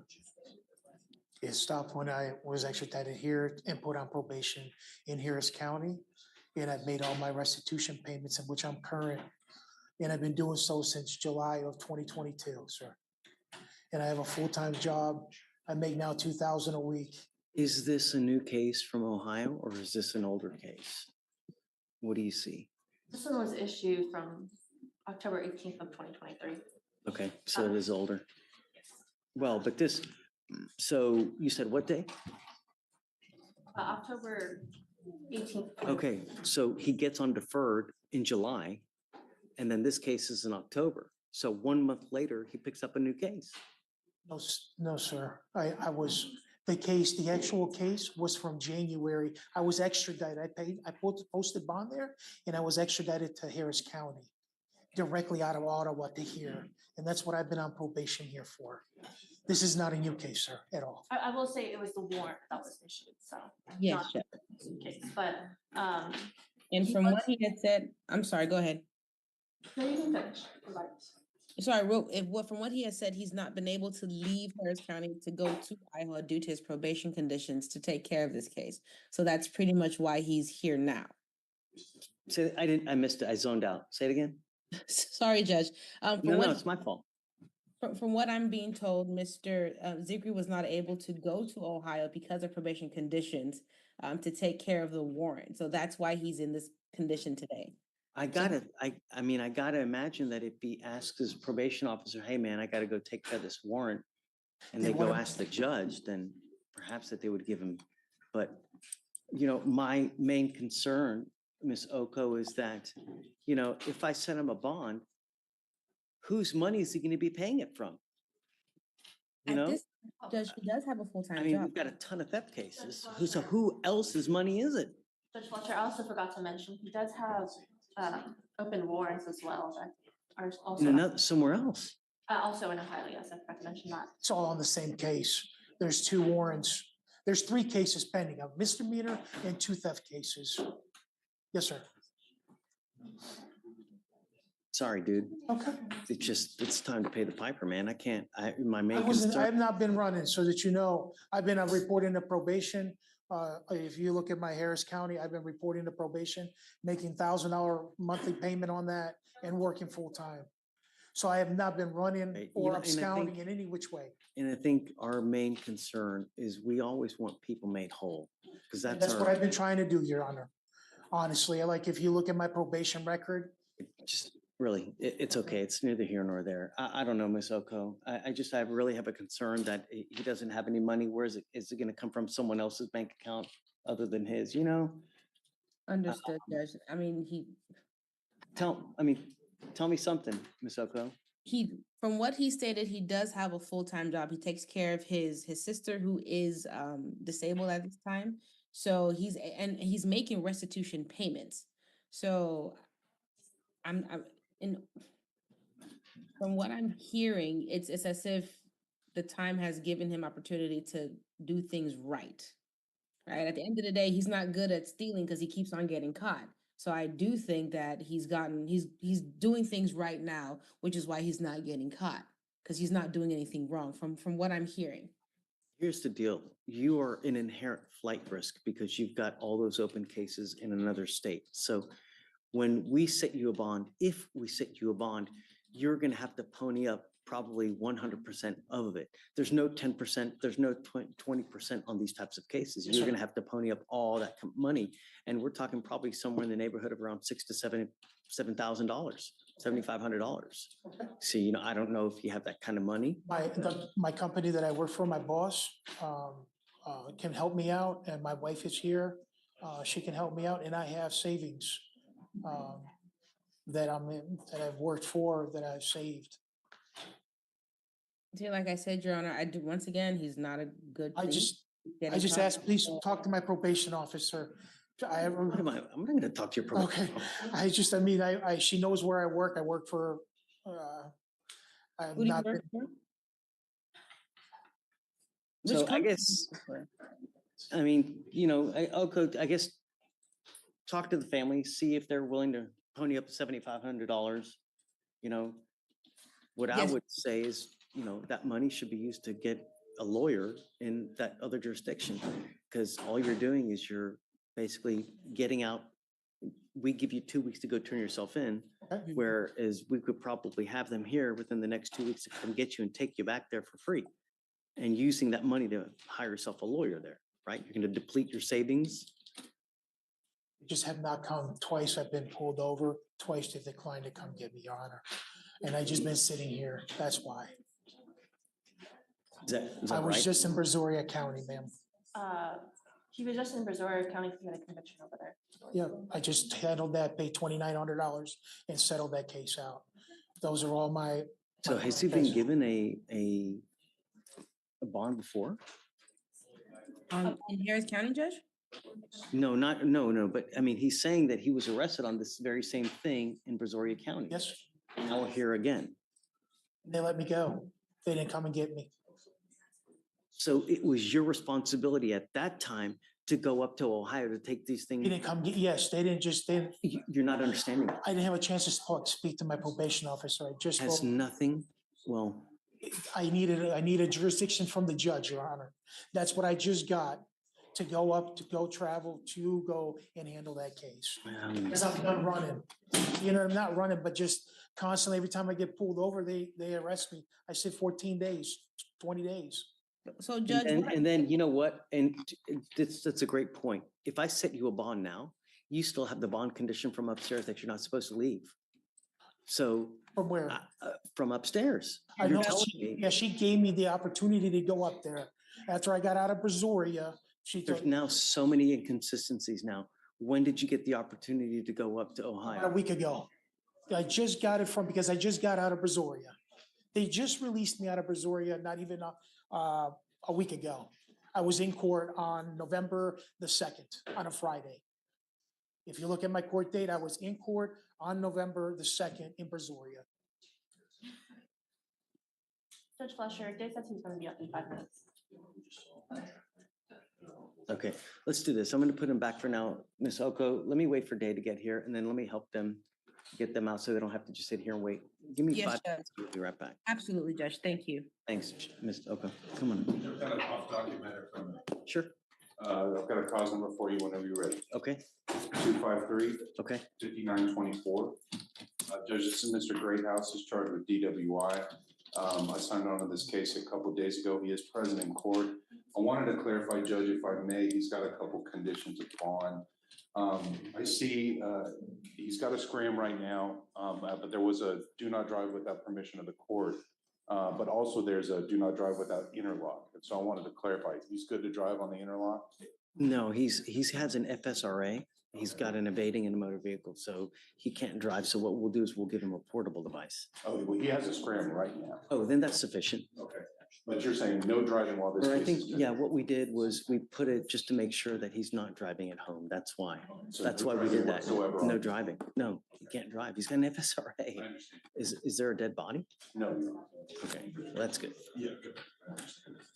Your Honor, if I may though, he moved a year ago-ish from California. He's still got family and contacts there.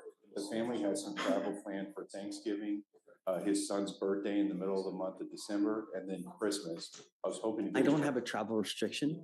Just let him know he can't use. I don't care how big of a party he's going to. I don't care how big the celebration is. Don't use. That's Well, I the know only he's got thing. randoms during that time, so could he test when he comes back? Sure. Okay. Yeah, I'm okay. I mean, how long is he going? So I have the following dates for your approval, Your Honor. I'm okay with it. Just let him know he's gonna get tested when he gets back. 5 days. Totally. Absolutely, yeah.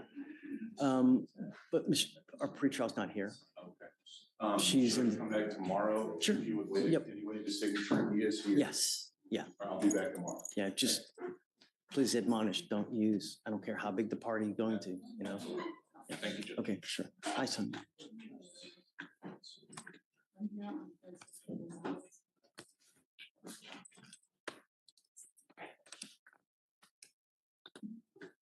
Okay. How's Mr. Gonzalez? He's up there. He's here. Did we send him for a test already or no? Do you have the result? Come up, Mr. Gonzalez.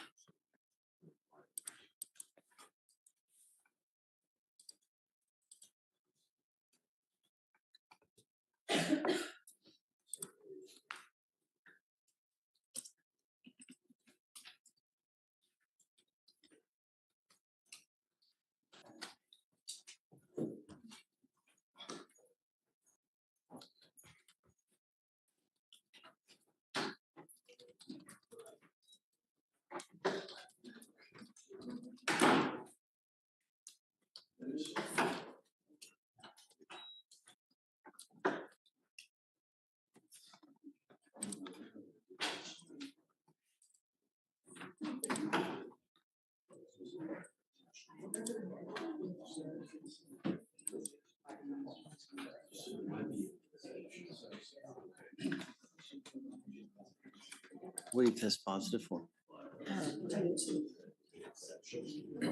What else? Anything else? Where are you using? Why are you using marijuana? I haven't in the last 30 days. I'm not sure why it's still in my system. Okay, I'll give him the benefit of the doubt. I'll give him another week. We'll test again in another week. Okay. You know, I want to make sure that it's nice and clean. If you're telling me that you're not going to be positive, I'm going to give you another week. But if you test positive, it's not going to go well. Do you understand? Don't use. That's all I'm asking you to do. And don't drive unless you have a license and liability insurance. Do you understand?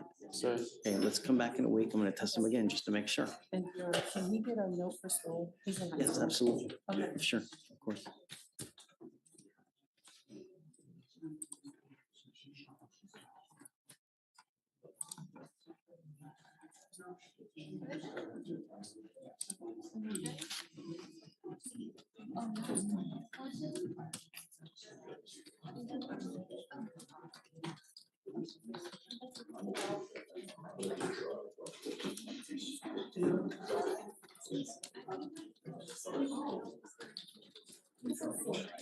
Yeah. Yeah, she presented.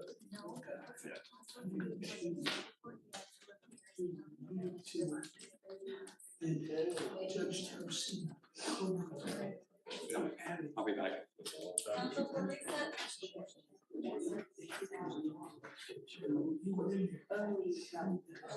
Hey.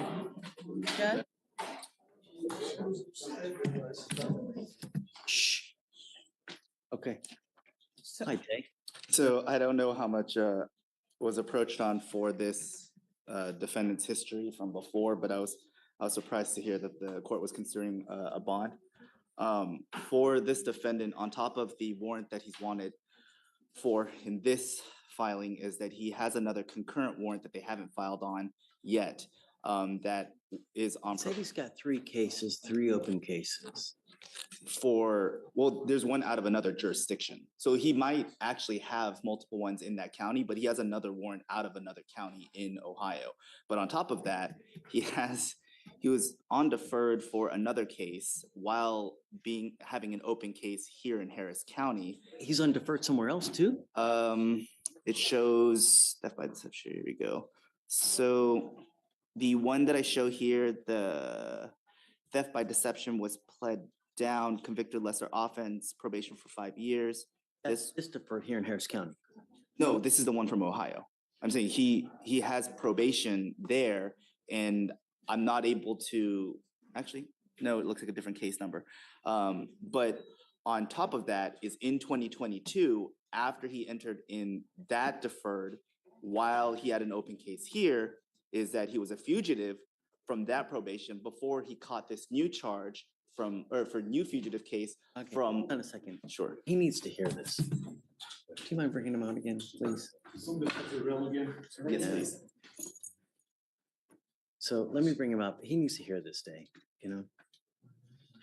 Hey, you okay? Yeah. No. He has a felony case out of a case in here, Aaron Reyes. Felony is about a live drug case. We're set for a suppression hearing January 23rd, and we're fairly confident that once that's hopefully heard and dismissed, that state will follow suit in this court, in this case. Okay, it's not too old. Do you want the same day? Yes, sir. Sure, you got it. Okay, yeah. Yeah, but this is 140, and then by then it'll be around that time. I'm cool with it. It'll be resolved that day. Yeah, good luck. Thank you. You got it, man. ¿Qué onda? Oh, you don't need it?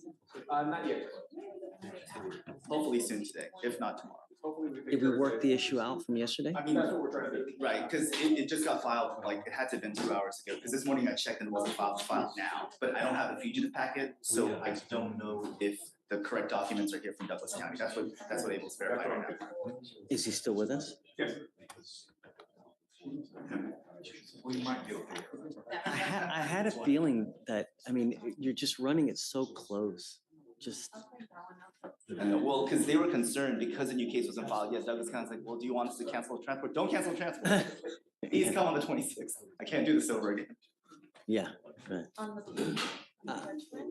What? I mean, really?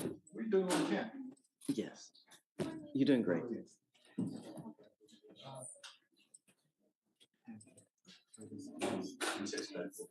Let me enlighten you on one thing, Mr. Mr. Zegri, that the more open cases you have, the more of a flight risk you become. At least in my book, because when there's more blood out there at stake, you're just more of a higher risk, you know?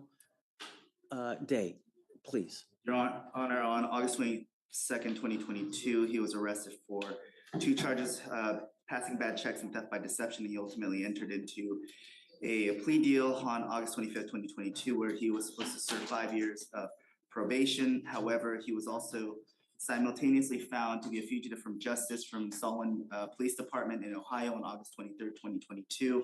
He was released on his own recognizances, but also on simultaneous deferred out of Port Clinton. The understanding that he would go for the new charge? I don't know, because it was shortly after that he was placed on deferred in our jurisdiction on July 11, 2023. Oh, no, it was a little bit before, sorry, it was the other way around. He resolved the theft by check, the state jail felony here, then went there to resolve that. But because he already had an outstanding fugitive case, and the fact that he's on at least 3 concurrent deferred, and the fact that he has 2 active warrants, one of which is a probation violation, which hasn't been filed, but if it files, that it would be a pre-signed waiver, which he would have no ability to make bail or bond. And so because of those 3 reasons is that. So how do you know there's a pre-signed waiver?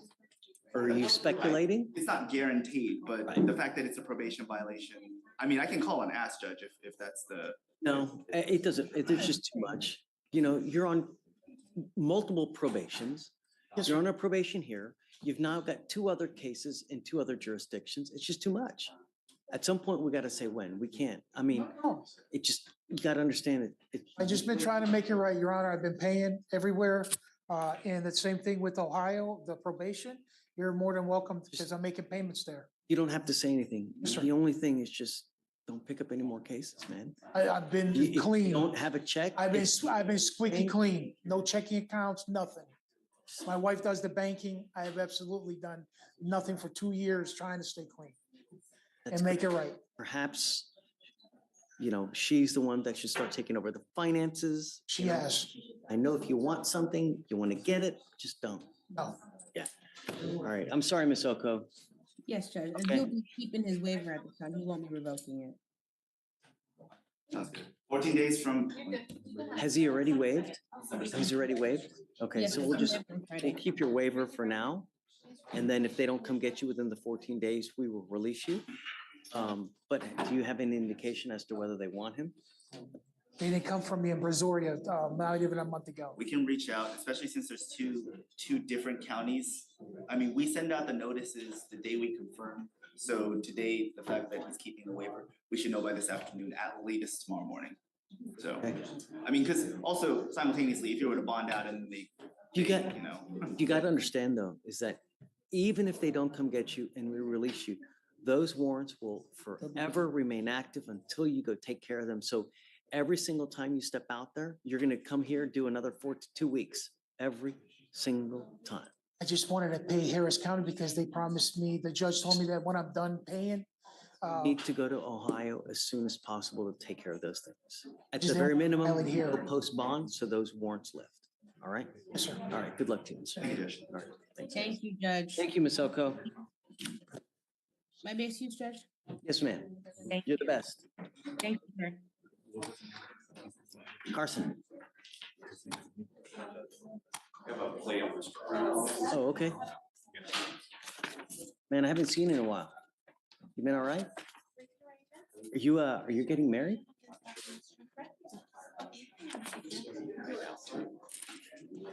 I am, Judge. Congrats. Thank you. Appreciate it. Man, excited. Year from next weekend. Okay, so it's what? Are you here? Are you a destination? Nice. I have about 35, 40 people and just try to make a okay event. So it should be fun. Peace, love, it's like Woodstock. Yeah? That's right. Is he in custody? Are you ready? He's on bond, Judge. Let's do it. Donald Brown, come on up.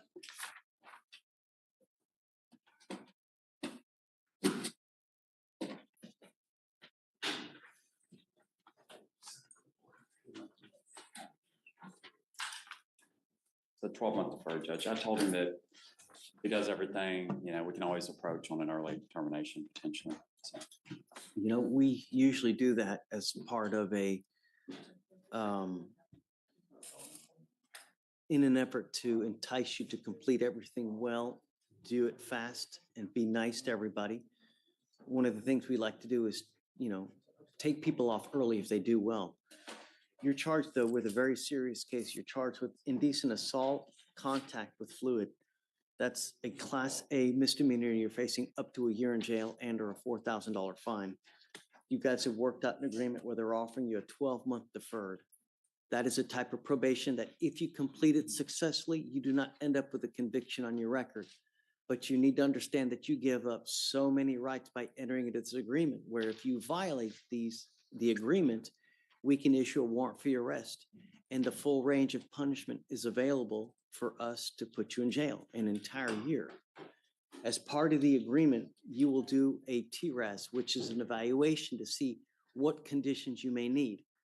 If they think you need conditions and assess it, you must fulfill those conditions. As part of the other part of the agreement is that you will have no threatening, harassing, or abusive contact with Ms. Vo. Do you understand? You're giving up the right to a trial, right to compel witnesses to testify on your behalf, confront and cross-examine your accusers. If you're not a citizen, There are possible immigration consequences. You can be deported, excluded from the country, denied naturalization under federal law. You give up the right to appeal. So once you accept this agreement, you cannot undo this or change this. It is there until you complete it or unless it gets terminated through a violation. Is this how you understand it? Yes. How do you plead to the offense, guilty or not guilty? I will not find you guilty. I will withhold that for 12 months. If you do everything you're supposed to, we will take you off in half the time. Just don't have any contact with this person. Do what they assess, and then that's it. Thank you, Judge. All right? All right, guys. Good luck. Thank you.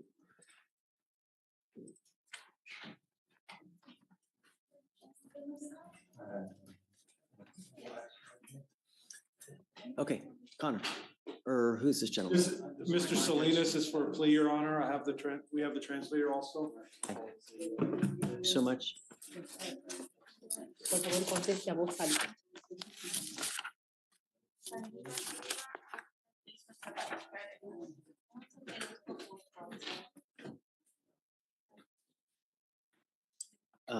Oseas. Oseas Salinas. Salinas. Mr. Salinas, you're charged with assault of a family member. You are facing up to a year in jail and or a $4,000 fine. Una multa de hasta $4,000. You have worked out an agreement where they are offering you 45 days in jail with credit for the 7 days that you have done. 7 días que ya cumplió. Is this how you understand the agreement? Yes, sir. You need to understand that there is an affirmative finding of family violence. What that means is that if you ever pick up another assault of a family member like this, you will be facing a 3rd-degree felony. You can be looking at 2 to 10 in the penitentiary. And when I mean an assault, it doesn't have to be a drag down, beat down where someone is bleeding. All you have to do is squeeze someone's arm where it hurts a little bit. That can now get you charged with a very serious felony offense. Do you understand? Yes, sir. You can never own a gun or ammunition as a result of this agreement as well. You are giving up the right to a trial, right to compel witnesses to testify on your behalf, confront and cross-examine your accusers. If you are not a citizen, there are possible immigration consequences. You can be deported, excluded from the country, denied naturalization under federal law. You give up the right to appeal. Once you plead guilty, it will go on your record. You can never take it off. You can never change this. Do you understand? Yes, sir. This is what you want to do. Yes, sir. How do you plead to the offense of assault of a family member? Guilty or not guilty? Guilty. I will find you guilty. I will follow the agreement, sentence you to it. Good luck to you, Mr. Salinas. Thank you, Carlos. Thank you, Judge.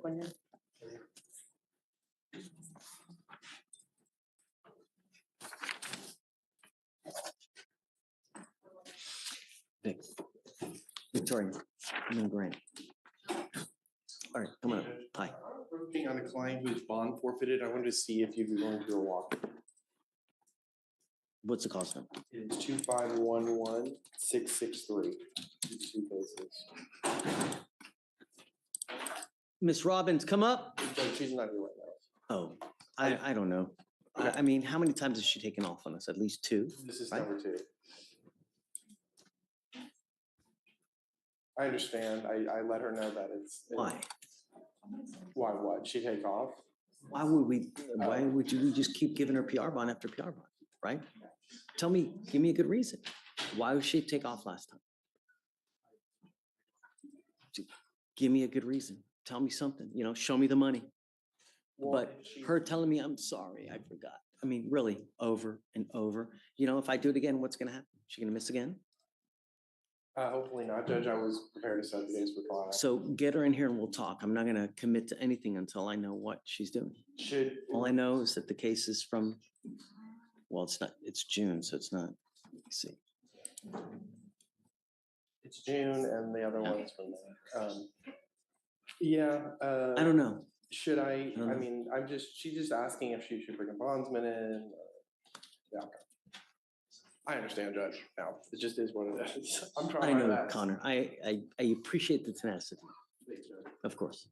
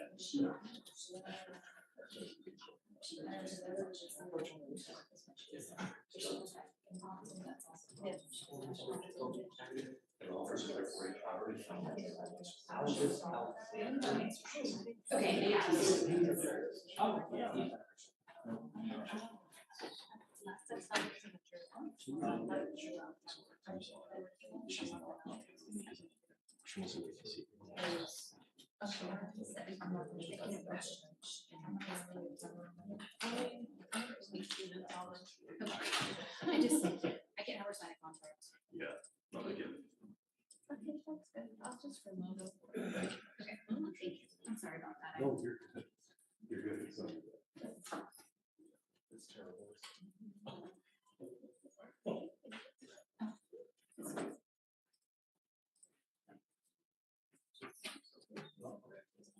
She's still ready.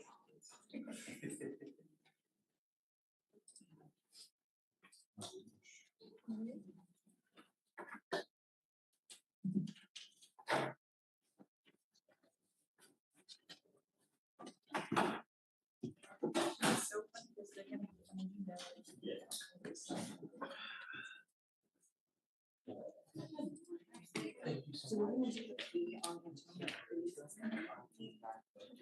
That's the one. Have a good one, Judge. All right, guys, take care.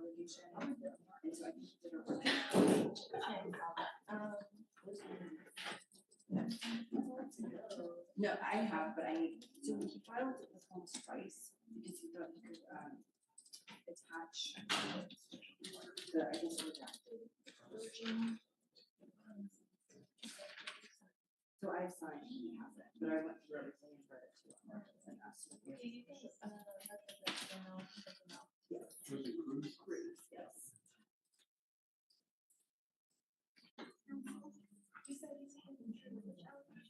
The allegations of conflict.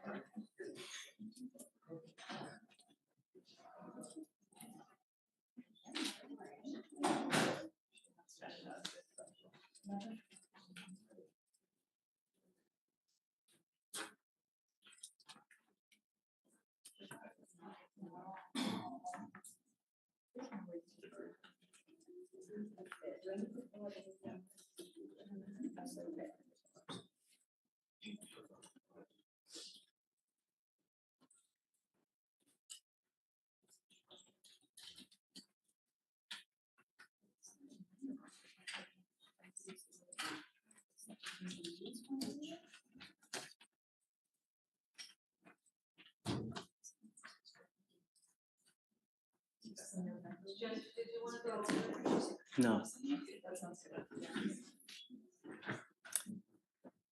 Hope you feel better. It sucks. Let's, don't do that. Don't do it. Now we'll all else feel bad too. Don't talk. You need a sign. Yeah, let's, come on, Let's start speaking of ASL. Page one. get your sister. Page one, Alexander, he was supposed to come in for a drug test. Uh, Show me your initials now? Okay, if not by the end of docket 2501.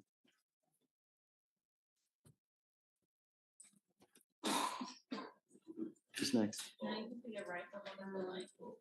Page 8, daily. What happened with the bottom of page 1? Dismissed. Page 8, daily. He was set for THA yesterday, called and asked to roll it, and then here we are. Okay, 2501.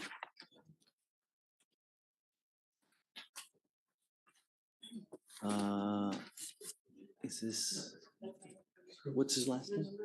Cruz Antonio. ¿Cómo? Cruz Antonio. Cruz Antonio.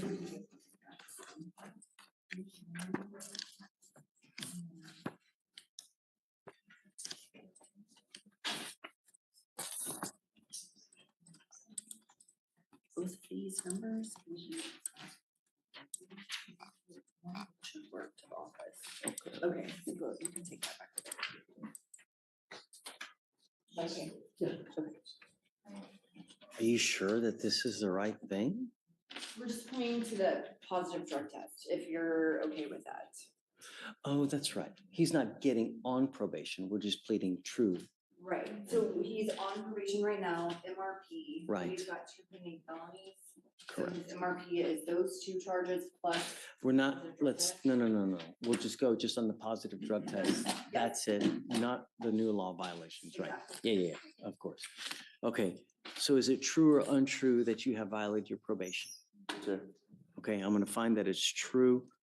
And I mean, he's got quite a bit of time. He's been in custody for, yeah. What time are we looking at, Melissa? Oh, you put it up here, sorry. So it's 30 days in jail, credit for the 83 days that you've done.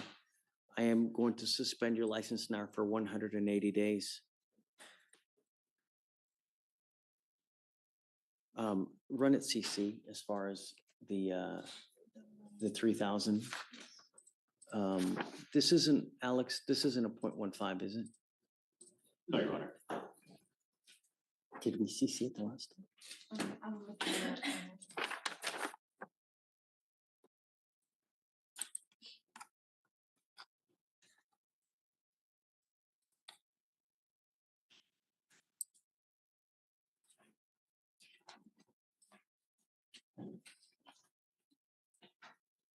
It wasn't charged last time. Okay, so just CC it now for the whole amount. So do it's 3,000 and then whatever the court cost is. You know, Mr. Cruz, I want you to understand one thing and hear me loudly, hear me clearly. You have a bunch of stuff that's on your record now. You need to be careful when you're out there in the free world, because anytime you get in contact with a lawyer, when you get in contact with an officer, all they do is they look you up. If you're in a car, they're going to pull you over. They pull you over, they're going to look at your record. They're not going to like it. They will harass you forever and a day. Don't give them a reason to take you down. If you want to get lit, you want to go burn, you want to go drink 35 shots of tequila, just don't get into a car.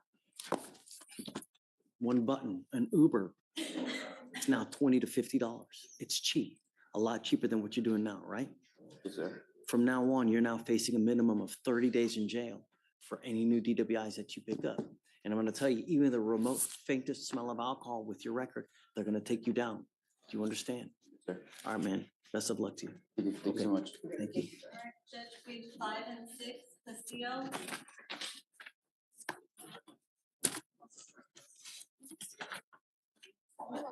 Oh, he's here. It's in arraignment.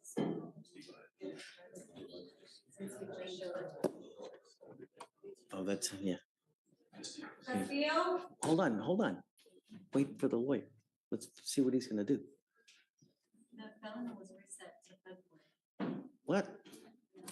I have no approach on that, Judge. I'm just telling the chief here. You want me to approach? Yeah, I mean, I'm ready to set this thing for trial, Mr. Ray. It's 1,700 days old, man. Well, the felony is not allowing us to pleaded the misdemeanor.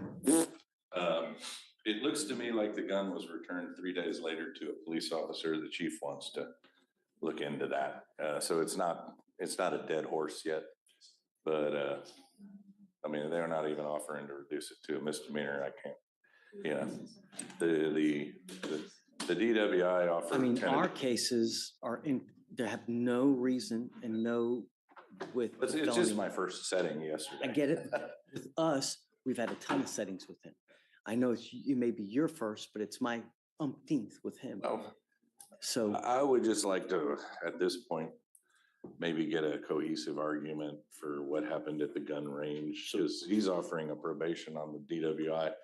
And can I just say, before you even continue, I don't know if you know, if felony told you, but they're offering a dismissal outright of the theft of firearm if he takes a plea down here. Did someone write that down? Yes, it's in the notes. I don't know if you know that, but I'm telling you now, it's in the notes. anytime you Plea to the Then DWI. I'll try to come here tomorrow and. No argument needed. Is in the notes. Yeah, it's in the notes. Okay. We will dismiss the felony if he pleads to DWI. And the Okay. possession will go away too. wow, That's who knows? carried for tomorrow, or do you want to? I'm here Thursday in that same court in the 179th. I mean, you don't even need to go there. Yeah. Right? Everything happens here. I mean, if you want to roll to tomorrow, you're happy. I'm happy to roll Well, to I tomorrow. verbally talked to the chief. I guess she didn't look, it's in the felony court notes. It's in the felony notes. If it's in the notes, it's in the notes. Yeah.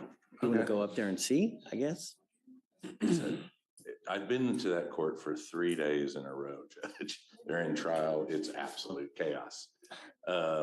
Is it? I don't mind that. I'll go back. If you want to roll it to tomorrow, I'm okay with Billy George. It's not a big deal for tomorrow. It's until January, ixnay on the reset A, but tomorrow, Well, I mean, if they got a deal written down, they got a deal written down. I just, do you And- know who wrote it, just out of curiosity? Who? It's, And if, George, and I'll tell you now, if we were to do this and then they don't end up honoring it upstairs, we'll undo this. okay. You know, So- I'm not down with that. Okay. Is that? Bossier. Okay. She put the note yesterday at 12:07. Because I went and talked to him yesterday and I thought I had the deal and I think that's what you guys have been wanting the whole time too, right? correct, but at one point she said she needed to talk to her chief. And so, I think it happened. Maybe the trial is. see what I mean? It's, That chaos is to your advantage. I always say that chaos is in my advantage, but If you're here, you're here now. I'm happy to do it now. If you want to wait till tomorrow, we're happy to do that too. You let me know. If you want time to talk, just take it. How long are you here today? Hopefully half an hour. I'll just go back upstairs for a second. Go, yeah, go.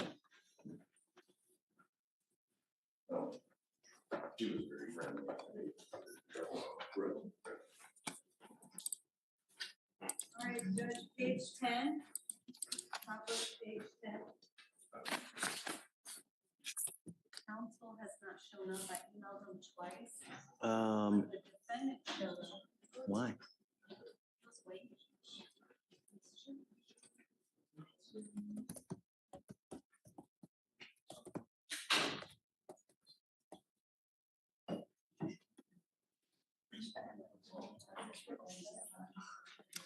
I just rolled to tomorrow, I guess, and we'll tell him that he didn't have to be here. I'll do it like that. Maybe counsel will show up. Page 13, Garza. Here. This defendant. No, don't say that. This defendant is currently on deferred. I mean, on probation, on our case, one of our cases. Oh, and right, and she picked up a new case, right?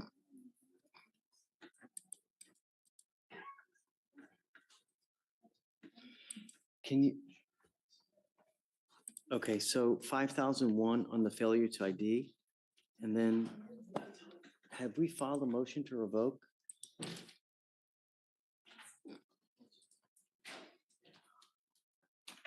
I guess I'm gonna ask Toria to file it. Yes, it's in there right now. You already signed it instead of that 5,001. Got it. Okay, so this one will also be 5,000, because I don't see it in warrant status, that's why. No, because I was signed today. Got it, okay. All right, Judge, the next one is page 14, Gonzalez Francisco.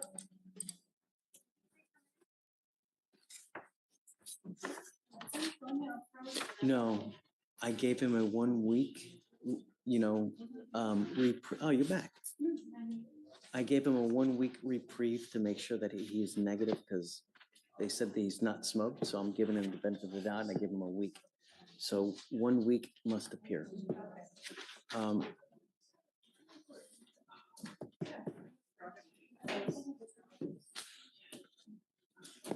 Ready for the next one? No, can you give me a second? Let me do a bail order real quick on Garza, please. Did you see the 5,001 on Garza? Yes. You know, recollecting what happened yesterday, she said she was gonna talk to her chief because we reset the case for today. So she must have talked to her, and maybe in the heat of all that, they forgot. But she wouldn't have written that down if she didn't talk to her chief, so, and if you're. Like I said, in the event that they don't, Yeah. we can always undo this. I'm not gonna go forward if they don't honor it, you know? In that case, it's in my client's best interest to try to get the deal I negotiated yesterday and is written.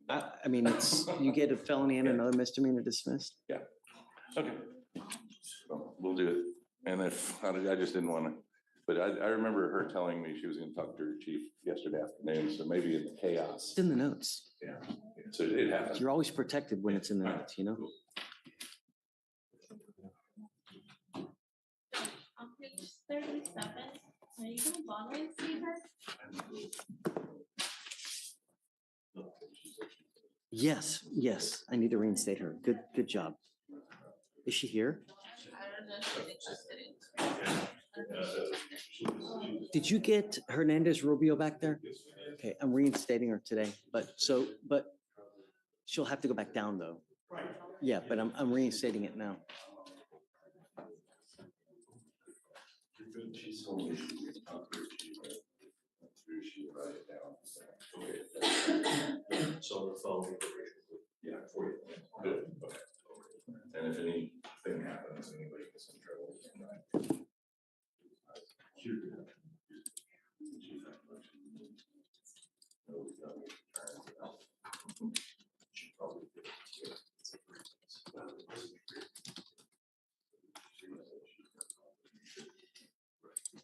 Hey, Morgan, or Mr. Elick, come on up. I'm approaching on Alvis Alexander.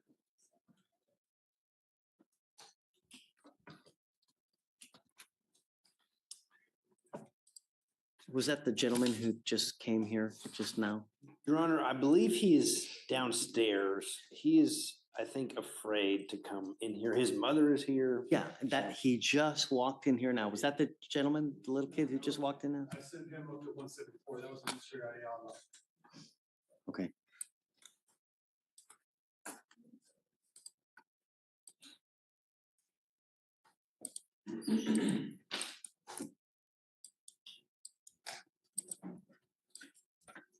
He has a felony warrant. Maybe that's why. He's supposed to be here. He's not. I understand. Tell him that he doesn't, I'm revoking his bond. I've tried to tell him that, Your Honor. So he needs to go take care of that case. I don't think the felony warrant has been signed. I see that it's in warrant status. I don't, whether it's been signed or not, I don't know. But I see, Morgan, do you see it?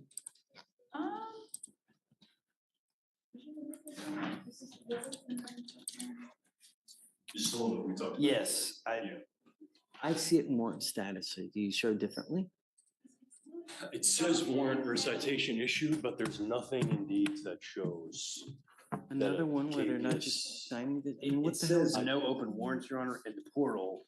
I do see the citation issued. I run the cause number, nothing shows up. And then it says warrant status, no open warrants. And that's all we have to judge. Stephen, are you able to verify? I'm looking at it right now. I don't see one open. Okay, he's got to come here. So if he comes, then we'll work with him. If he Okay. doesn't come, I mean, I can't take him in because I guess everybody's saying here that they don't see the warrant. But, I mean, I would, in a moment's notice, they're gonna issue the felony warrant. What's his name again? Alexander.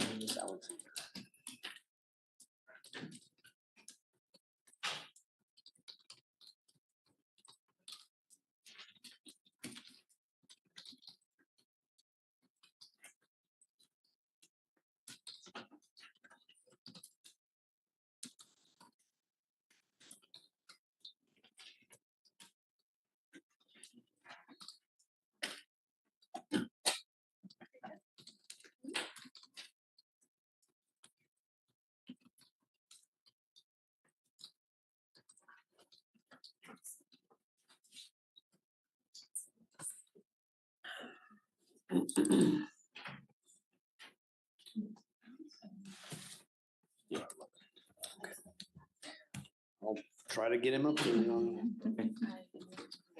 Yeah, tell him, I mean, I'm not gonna take him in because it looks like they haven't signed the warrant, yet again.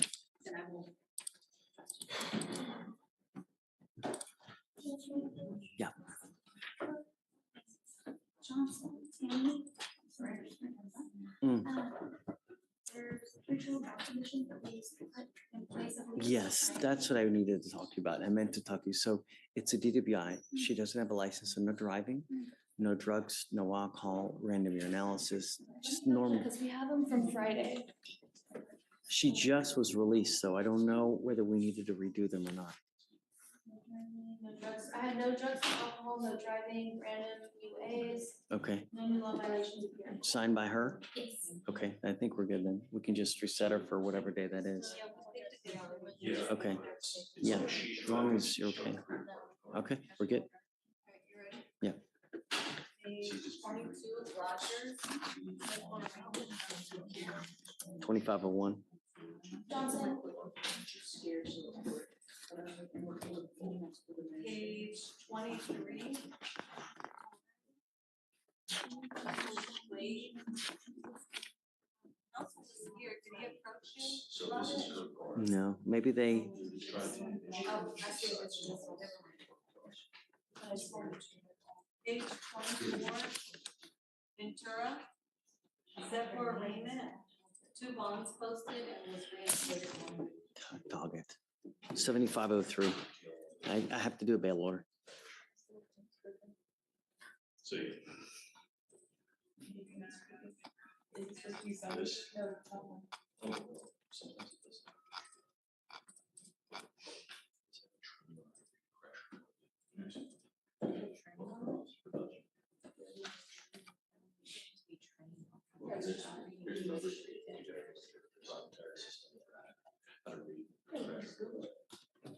You could. Or Or you could just get trained.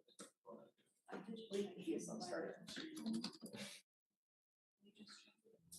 Well, then I train you how to look at things that you don't need training. The vehicle management systems and that training. You're right. He's right. He said you're right.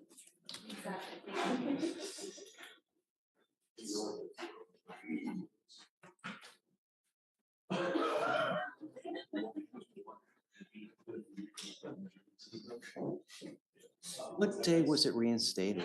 Do you know? No, it's an actual system, it's a qualified system, they use it to warn you how vehicles are. Dated on 7/16.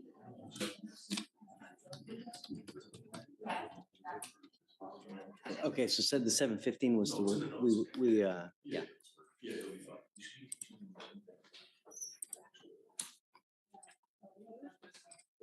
Okay, who's next? What's the last one other than, the one right there for John Paul? The one that's. Got it.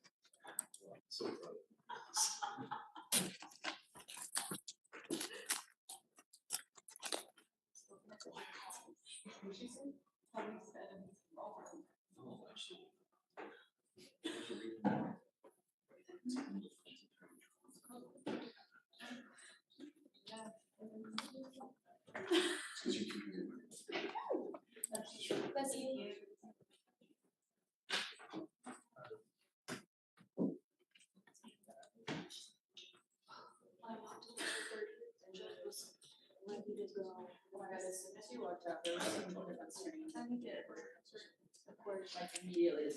I'm gonna forget what I'm gonna cover.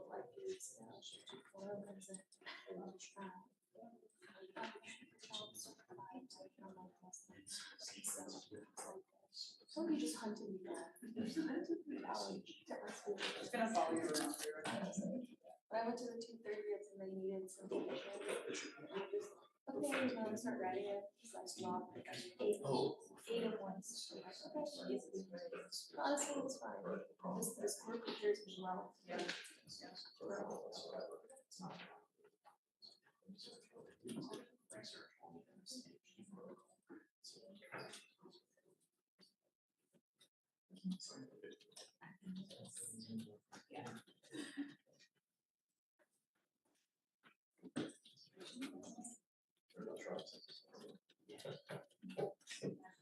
And this morning, that's this morning.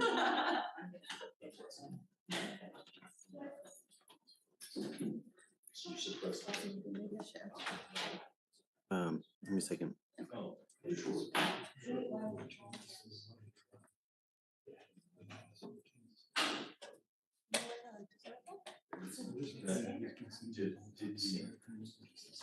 Did the jury say? For Eli Destin, that was the client that's in full report now. He didn't report to our report to do his drug test, but he reported yesterday to Soul Report and he did a drug test. Yesterday you said you wanted a motion. Do you still want a motion or What do did you he test? just want? Did he test positive for anything? No, well, it's Do still you know? pending. It's still pending. Let me tell you what. We had ordered him to come here though. I wasn't here, so I was just looking at the notes.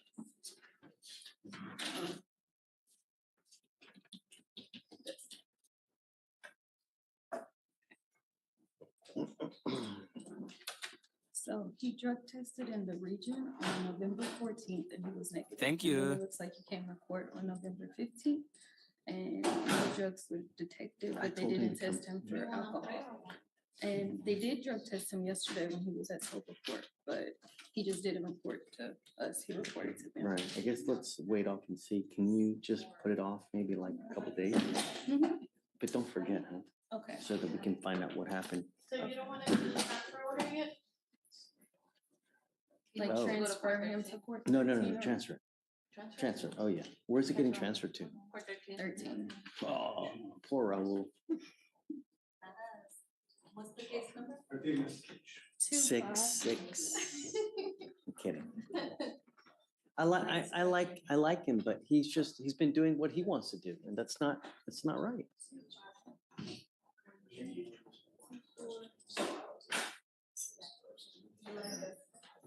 But, I guess, Wait, but he didn't do the 3 days.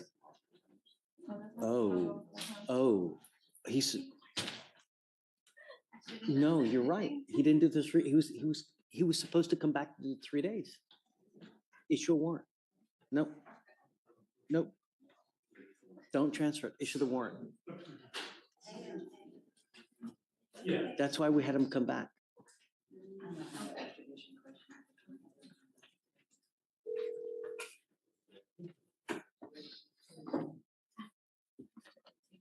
Right now.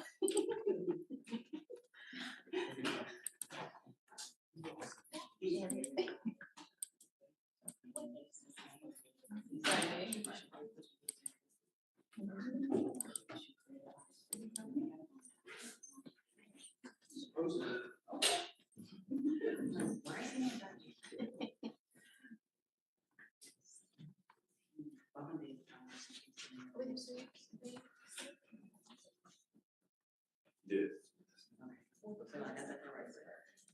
Well, I'm asking you what. Yes, so there was a penalty fee of like $159, Louisiana, for the violation, and they issued from 10 to 29. I do see that the poll was lifted from roughly 14. So question is, what's in this one? It is, it's an out-of-state fugitive hold, it looks like. So, this is a gentleman case, I don't care. Do you mean? I got this, I got it. Yeah, yeah. Yeah, let me see.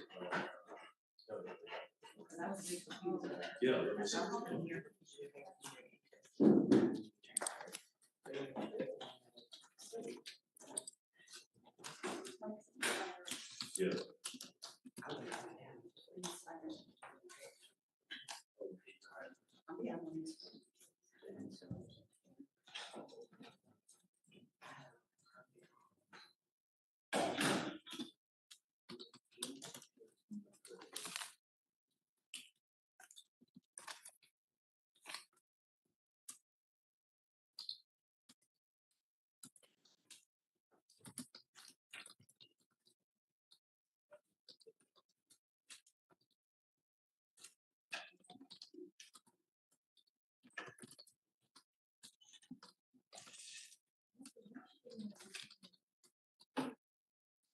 I did.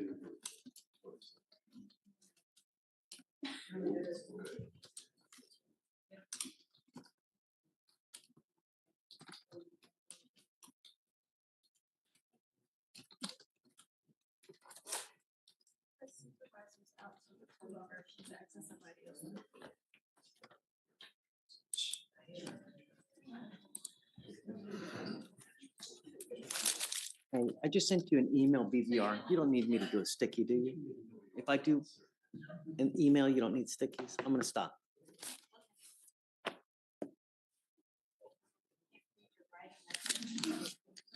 What?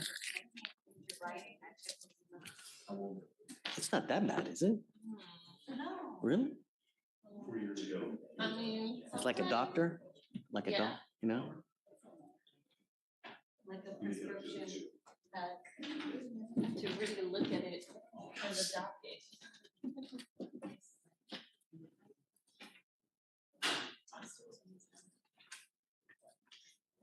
No, no.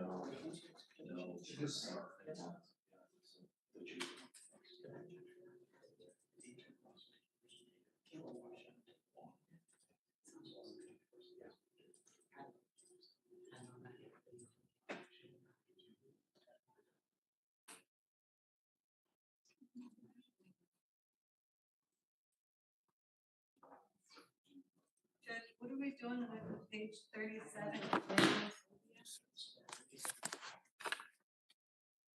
Reinstating. Is the supervision order gonna get filed on? Yeah, that's a good call. Hey, oh, look, Mr. Cedio's here. Great, you made it. Great. Yes. Michael Hernandez Rubio. So we're reinstating the bond today. Remember, this is the one that we need a supervision order, if you don't mind. Looks like everything is done. This was because she was pop drinking. This is Hernandez Rubio. You want a cause number? She's on the jail docket today. I got it. It was kind of sanctioned for drinking and then for missing 4 POC tests. Yes. So today I'm reinstating her bond and we also need, I think, a supervision order. That way she can start. Okay, yes, great. I think I have to redo the contract, so. No, I don't. Well, I know because I did it as a bond revocation violation. You know what I mean? It's not part of your guys' agreement. Right, but I think I purposely did not draft a contract because I wanted to wait for it to happen today. Yeah, so I'm gonna file the Can you contract. still do a supervision order then? Yeah. I need to get the contract signed on my end. Okay. And send it to DWI PTI. Then I can file the supervision order to be effective today. Okay. Okay. Are you ready? I'm ready. Okay, you wanna bring the plan up? Please, right here. I'm gonna. Trying to see. Are we doing what? Are we doing a probation? Probation, correct.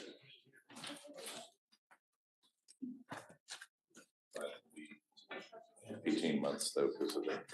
Yeah. Will you remind me the last name again, please? What? The last name again? Studios. Raul. That's it, Raul. So, Mr. Castillo, you're charged with a total of 3 cases. You're charged with a felony theft of a firearm, DWI, And then you're also charged with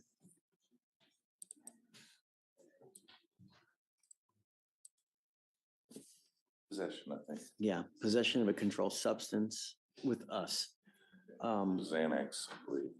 I want you to understand that this DWI is going to go on your record. It'll be there for the rest of your life. Anytime you get pulled over, officers will see your record, which is not that good. And I'm going to tell you, every time you get pulled over, no matter what you're doing, no matter where you're going, no matter who you're with, they're going to harass you because of your record. The record speaks for itself. And they're going to, no matter if you are coming from church and you're dressed to the bells to the nine.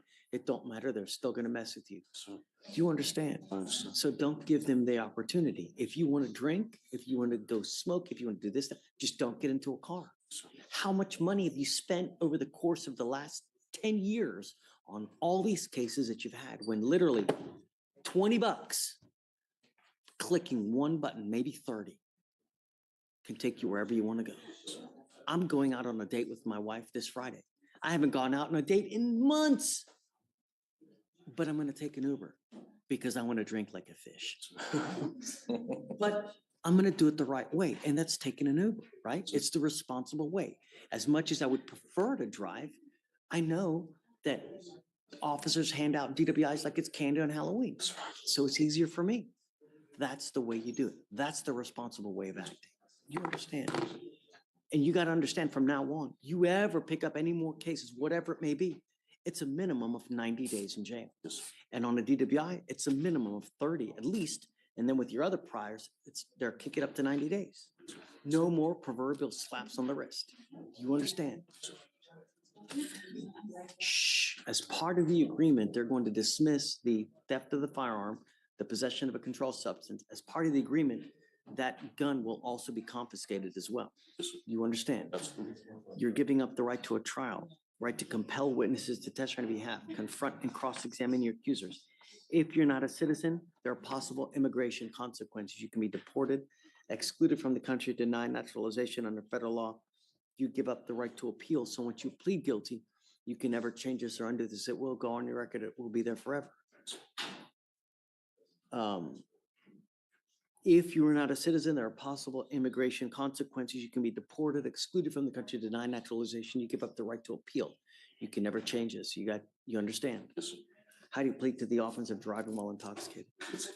I will find you guilty. I will sentence you to 180 days in jail. However, I will probate that for 18 months. You will do a TRAS, which is an evaluation to see what other conditions you may need. If they assess other conditions, you must fulfill those. You must do thinking for a change, which is a class. You must do a DWI education class. This is a first, right? Have you confirmed that it's true first? Alex, please. 2 victim impact panels. No breath test refusal, meaning that if you're pulled over in a car and an officer asks you to submit to a breath test, you must do it. If you don't, you're in violation of this probation. No drugs, alcohol, guardian interlock, and a $100 one-time donation to Mothers Against Drunk Driving.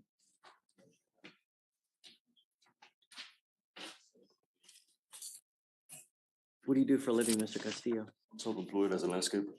How much money do you make a month? Anywhere from 2,000 to 2,500. Who do you support in this life? That's myself right now, and I'm actually trying to help my dad. My father, I live with him. His dad's here.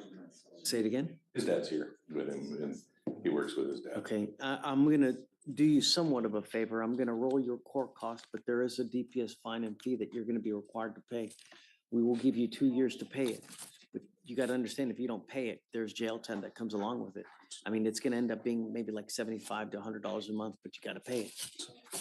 All right, so I wish you the best of luck. Make this thing work. If you don't, I'm gonna issue a warrant for your arrest and I'm gonna put you in custody. You're looking at an entire 180-day sentence. Do you understand? Do you have a Texas driver license? No, I do not. Okay.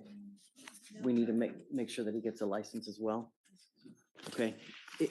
You need a license, man. If you're a landscaper, freak, you gotta. don't drive. I'm making it a condition of your bond that you're not to drive until you get your Texas driver license. I want that done within 60 days. Yeah, it's within 60 days, you must get your driver license. I want you today to go there to start doing what you can to get it. I'm not gonna suspend your license here. Do you know what happened on the LR suspension? I don't think he has a license, so. Can you run his license real quick?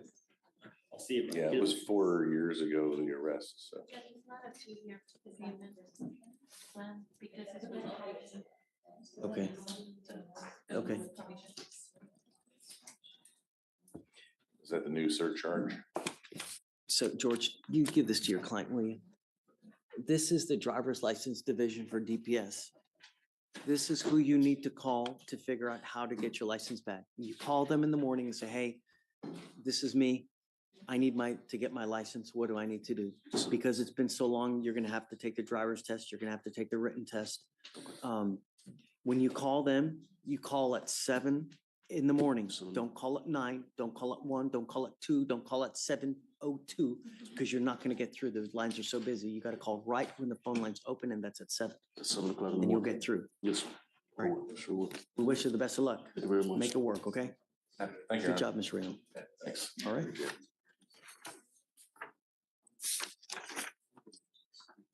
I'll have a good one. Thanks. Your Honor, Mr. Alexander is here. And I think. That Mr. Alexander over there? Yes, back Come up, Mr. Alexander. Is that mom? Yes. Mom, come up.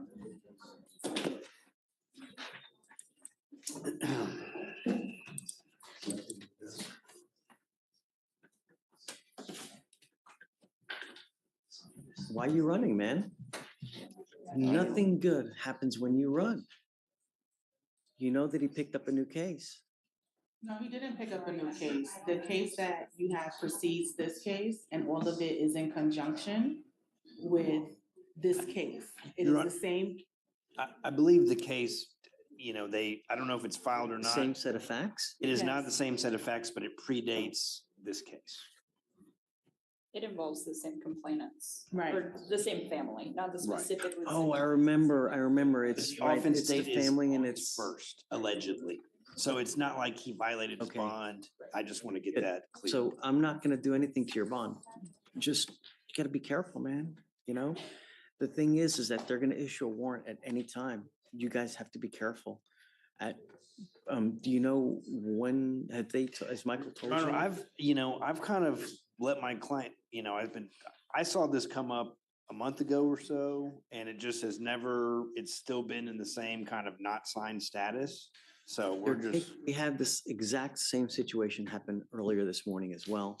And with that case, they're taking it to the grand jury tomorrow.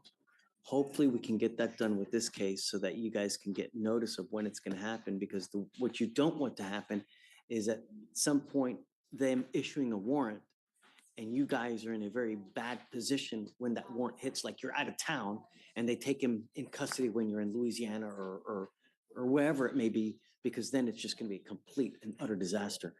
So the quicker you guys take care of this, the better it is while you're here. And Your Honor, I'm not, the state doesn't really want to do anything with this case. And Yeah, I get it. I understand. I just would like a reset and. I know, but I want him to work out the case upstairs too. I understand. At his best. I understand. Michael, Yes, sir. can you look at Mr. Alexander? The exact situation about the warrant not being signed, we have another one of those right here now. Right. With that case, they're taking it to the grand jury tomorrow.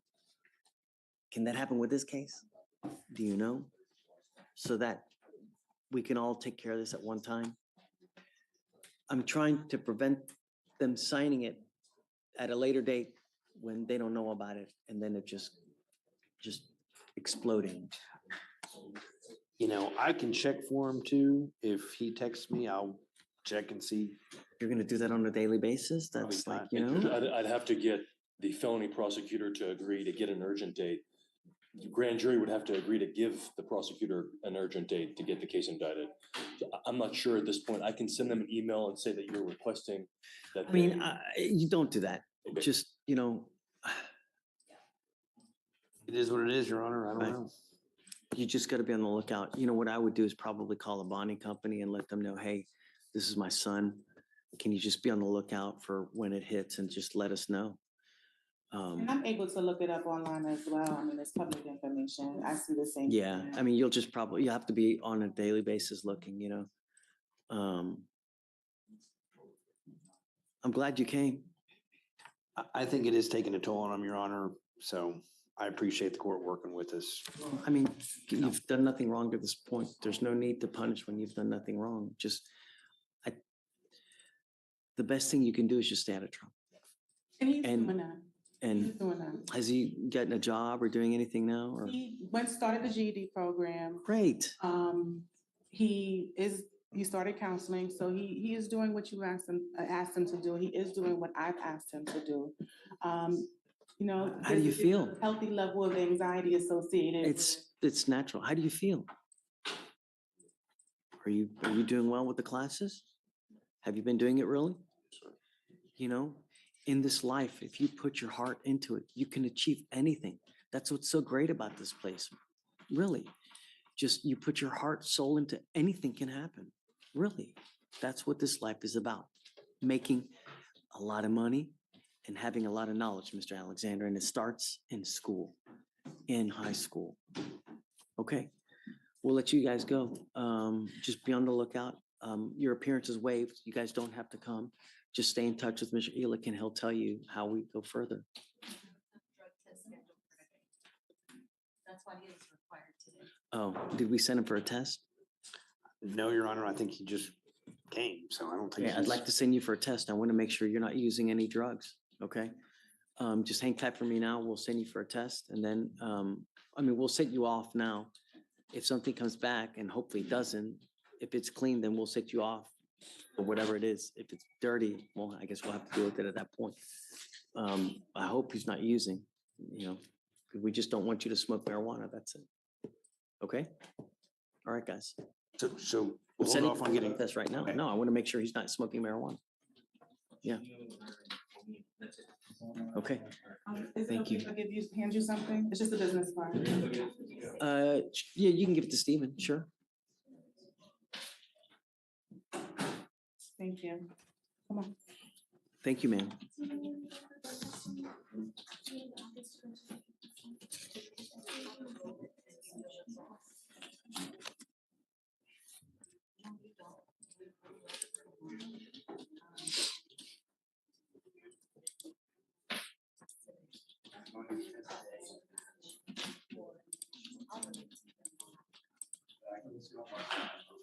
Yeah. It's a month tomorrow.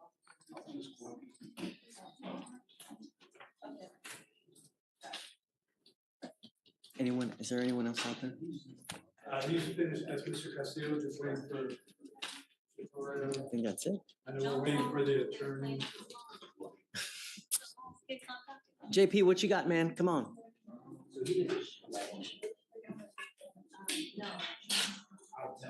Oh, Judge, on this one, I need to reset it because I need to request, the blood draw. What's your guy's name again? Disaki, DISS. Yeah, it's not old. Okay. Whatever you need. Sorry, 50 days, right? It's fairly new. But your guy's here. He's here. I think he's in the back somewhere. Oh, okay. He didn't have to be here. I know. Okay, which is normal reset. I know, I was waiting for him. Okay, come on, bring it.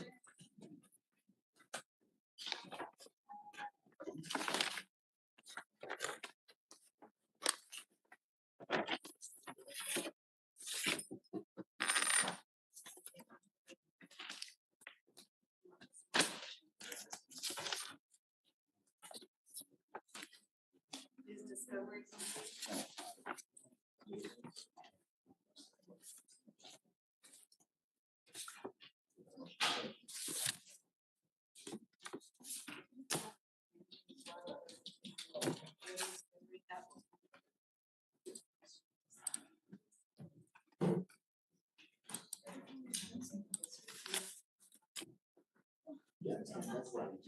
Do we know if Miss Furlow got that case? No. Give it to Victoria.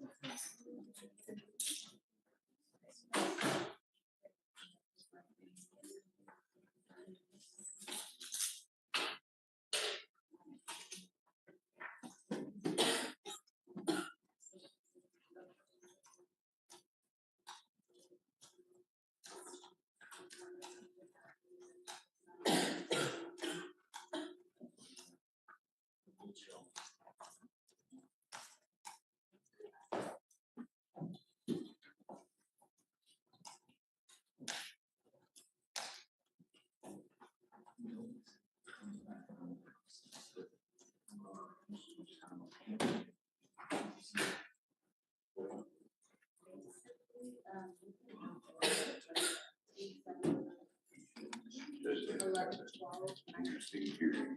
The husband kills his wife's recording murder on her phone. The phone is still recording. 3 hours later, when the police get there, he pushes the kids out. They're trying to record. Wife dies. Defense attorney says separate property phone. We don't think community property phone becomes separate property of husband upon marriage. So they couldn't search the photo without his consent. No way. No way. No. Yeah. There's no statute. Does it go back to common law? No, but that's, I mean, yeah, there always is. Yeah.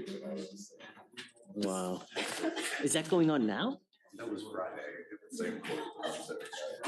Oh, that was the murder case up there. Wow.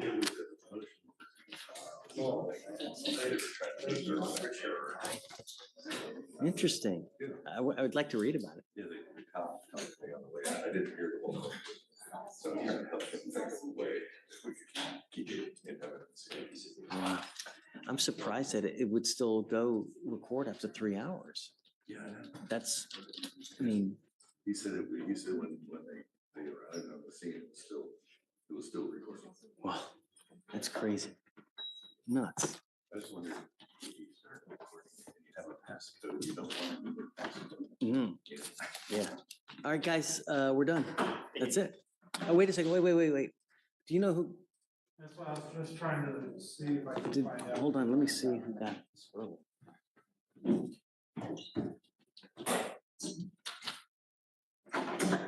Hey, Victoria, you forgot about this photo.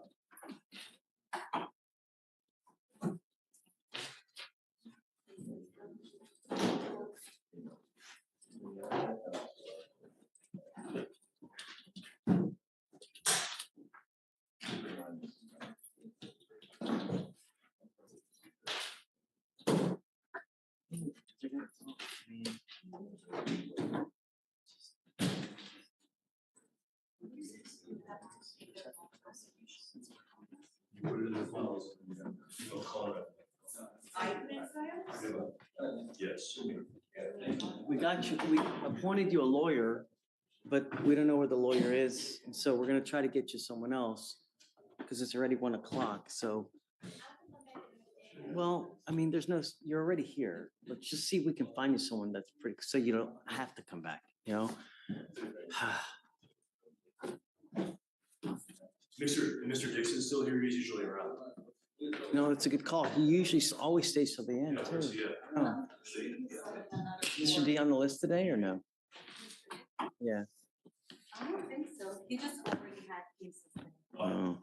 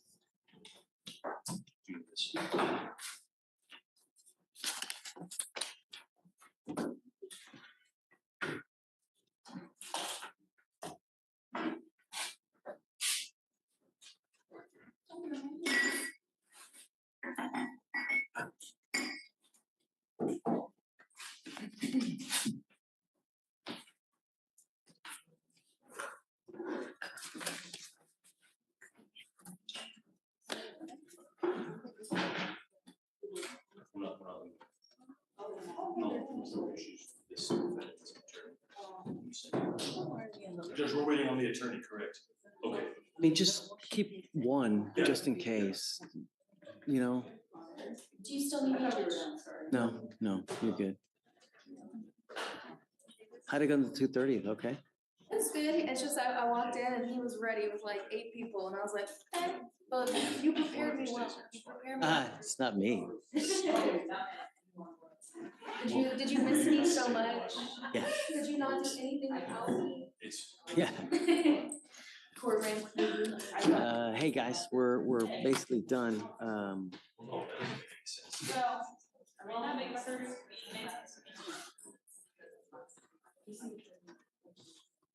We don't know yet. Because they're gonna approach.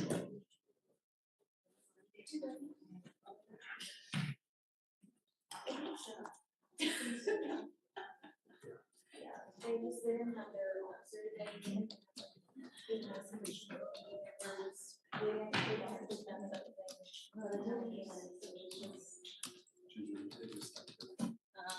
Yeah, they let us know. You didn't know I was starting this before. I do. No I chance. do.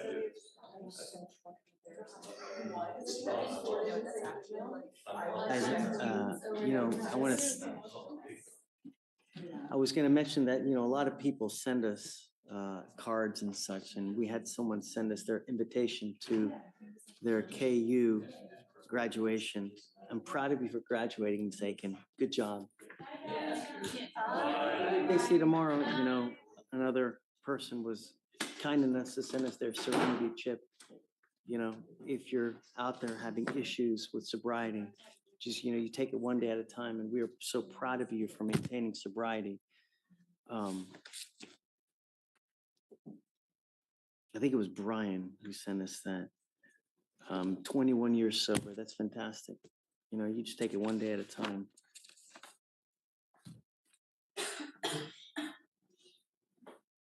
Mr. Yaw, thank you for the letter. We appreciate you on the Special Olympics. You got a standing ovation fighting autism, and we're just so proud of you. You're doing a great job. Just keep up the great work. Same with you, Daryl. We'd love to have you guys here visit with us. We have a lot of people that send us stuff, We have someone send us their sobriety chip, 21 years sober, Yeah.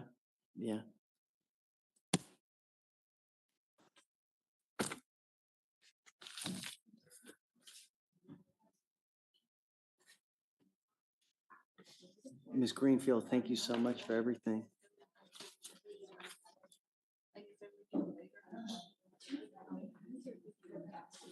An ode to the magic of food.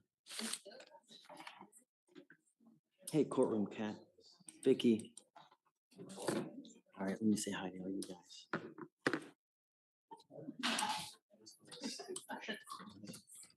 Oh, no, I'm not stupid.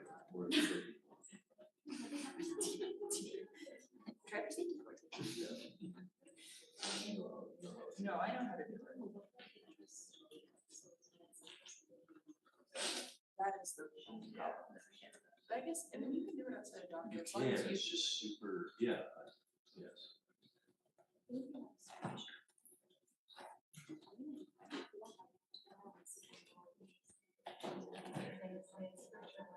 I'm sure he would come back. I actually think just no one's asking.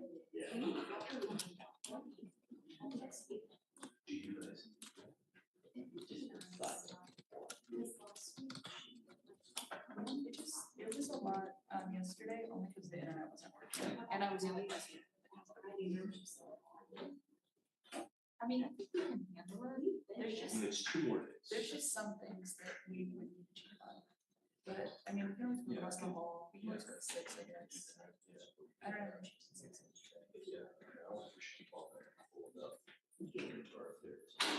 I think we'll be okay, guys. I think we'll be fine. If we really desperately need one, we can just go to 6. Yeah. I think. Hi, Maria from Finland. I think that. Wow, from Kenya, Africa. Feisty loves cats. Welcome, welcome, welcome. Thank you for hanging out with us.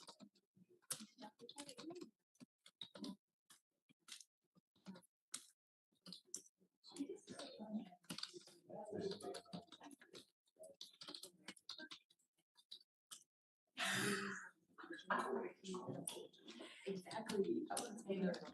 I already tried calling 3 times. I'm Hey, Shatori, I'm surprised you made it here after last night's partying. Did you party hardy last night? No?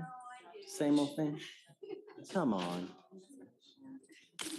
Wow, South Wales. Hey, Heather, drink water.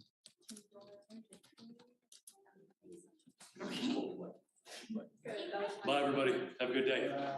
Bye, Michael. We'll see you tomorrow. Good luck. So are you, tomorrow you're still on trial? Tomorrow and probably the day after. Okay. Yeah.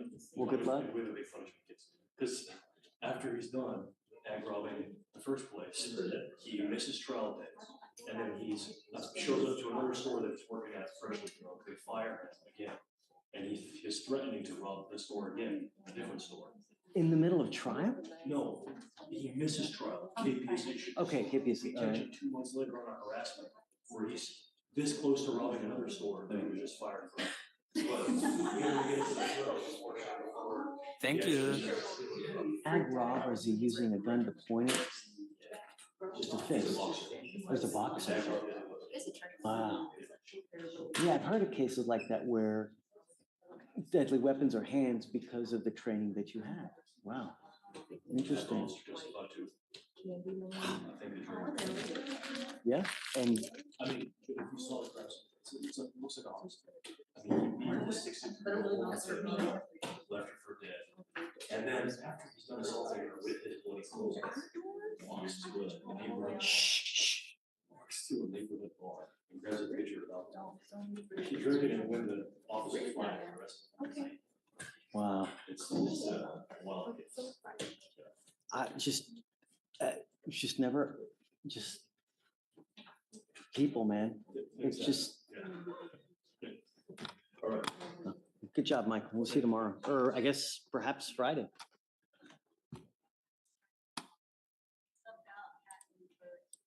Who is it?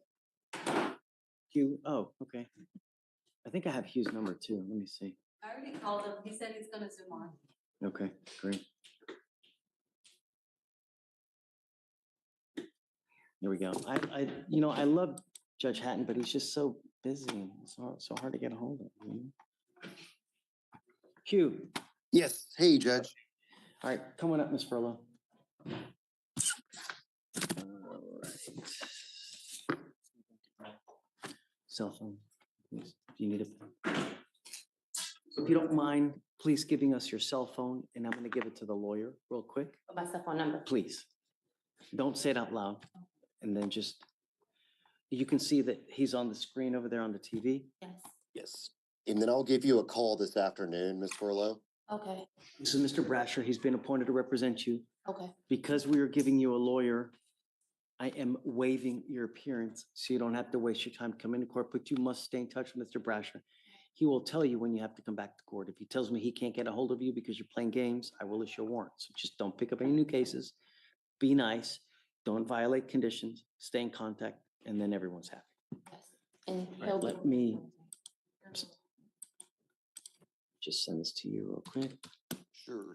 And do we have a new court date or what the next? It's 12/16. It's set for 12/16 now. I'm gonna waive your appearance, so you don't have to be here on that day, but just stay in touch with Hugh, and then he'll tell you the next time you have to be in court. Okay? All right, that's her cell phone, so you guys will get in contact later today, and that's it. Okay, guys, that's it. All right. Thank you. Are you fine with that 12/16, Hugh? Yes, I'm looking, I think I probably have about 100 cases on that. Well, yeah, no, I can do that date. Yeah, that'll work. If not, it's not a big deal. You can have a different date. No, it'll work. I was just looking at it, but it's a trial that I don't think is, yeah. So yeah, that'll work. Okay, all right. Okay, man, good luck. All righty. Thanks, Judge. All right. Thanks, Morgan. Now we're done.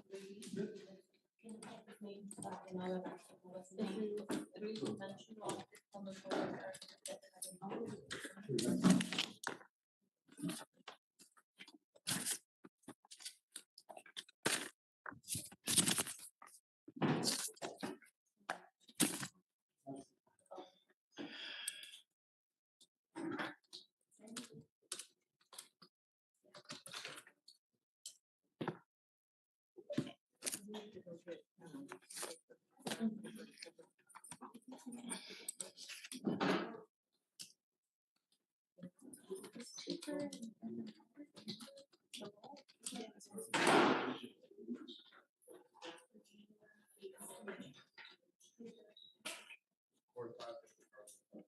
right, so you leaving?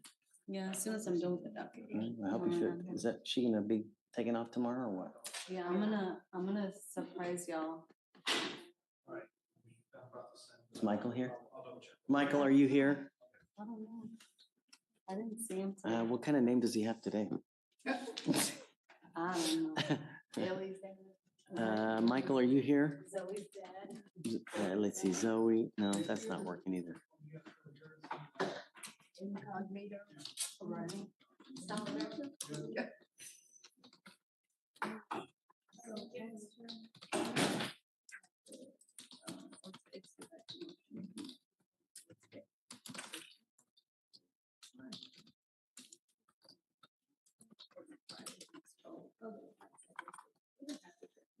Yeah, no, we stay close to them, even if it's.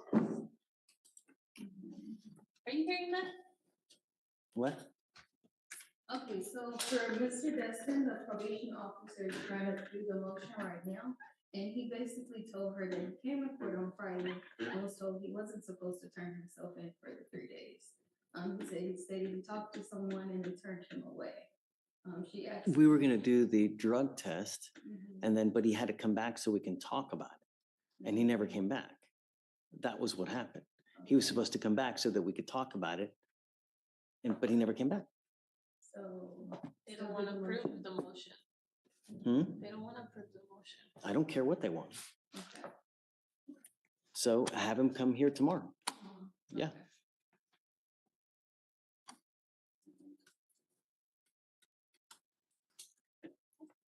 If he fails to come tomorrow, that's 2 times in a row he's failed to come. I don't care. Get me a supervisor. I'll talk to supervisor. If you don't want to do your job, then I'll get the right person to it.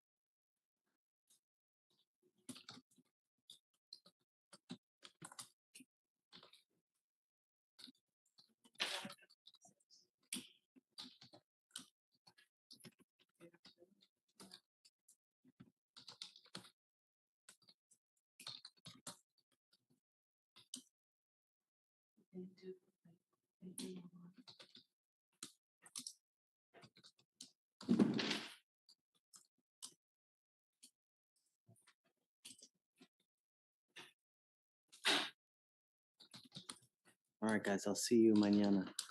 We're gonna roll. Good job, Stephen. Thanks for everything. Okay, guys. Hey, how are you? Good. What's new? I have, well, same old, same old. I have Whitney Dela Cruz on the dock this morning. Okay. To 0.084. She had a FSGI that arose out of the same transaction, but they filed it in Montgomery County because the accident happened right on the border, and then she drove into Harris County and stopped. It ended up in a PTI, but I talked to Nathan Beadle, sent him a packet. He needs insurance information from her and confirmation that. Do you just want more time? Yeah. Whatever you need, of course. Just however much time. Yeah, of course. Okay. Mr. Evans. Good morning, Your Honor. Hey. How are you? I'm good. I'm good. How are you? Well, let's see. I'm here on my 2 guys. What are we doing on Mr. Williams first? So Mr. Williams, he said that he got kicked out of SOP But then when he contacted SOP, they said he only owed money and they gave him a satisfactory, and that's what those two documents that I sent you. So I was hoping that that would be investigated in regards to Mr. Williams. Because from what I had been told, he was doing well. He had no issues while on bond. But then when you were about to let him off the curfew, you said someone said he had got kicked out. So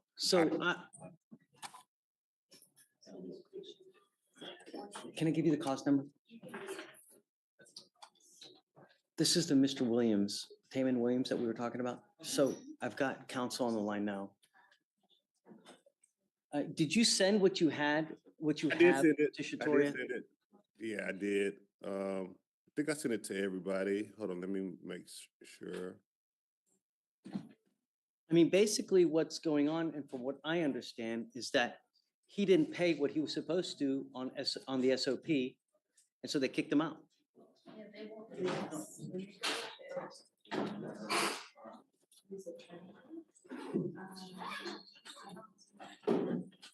No, and see this. Oh, I remember now. So what was happening? He was paying from his business account, and they were not giving him credit.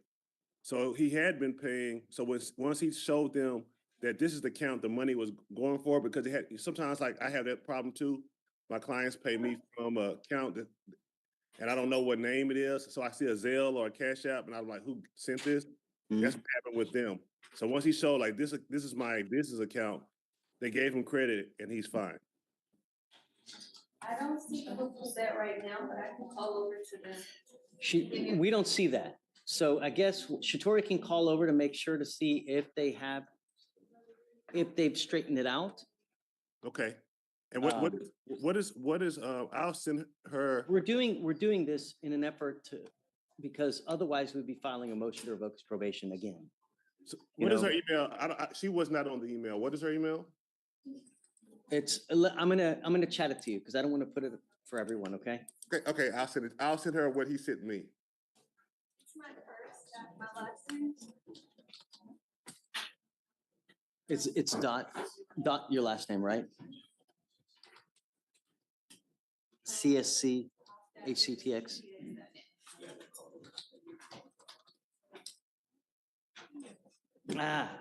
I'm sorry,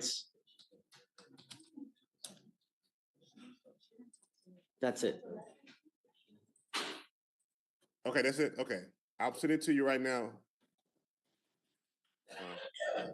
Okay.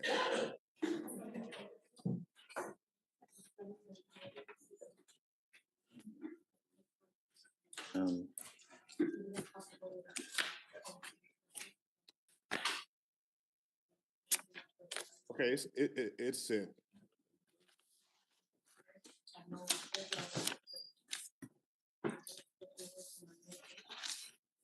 Okay, I sent it over.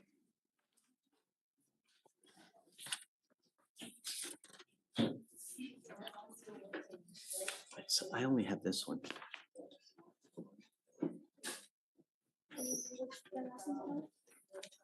Crenshaw?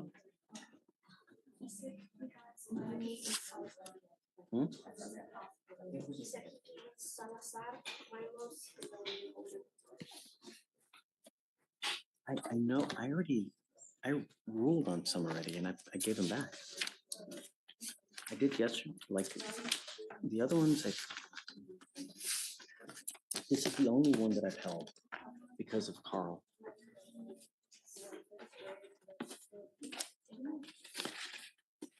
Let me just make sure so I'm not speaking out of my. Yeah.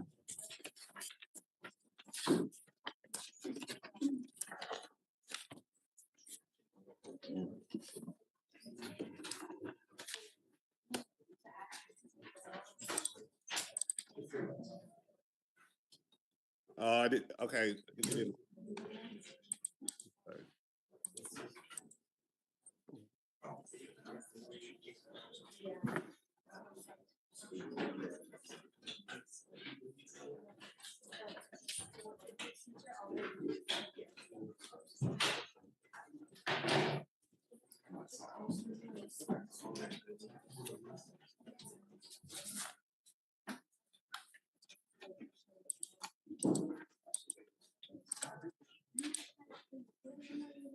Judge, it was kicked back.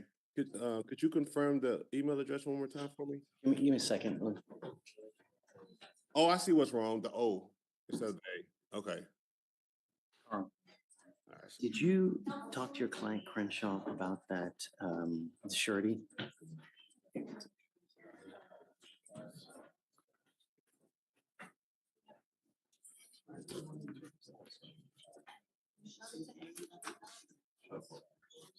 Okay, I've got them here now.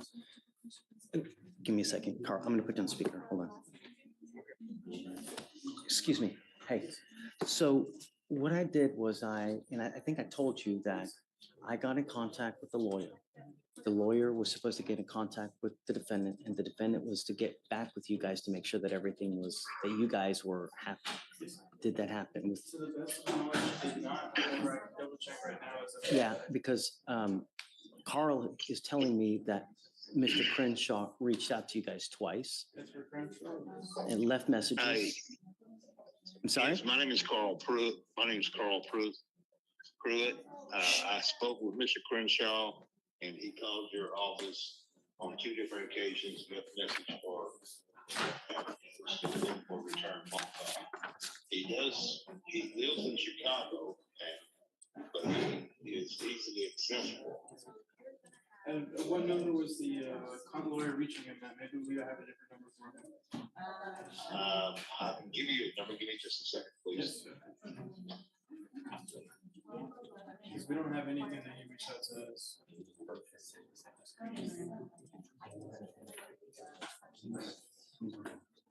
Return. And I signed it in grand. His phone number is 773. Hold on. You know what, Carl? Let me. 886. Stop, Carl. Stop. 4753.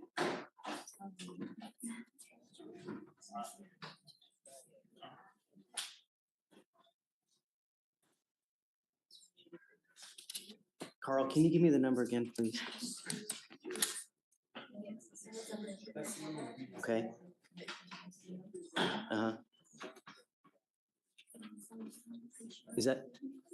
Is this what you have? Yes, Your Honor. It is what we have for him. That's the number that they have, and they have tried to reach out to him, and it's been to no avail. So I have him here now. If you want to try to reach out to your client to see, have him reach out to them now, if you can, but I mean, I gave him time to do it. They haven't reached anything, and so if he hasn't squared it by the end of the docket, I'm gonna grant it. He needs to know, They should know that he has returned their phone call. He has tried to reach them, and they have. Well, you're going on what he said, right?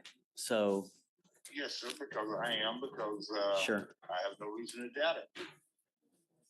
I can call the office and have them try the number again. Do it.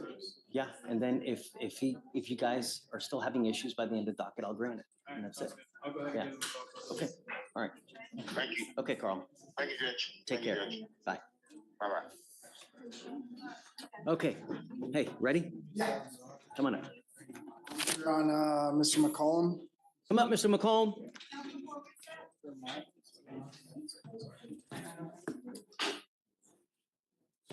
Okay, Felicia, did you test him yesterday? Yes, he came back presumptively for THC, and then we also examined. Order in the courtroom. Then we also examined his device. He was given a new device by our vendor, and it seems as though our techs were having trouble charging the device as well. Okay, so that's good as far as the device. What you're saying is right. But I don't like that you're testing positive for marijuana.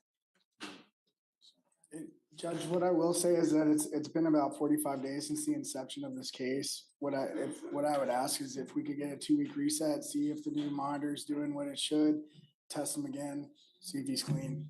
Okay, so in 2 weeks, if he tests and it's positive, then right? From there. Okay, all right, don't use. I warned you at the outset of this case what you're responsible for, what you can and can't do. You're on notice. Do you understand? All right, so we'll do the 2 weeks. Okay, Hunter, you got it. This way, sir. Brandon, come on. I got a deferred plea on Mr. Vital. It's a probation plea. Oh, you ready? Yes, sir. Can I call him up, Judge? Sure, please. Raphael. What's the last name? Vital, Vital.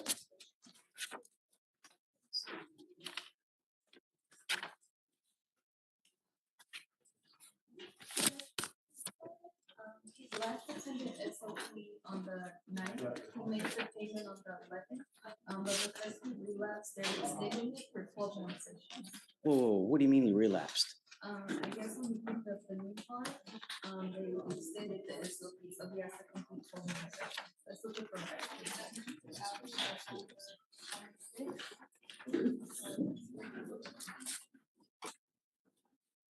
Okay, let me finish this real quick. and then-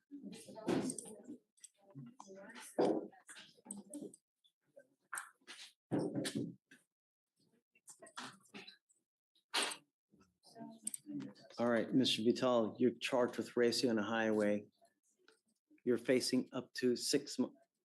You're facing up to 6 months in jail and or a $2,000 fine. You guys have worked out an agreement. They're offering you a 9-month deferred. Do you know what this is? What is this? What is a deferred? Like, put on like a probation. You have to understand that you give up nearly every right known to man by entering into this agreement. And if you fail to live up to your side of the agreement, we will issue a warrant for your arrest, put you in custody, and you're looking at up to 180 days. Do you understand? Yes, sir. Not only that, you need to also understand this is your second racing case now. It's just a matter of time that you pick up another one, do something dangerous. They may very well seize and take that car from you permanently. I can't tell you how many cars I've had in here where they've taken it, a $50,000 car, seized, gone forever. Do you understand? You're giving up the right to a trial, right to compel witnesses to testify on behalf, confront and cross-examine your accusers. If you're not a citizen, there are possible immigration consequences. You can be deported, excluded from the country, denied naturalization under federal law. You give up the right to appeal. So once you accept this agreement, you are stuck with us until you complete it or unless it gets revoked. To be able to successfully complete this thing, you must do thinking for a change, a driver safety course, no drugs, alcohol, random urinalysis, 10 hours of community service. Mr. Vital, how old are you, sir? What do you do for a living? Teach tennis. You teach tennis. Where do you teach tennis? And also at Audi International. Okay. What kind of money do you make a month? Obviously, like I work outside, so like rain, it's too cold, stuff like that. And who do you live with? I live, me and my dad. I live with my dad because he's older. Okay. Okay. You can reduce it. Yeah. Do you have a Texas driver license? Do you have liability insurance? Okay. All right. You're going to maintain your Texas driver license and liability insurance while you're on this probation and prove it so that we know that you do have it. Mr. Vital, you know, we like to reward people, so I'll make you a deal. If you do well, you do everything you're supposed to, and most importantly, you're nice to everybody, I'll take you off in half the time so you can be done with this thing in 4.5 months if you really kick butt, do well, and most of all, be nice. Thank you. Don't. If you want to race, there's places in Houston that you can go to. 59, 610, the tollway, that's not the right place. God forbid you do some irreparable damage, like you run someone over, you kill someone. You know what I mean? All right, how do you plead to the offense? Guilty or not guilty? I will not find you guilty. I'll withhold it for 9 months. Just make us proud, man. All right, good luck. Judge, thank you. Thanks, man. Mr. Snyder.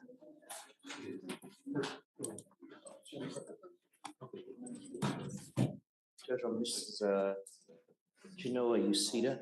Morning. Good morning, how are you? Been a Judge? while. It's been a while. I'm taking a break. Oh, we like you, man. Just a little break, just probably until New Year. I'll come back and start Come on. being active again. Geneva Uceda. We've been in front of you a few times. Page 7. Okay, what are we doing? So it's set, we were set to dispose of it today, but I'd like to reset it and get the TRAS done.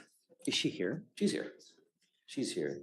There are some conditions on a probation that I just assist her with. She's got a few so-called HIPAA issues. This is the person remember. that's approached a few times. Yeah, I remember. So there's a couple of conditions that I think would be better served if I kind of helped her with those conditions, as I'm not sure that can get done. She's just 17 or 18 years old. We were gonna do a TRAS, schedule that today. We've already got the Send her down paperwork filled today. out. Send her down for that, and let's see what it says. I'm okay. And then in the meantime, I'll also get her community service and her decision-making Sir, classes to done. me, it's I understand. no, I don't care. I mean, I think classes are so much more important than just picking up trash on the side of the so road. as You well. know, it's just, I don't think that,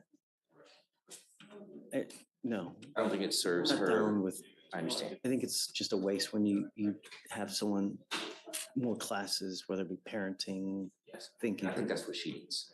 Okay, does she have children? No children. She's a high school student. I don't know, and you never know these. Yeah, you never know. So, all right, so I guess we'll set her for 2 weeks, 2.5 weeks, wait for the report to get back, and then we'll see what it says and. Sounds good. Yeah, okay. Thank you, Judge. Just like, hi. Yes, ma'am. Good morning. I was appointed to Christopher Allen this morning. Okay. He got some bond conditions. Some drug and alcohol testing were added to his conditions. I just want to reapproach on those conditions, sir. Sure. The facts do not allege anything relating to drugs or alcohol. Okay. There's no rip call that the complainant witness even alleges any drugs or alcohol. So with that new condition, I feel like it's not. How old is Mr. Allen again? He is 2002. He's like 18, 19, He right? was born 2002. Come up, Mr. Allen. 22.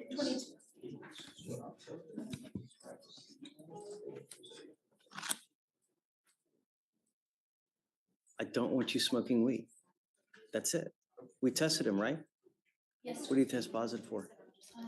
He was tested today, correct? Yeah. This is Mr. Allen. THC. Okay.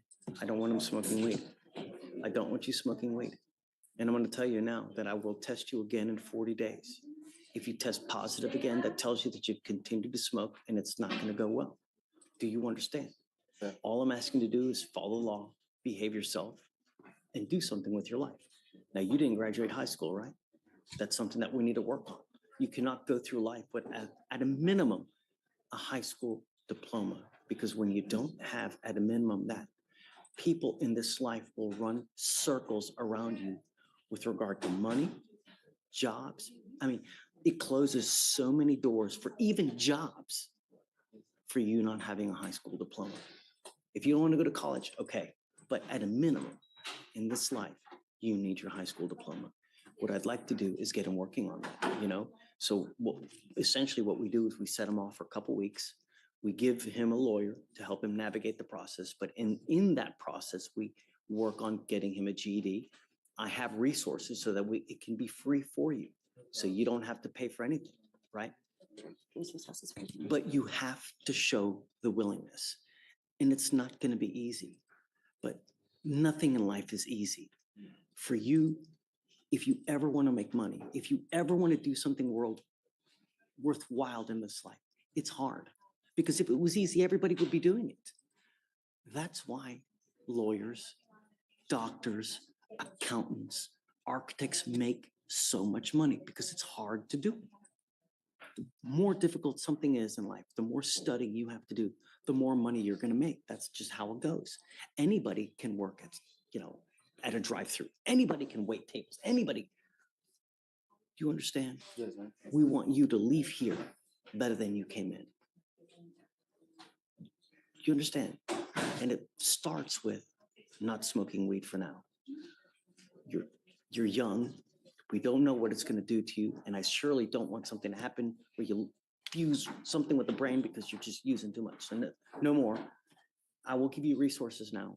We're going to bring you back in 2 weeks. I want to see what you've done to start working on getting your GED.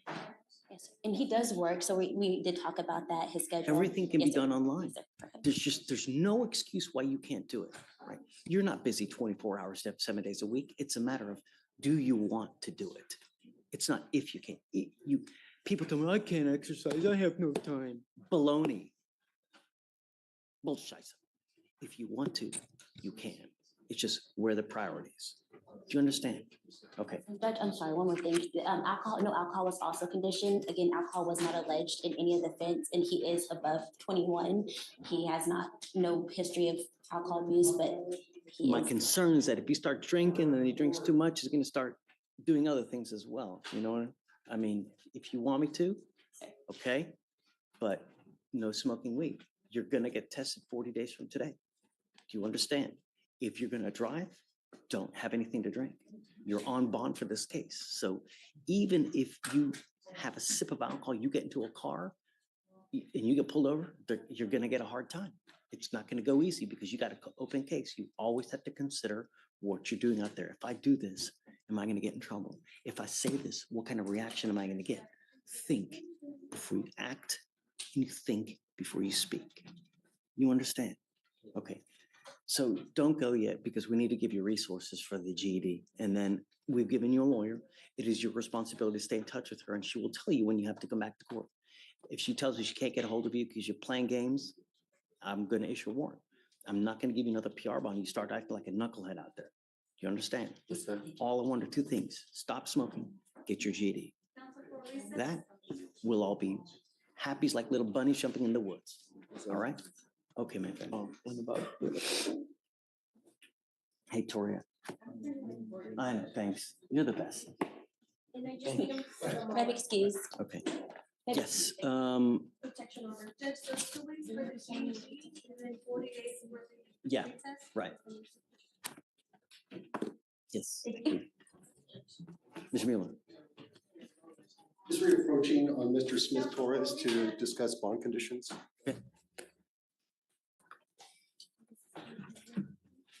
I believe previously he was ordered to have a GPS monitoring device, and one of the issues was he didn't keep it charged, which caused him to be out of compliance with the bond conditions. I was hoping that the court would reconsider the order for the GPS because he was first, this incident with the complaining witness happened back in June. He hasn't had any interactions with the CW since How that do time. we know? Well, okay. You know, he's been AWOL the whole time. Well, he was living with the CW for approximately a month before this incident occurred. They have not lived together or had any contact with each other since then, according to my client, and he's now living with someone else. So. Have you had any contact with the complaining witness? No, Judge. Until I know that, you know, because I don't know what's going on. I don't know if she's protected or not. And that's my main concern. My own key, but I understand. Right. And trust goes a long way, right? So if we put it on and things go well, you can always come back, let us know, and then I'm happy to take it off. But all I know is we gave it to him. He's not been in compliance. Now he's in custody.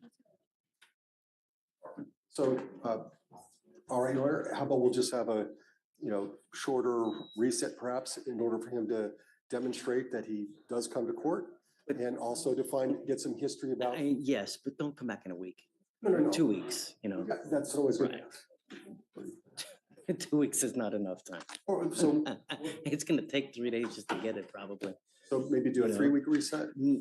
4 week? What do you? Yeah, at least 4. Let's see how it goes. I'm paying for it. Really, Understood, Your Honor. it's just a device that's on his ankle. It's all you have to do is charge it. That's literally all you have to do. And to charge it, all you got to do is put your foot next to the charger and it charges. Like, literally, that's all you do. Okay. It's not like I'm doing Pythagorean's theorem. Understood, Your Honor. It does well after a while, then, reward based on performance, so to speak, not on promises. We don't reward on promise. Understood. Okay, so I guess we'll have to bring him back out. Or I'll admonish him, Smith Torres, and then I'll grant the PR bond. Yeah, okay. Judge, I'll ask, DED to reach out to me.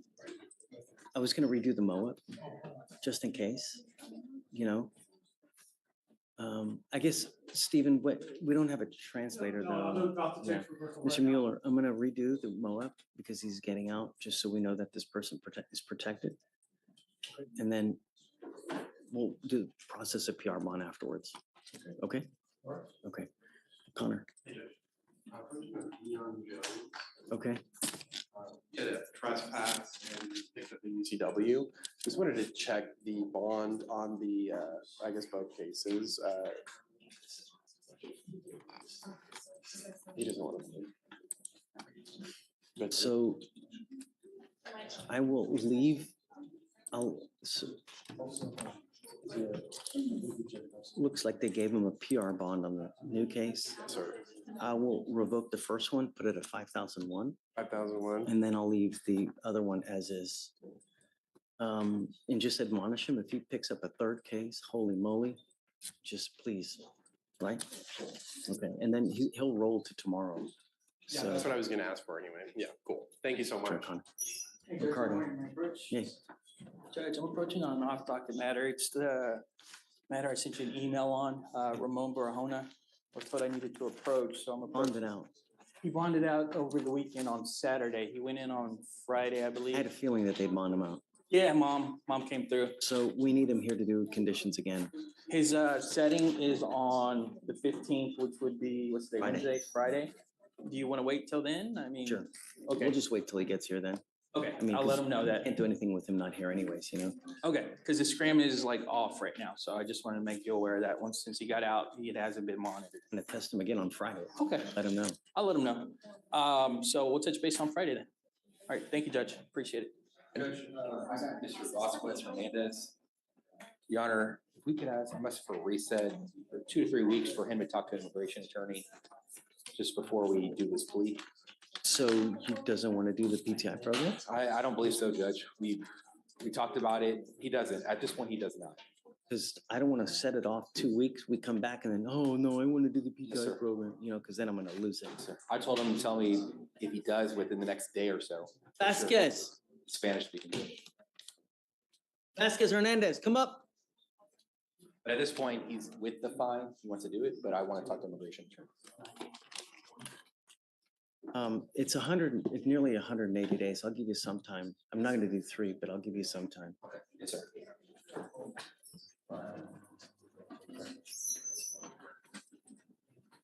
So, hay un programa que si tú entras y lo haces, cancelan el caso contra usted aquí.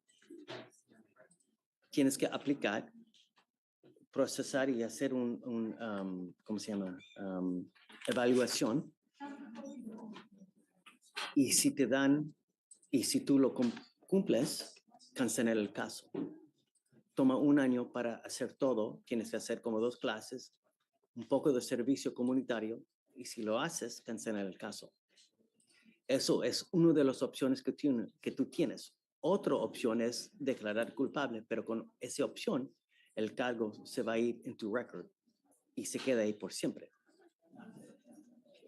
Tú sabes qué quieres hacer, porque te digo ahora que tu caso ya está viejo. No quiero darte más tiempo después del próximo que te doy ahora.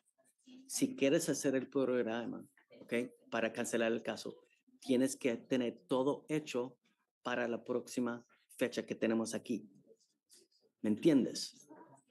¿Sí o no? Voy a pagar. ¿Cómo le dije? He's thinking about, Judge, I mean, if you give me a week or 2 weeks. Hay un programa que cancela el caso si lo cumples. ¿Me entiendes eso? ¿Seguro? Si tú solamente te declaras culpable, el cargo se va a estar en tu record y se está ahí por siempre. ¿Me entiendes? Esas son las 2 opciones que tú tienes. ¿Entiendes? Si no entiendes, dime y explico más. Está bien, culpable. No me estás escuchando. Escúchame. Tienes 2 opciones. La primera opción es declararse culpable. El otra opción que tú tienes, hacer un programa. Si te dan el programa, cancelan el caso contra usted. ¿Entiendes eso? Sí. Seguro que lo entiendes. Sí. Pero tienes para ese programa, tienes que aplicar para entrar. ¿Entiendes? Esas son las dos opciones que tú tienes. O ir a jurar con juicio, right? Son tres, pero no tienes que decidir ahora. Pero yo quiero saber la próxima vez qué quieres hacer, porque no tienes más tiempo la próxima fecha. Si quieres hacer el programa para cancelar, tienes que tener la aplicación y todo hecho para la próxima fecha. ¿Entiendes? ¿Seguro? Okay. All right. 2 weeks? 2 weeks, perfect. I have a feeling that he may still not understand, but We went over with him outside. just explain it again, I guess. Yes, sir. We'll do it again. Just, yeah, I'm trying to, but all right, he's got to have, if he wants to do the program, he's got to have everything done by the next time, okay? Sounds good. Okay, Brandon, thanks. I just want to clear up some confusion on Barahona.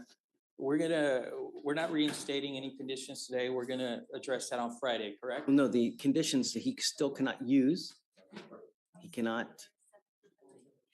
I mean, he can't drive. Can you actually go have the scram, I guess, redone now so they can get it done?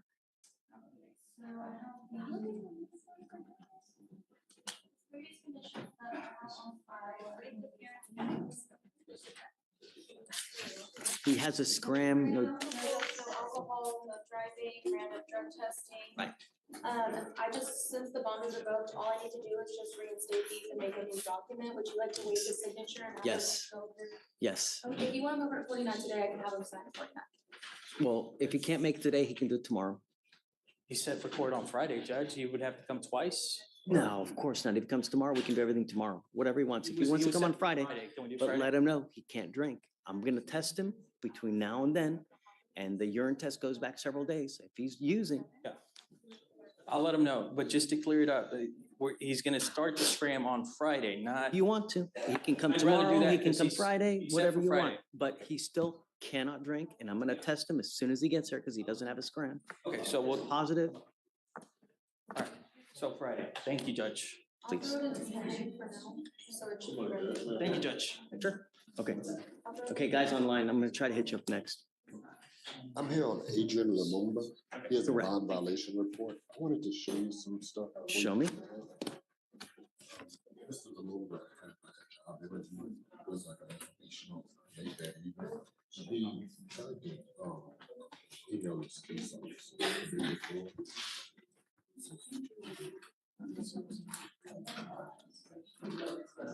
You, And then, no, I know but he was wrong. Then the next, like, a day after, she emailed him back and told him that he couldn't do it.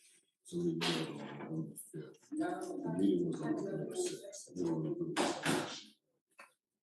So that's, he's 42, 20 years. I just wanted to let you know what. come up, Mr. Lumumba.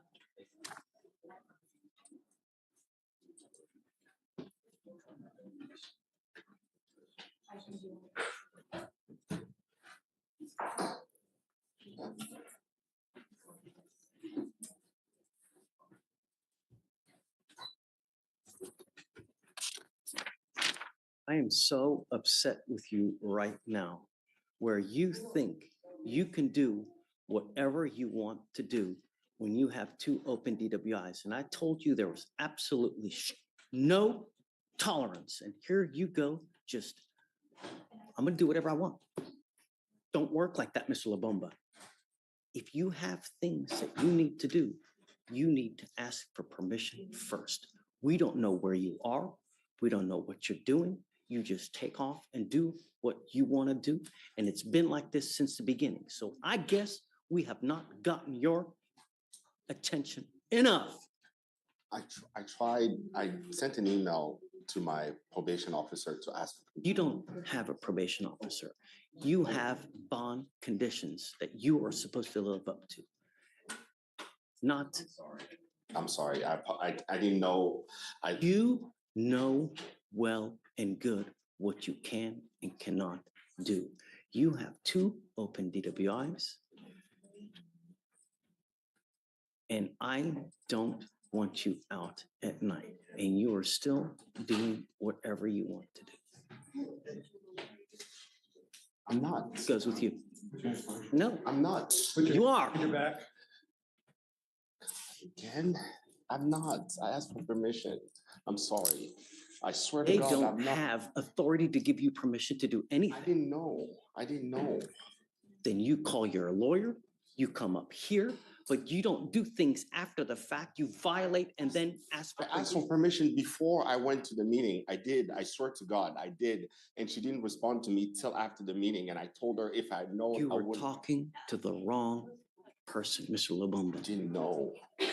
You knew that this was strict compliance with 2 open DWIs.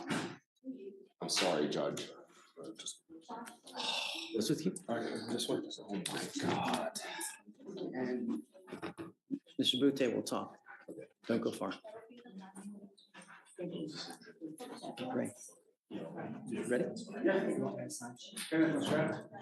Is that him? No. He's over there in the blue shirt. Judge, send the bond in your queue. Counsel for reset. So I'm only approaching because of the age of this case, Judge. Michael, would you need this? Second Roberto. sentence. Where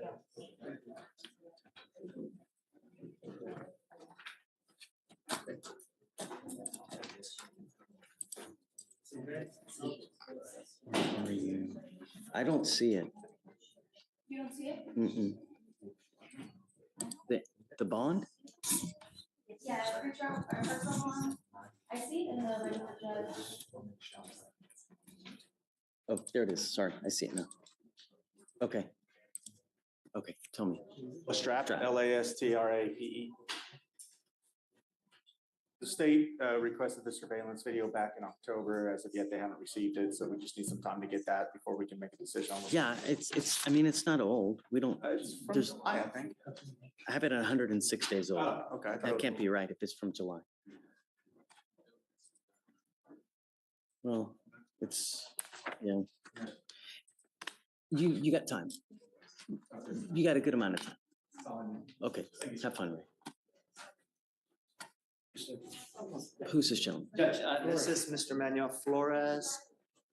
He's pleading to 1 theft, the other one's being dismissed, Judge. This felony all worked out yesterday. He's gonna go on a treatment upstairs, in-house treatment, so. Great. So, I hope it works. Shh.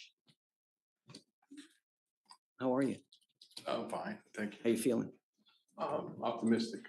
You look great and you sound great, right? The idea is that you're here with us now. What's going to happen when you get out? That's the idea. That's the question, right? Because everybody does great here because you don't, right? But the question is, how are you going to handle yourself when you get out? Is it going to end up right back at the same situation? When you hang with dogs, you get fleas. Just don't hang with the same people. You've got 2 theft cases with us. You're facing up to 6 months in jail and or a $2,000 fine with both of those cases. Are we going on one of them? yeah, we're just doing time served on one judge and they are dismissing the other. 2, right, so.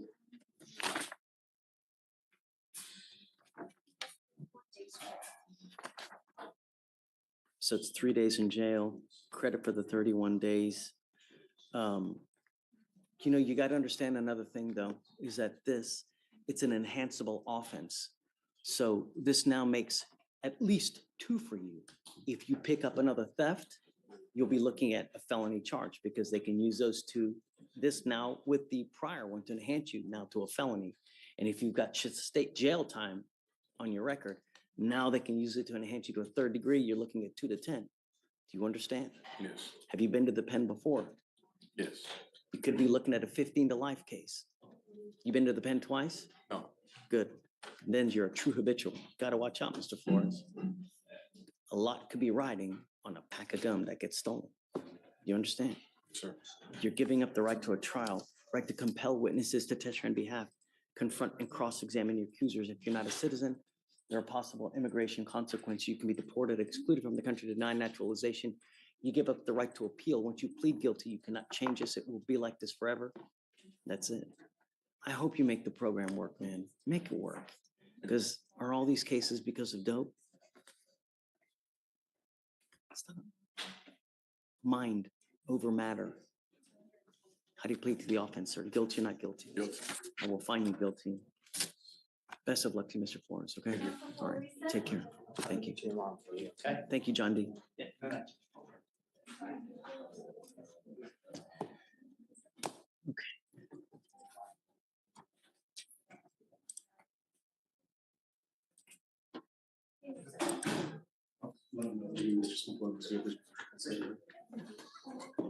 Judge, when he came back, they tried to reach 4 times to defendant. No. Didn't pick up, called the co-signer and said that they hadn't been in contact in a while.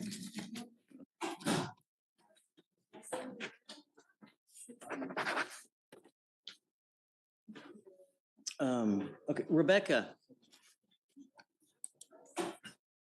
I'm here, Judge. did you email it? Okay, I see it.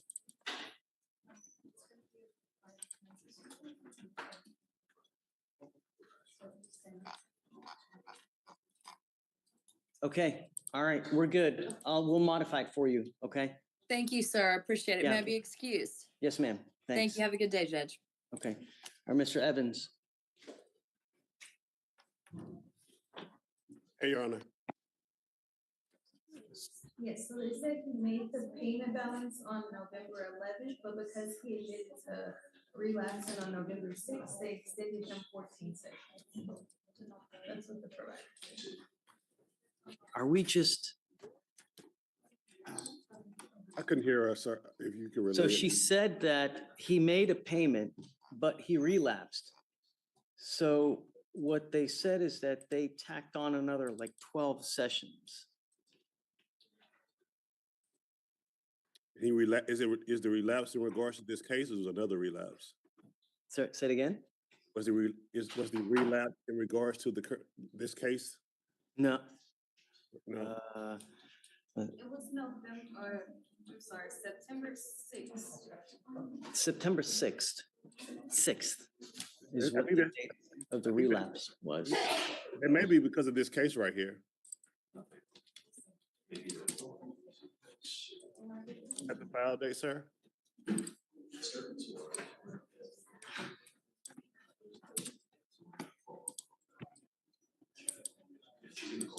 Well, the case is from August though, or, I mean, his DWI third and his gun case are both from 8/28. So they're saying the relapse is after that. Mr. Evans. Test a positive UA for alcohol on August 22nd. Well, that's the date of all the other, right? Right. And then it's positive UA, August 27th, which is the day before the filing. Okay, so it might be, okay. What does he have now? Does he have on his scram? Let me know. Yeah, I think he does have a scram, Your Honor. He has a scram and a GPS.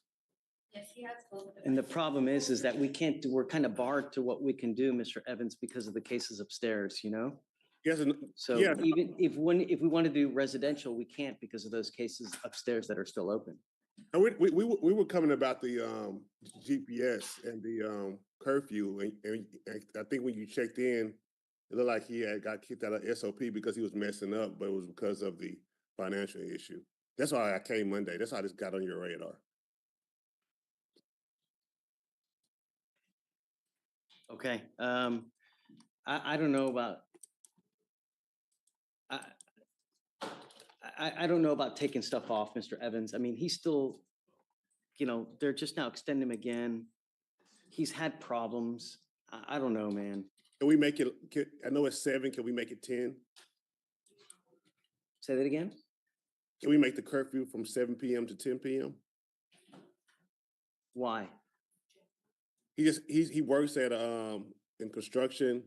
He says it's hard for him to kind of complete everything and get it home in time? Show me that it's needed for work and then we'll talk. I don't Okay. want to just give it just for willy-nilly, but if you can show me that it's actually, that he really, really needs it, then we'll talk. I No mean, problem. I don't want to bar anyone from working. The idea is that we keep him from being out in the middle of the night, you know? Okay, but we're good on Friday. He doesn't need to come in on Friday. We're good on everything now. No, I right? think we're okay. Okay, yeah. and then on Acapello, Okay, give me a second. Let me just do this real quick. I told you I was going to give you another chance. We're going to put the device on your ankle now. You must charge it on a daily basis. If the battery goes dead, then it's not going to go well for you. Do you understand? There's no excuse for you not to charge it. I also don't want you to have contact with the complaining witness in this case. I'm issuing a protective order on behalf of her.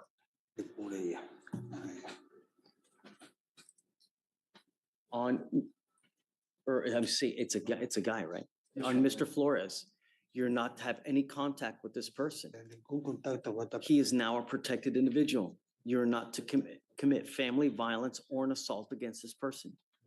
Commit an act in furtherance of an offense under section 42.072 of the Texas Penal Code, which is the stalking statute. You cannot stalk, threaten, harass, communicate, be in possession of a weapon. You cannot use another person to try to communicate with him. You cannot go within 200 feet of where he lives or where he works.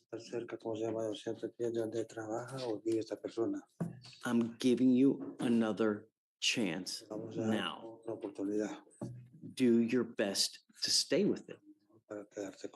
Do you understand? Yeah. Yes. Okay. Do you have any questions?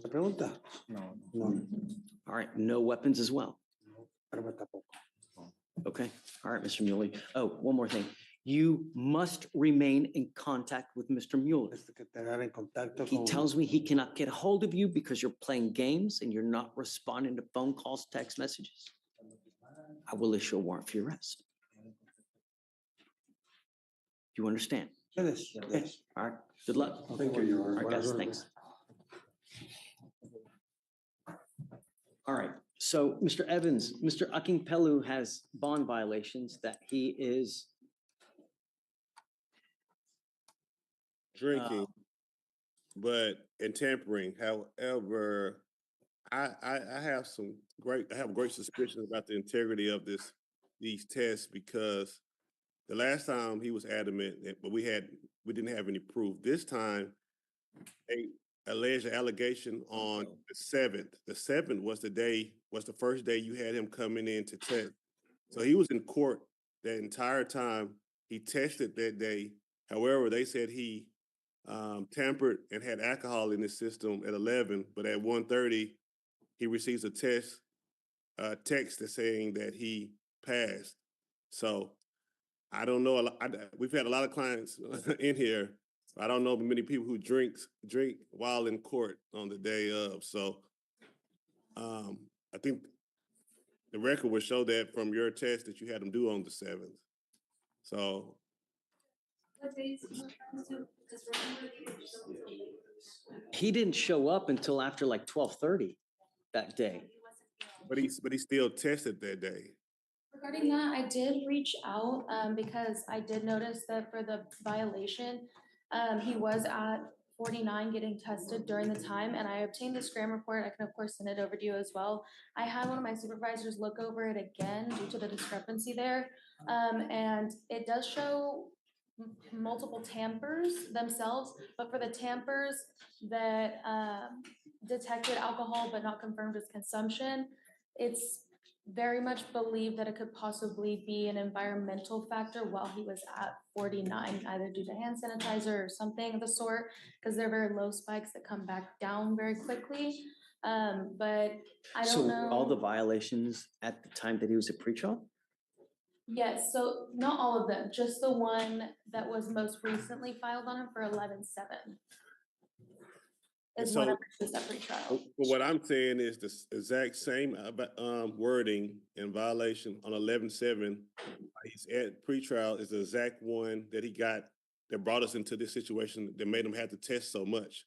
So we cannot trust the one that happened on 11-7. The other violations. How can we trust that violation? I only saw one submitted for that one. Is there more that we haven't addressed? I don't know. I mean, I thought there So were. we had a previous one, I believe it was for his GPA. Let me check. It was another one.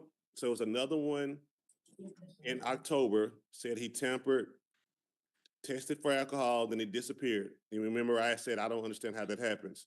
So then he gets the exact same one. And luckily he was at San Jacinto, tampering, it disappears. So if that one is bad, I believe the previous one was bad. Now he did come in late 7 minutes. That was his only other violation. And we understand that it's bad. But in regards to these two tamperings, if we cannot trust the 11-7 one, I don't think we can trust the other one. And for that And it reason, says here, a tamper event occurred on 10/29/24 at 2:25 PM. Alcohol was detected. They couldn't confirm because of the nature of the tamper, right? Right. So the one thing with that one, however, is I also obtained this Graham report, and I believe I sent that one over to you. I'll double check. If not, I'll send it over again. And that one showed like a high level spike with a dissipation. And the discrepancy with the one on 11-7 is that it's a very short bump that comes down very quickly. The other one showed more accuracy of alcohol that wasn't deemed to be a possible environmental factor or the. So you're saying the 10/29 could have been environmental then? I believe so. I don't, and he tested, and that's the day that he blew earlier that day. Or he did something earlier that day in regards to testing. I'm just, We don't have evidence of that. what I'm Like, saying. if you do, I mean, if. I think they checked it that day. I think it was something he had to do for the other case. But what I'm saying in regards to all these, if we were in court, the integrity of these machines are in question. I don't know if he has a malfunctioning one, but I don't see how we can rely on this ground device if it's saying that almost the exact same thing. She's saying the levels are a little higher or lower. It dissipated. However, I was told that alcohol stays in your system for a period of time and levels off. So I don't know how it can dissipate within seconds, even if it went higher or lower. And if it was higher on that day, So if you have something in environmental, like let's say he puts sanitizer on his hands and it drips to the leg, right? Mm-hmm. The spike would be just thousands. It would be just astronomical. So we know that there's no possible way it could be alcohol. But when they're small, then it's more the reality that it could be alcohol. But the problem is that the device is supposed to stay on the legs to confirm. And when you have a tamper as such that you can't confirm, therein lies the problem. Because we have, I mean, I understand what you're saying about the integrity of the machine, but if every single time we have someone that's tampering with it so that we can't get an accurate result, there's a problem. And I can't believe that every single one of those times,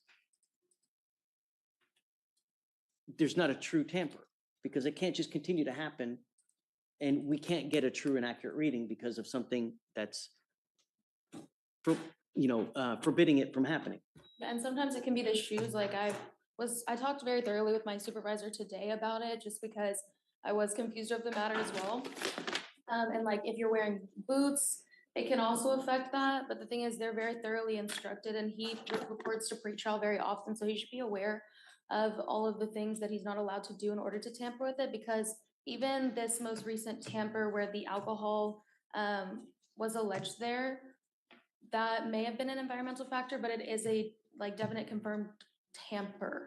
So even if it wasn't intentional, it's still showing a tamper. So I don't know if he maybe like had his pants like tucked in under the device, but I mean, that's why he keeps getting the PPRs. Something is preventing the machine from doing what it's supposed to do. Mr. Evans? If he wants to report to pretrial and have it like checked out, maybe to like, what's today, Wednesday, tomorrow, whenever he does his drug test, I can make him an appointment for that. But that's, I mean. But my position is this: we're here to try to make sure he's not drinking. And I understand that's very important. I agree with, and I know how the judge feels about drinking and driving. However, the day that he's in court testing, you had him do a urine test that same exact day. And they're saying alcohol on that day was a small spike. However, the alcohol on the 29th was a larger spike, and each one dissipated quickly, which means only way you can know it dissipated is you would have to be able to test afterwards. I'm just saying, other than in a civil court or criminal court, the integrity of this machine would be in question. And now Let's do this. Let's do this. He's due back for a test tomorrow, right?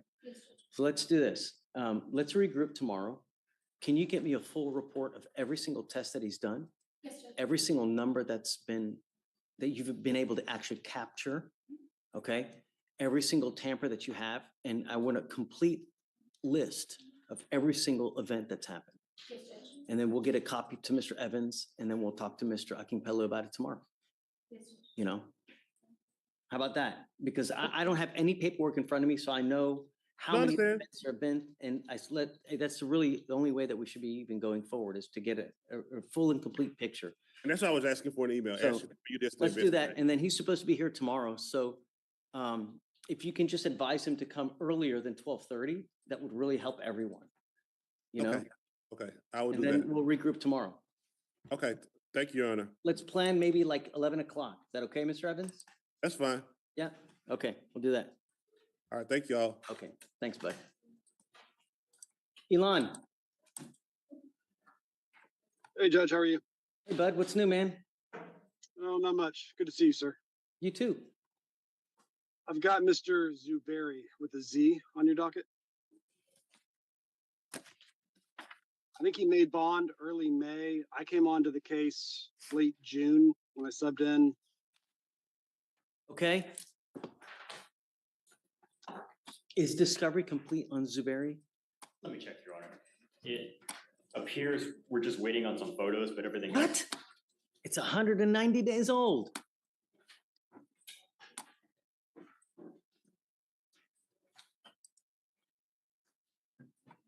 Mm-mm.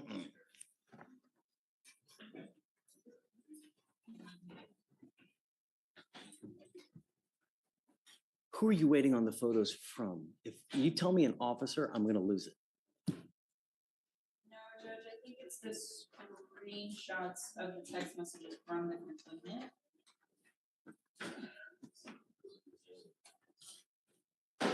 So I guess let's just subpoena that person here. They gotta come here in a week. Judge, I was looking at my calendar. I was looking at my calendar for the middle of December. Would you be okay with me coming in on the 19th if you guys have docket that week? I've got something else set in the building. That'd be a good morning for me to come in and. You want the 19th? Yeah, I think that's a good morning for me to come in and put us all on the same page and try Yeah, and I'm finalize okay with this. that. Guys, you gotta have all evidence by that time, but that's it. You know, it's a compliance hearing, absolutely every piece. Okay, Hey, Judge, Yeah. I just want to make sure you understood I was talking about December, not November. oh, no, that's too far. It's 190 days old. No, I wanna have a compliance hearing for all the evidence. Well, okay, well, November 19th is the worst day on my calendar because it's Melody's birthday. But other than that, What I'll other come in day, whenever what's the best day for you next week? And you can appear via Zoom, Elon. You don't have to come here. No, I get it. I want to do a compliance hearing to make sure that all the evidence is in. It's 190 days old. We're still missing photos. It's not acceptable. Well, you tell me, Judge. Wednesday, Thursday, either Any of those day are next week. You tell me. fine. Wednesday works for me, Judge. Done. And remember, Elon, you can always appear via Zoom. You don't have to come here. It's got it. There for you to make it easier. All right, dude. Okay. Gotta have All right, thank everything you, in Judge. by that Wednesday. All of it. All right. Have a good day, Judge.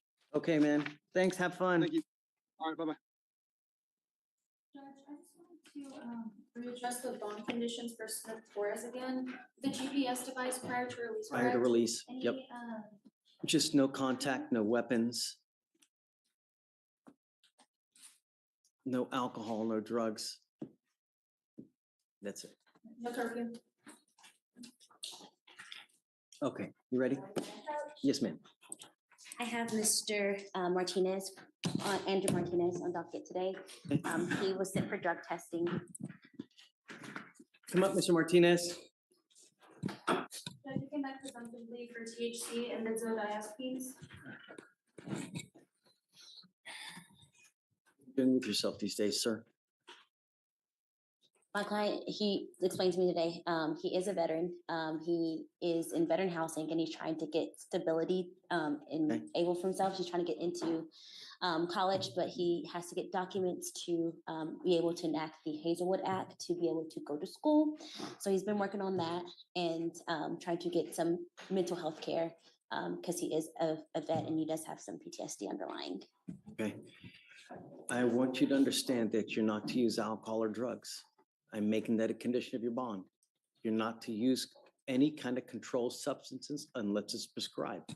Do you understand? If I find that you're using alcohol or drugs, I'm going to put you in jail. You got to understand, if you don't have anyone that's going to pony up $5,000 to $10,000, it's not going to go well for you. When you're out there in the free world, consider every move. If I do this, am I going to go to jail? If I say this, what kind of reaction am I going to think before you act? Think before you speak, because the next time you may be stuck like Chuck in there. Do you understand? Yes, Your Honor. I'm not asking for much, just asking you to follow the law. You're not to have any contact with the complaining witness in this case, not to be in possession of weapons, and you must stay in touch with counsel. She will tell you when you have to come back. Do you understand? If she tells me she can't get a hold of you because you're playing games, I will issue a warrant for your arrest. I'm telling you now, I will test you again in 40 days. You understand? Just be good. I'm not asking you much. Just be nice, man. You know, goes a long way when you work with honey as opposed to vinegar in life. You know? Yes. Okay. Questions? Yes, sir. Good luck. I have excuse. That is my question. Thank you.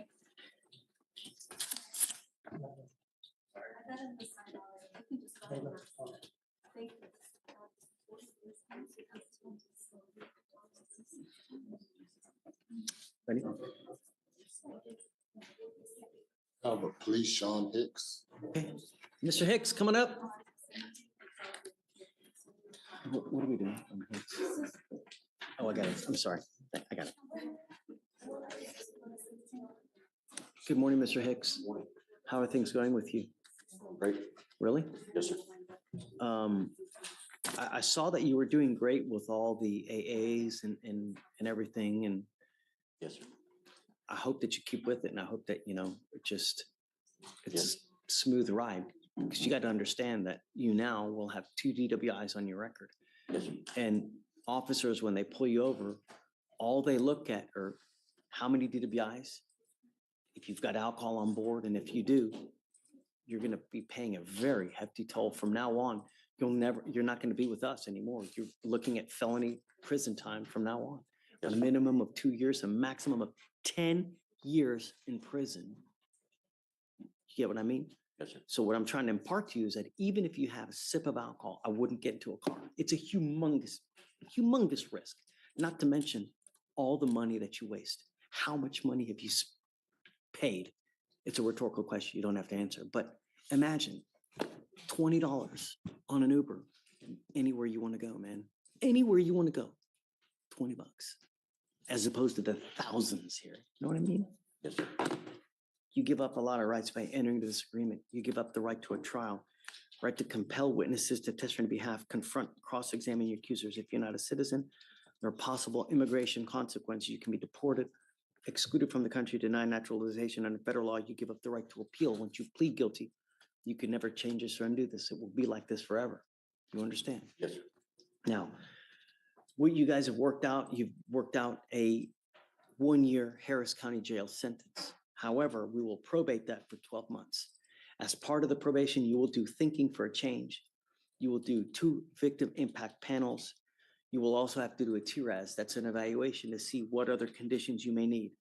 If they assess further conditions, you have to fulfill them. You understand that? They may say that you need supportive outpatient treatment. They may say you may need intensive outpatient treatment. You have to do those things if they suggest. Do you understand? no breath test refusal, meaning if you were pulled over in a car and an officer asks you to submit to a breath sample, you must submit to it. No drugs, no alcohol, Guardian Interlock, and a $100 one-time donation to Mothers Against Drug Driving.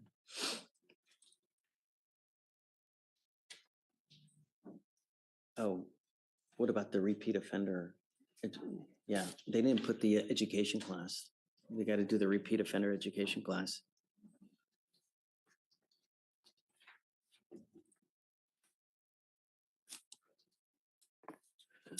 I have to suspend your license because it's a second offense. I will suspend it for a year, okay? Show me that you're doing well, and then we can give you a license. But I have to know that you're doing well. You will need a Guardian Interlock, but come back, show me that everything's going well, that you're in compliance, and then we can talk about giving you an occupational license. Do you understand? Yes, sir. Do you have any questions? No, sir. How do you plead to the offense of driving while intoxicated, second offense? Guilty or not guilty? Guilty. I will find you guilty. I will send it to you the agreement. Here's the other thing. There is now a surcharge that you're responsible to pay. That is a $6,000 surcharge that you have to pay. And court costs. I'll roll the court costs, but there's a $6,000 surcharge that you have to pay. And if you don't pay it, you lose your license until you do. What do you do for a living, Mr. Hicks? Flip cabinets. What kind of money you make a month? $2,000 a month.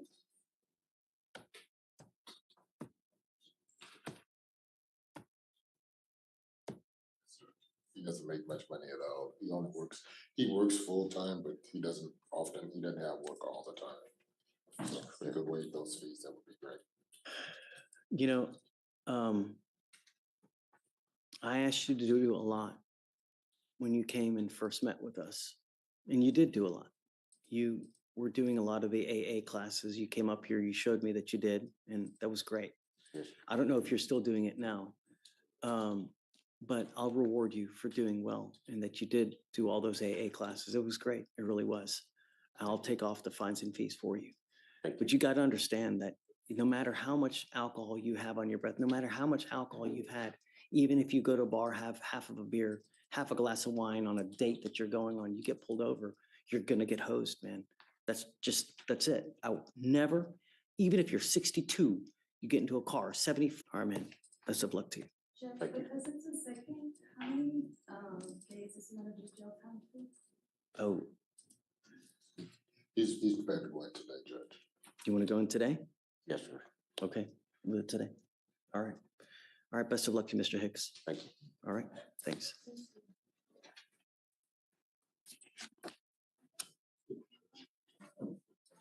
So November. How do we handle Mr. Lubumba, who does whatever he wants to do? Well, Judge, you know, this one time, he actually thought that emailing the supervision officer was sufficient. He emailed her the day before. He showed me where he did have a meeting. He thought that she was gonna get back with him. She didn't. He went to the. Deputy, it was 48 minutes. Can you bring out Lubumba, please? I said he made it home 48 minutes late. That's been his only file. But the problem is it keeps happening, you know, and it's not the first BVR. Let me talk to him. He actually lost his job because of the first DWI. So he's been looking for a job ever since. And so that job would have allowed him to work from home. Are you with him? Is she with him? No? No. Okay. Yeah, so he thought, yeah. I'll talk to him when we get out. Hey, Marion, Judge, I have two to talk to you about real quick. Okay. Tell me. The first one is Wiggins. Wiggins. Yes. Okay. He had felony court yesterday. We rolled into today to see if anything happened on the felonies, nothing. There you go. I don't know. I don't represent him on the felonies, but Yeah. I think there's still some discovery they're waiting on. I don't. Any news, Alex, on the felonies, Mr. Wiggins? And I'm assuming we haven't heard anything because they're not here, you know? No news on the felony. I don't see an offer on the felony No, either. okay. What did they send it for, like, next year? They said it for January 8th. Your Honor. And do you mind if we reset his cases down here to the 9th? I don't like to do 60 days just because I don't want to forget about it anymore. Okay. Can we do 30? Absolutely. And assuming nothing's happened, then we'll just do another. Absolutely. Okay, And then the other one I have to talk to you about is Williams, Terrell Williams. okay, He's also got a felony pending upstairs. And his misdemeanor's out of the same transaction. is he in custody or on bond? He's in custody. And they reset. God, it's old, man. What the Well, heck? they did a copy eval, Okay, and I believe he came back competent. have you been able to reach him? He's in custody. No, I know that, but have Oh. you been able to reach him? Yes. I can't go into details, Judge, but You want a second opinion? let me talk to him today and see. Okay.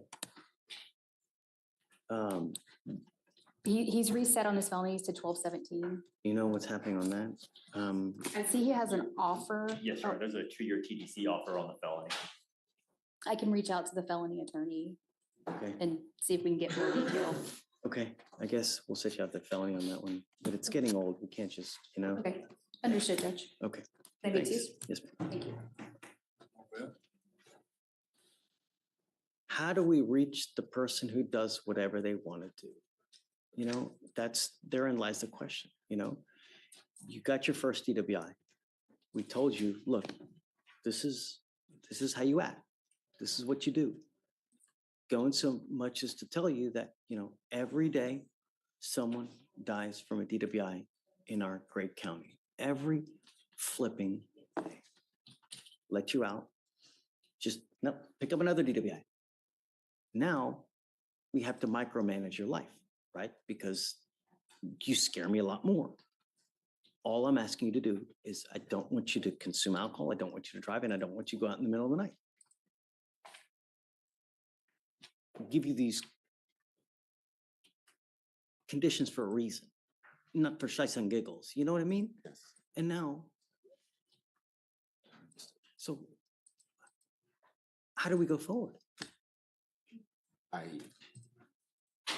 I can promise you, I was not gonna go to the meeting if I had gotten a response back before the meeting. You've already promised me 2 times before. This one, when I got the email back the day after I'd already gone, I told her if she had emailed me back before the meeting, I was not gonna go because I'm not playing around with this. But did you email the day before your meeting? I did. Yeah, I did. That is about these people are busy and you work and you're sending email to county employees. Do you really think someone is going to email you within a couple hours to the next day to respond to you? Do you really think that if you were to reach out to anyone here, they're going to respond to you in a timely fashion? You have to consider how many thousands upon thousands of emails people here get a day. Victoria, how many emails do you get a day?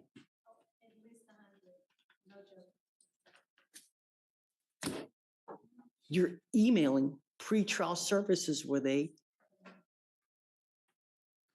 have about 2,000 to 4,000 people that they manage.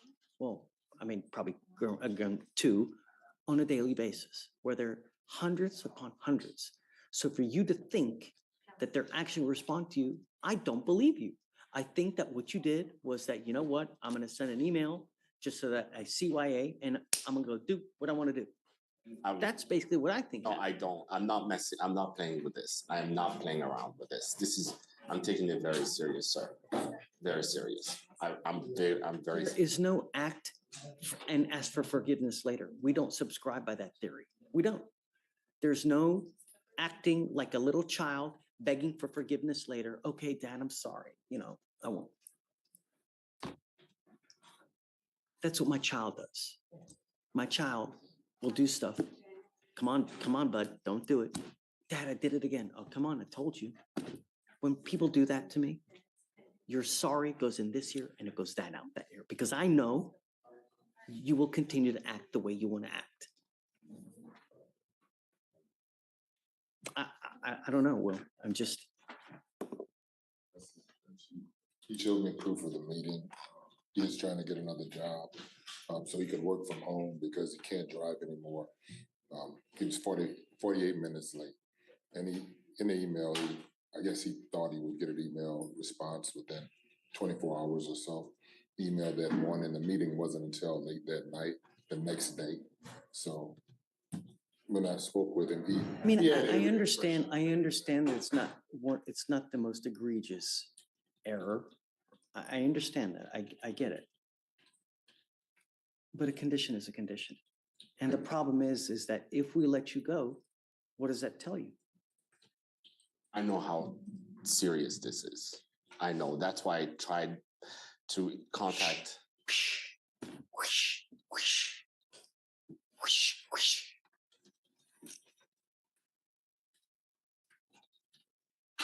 The last thing that I want to do is be an enabler. The last thing I want to do is act in a way where it tells you that it's okay for you to do what you're doing without consequence. Because one of the biggest things that I like to teach here, because, you know, in a way, I think of myself like a father to everyone. Because I like to teach, right? And I want everybody, no matter who they are, no matter what color they are, no matter what they're doing in their life, I want them to leave better. And I want to impart that you have to always think of consequence. Because 90% of the people that come here have no self-control and react without thinking of consequence. And it's a shame, because if you did, we would have such a harmonious life. I mean, we wouldn't have the death and destruction we have on our roads. We wouldn't have the killing that happens here on a daily basis.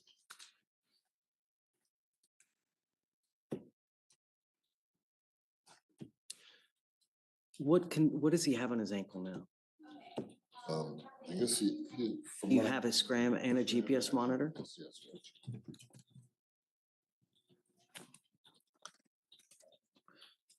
Like I said, Judge, I speak with him often. He has been taking this really seriously. He calls and asks questions all the time. He just didn't call me and ask me about this one. He thought someone else was taking care of that and he just made a bad mistake.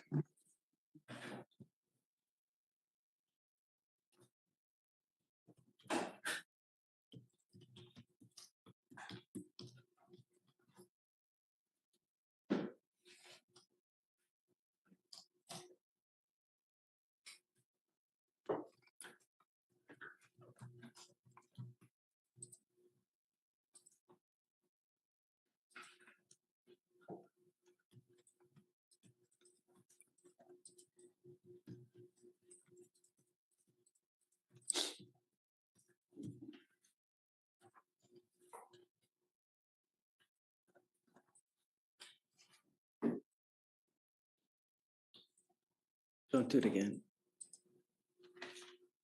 If you need help, I'm willing to help you, Mr. Lubumba.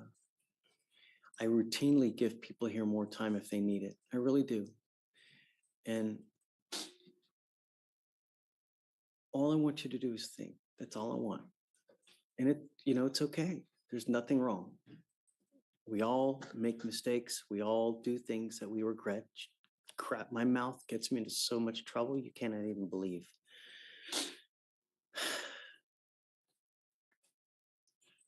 I will continue your supervision. Just please don't, okay? If you ever need anything else, just come back, let us know. We can help you. If you need more time for work or whatever, don't ask for forgiveness after the fact. Just come back here first. You know, contrary to popular belief, we're not that bad, really. All we want is our public to be safe, you know? And if I know that I can count on you to help me with my public, then I'm more inclined to go with you on what you need. All right? Please don't again. All right? Thank you, Judge. Thank you. On Lubumba? Let me check. Looks like we're missing station video Which one? on Lubumba. He's got two. On the one ending in 089. Okay, thank you. Connor. Hey. Ashley Robbins. Judge, she had some car trouble this morning, no gas, told her to log, she's on Zoom. I would just ask to roll to. It's headed towards trial at this point. I just got off the phone with her. It's 200 days old. We are set for today. Alex. Yes. I spoke with the state on this. I mean, there's some issues and I talked to Ashley yesterday and trial is kind of where we're headed.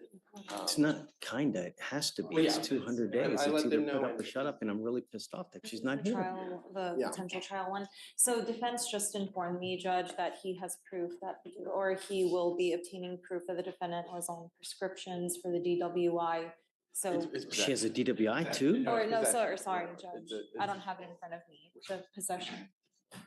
Is it on docket today? Yes, yes, Yeah, it it's is. on docket. What's her name? Robbins, Ashley Robbins. ROBI. Oh, it's a burglar of a motor It's on vehicle. You know what? It depends on if she's ever flaked out on us before, because I don't know. You know, if she is someone who is a habitual, I can't make it. And for the BMV judge, defense just told me an issue that I need to eval for, so if we can just roll it to And tomorrow. I had to revoke her bond in June because of her failure to appear as well. So she's had multiple failures to appear. So first she picks up a PCS in April of this year, right? She takes off. Then we pick her up on a BMV. So the BMV is from 2022. And then it was just filed then in this May. Yes, Judge, that's true. It was filed 2 years later.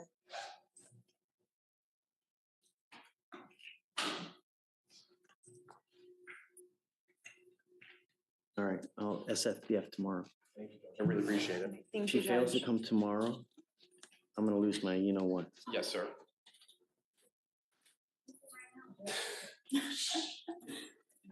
Thanks. Do it, no.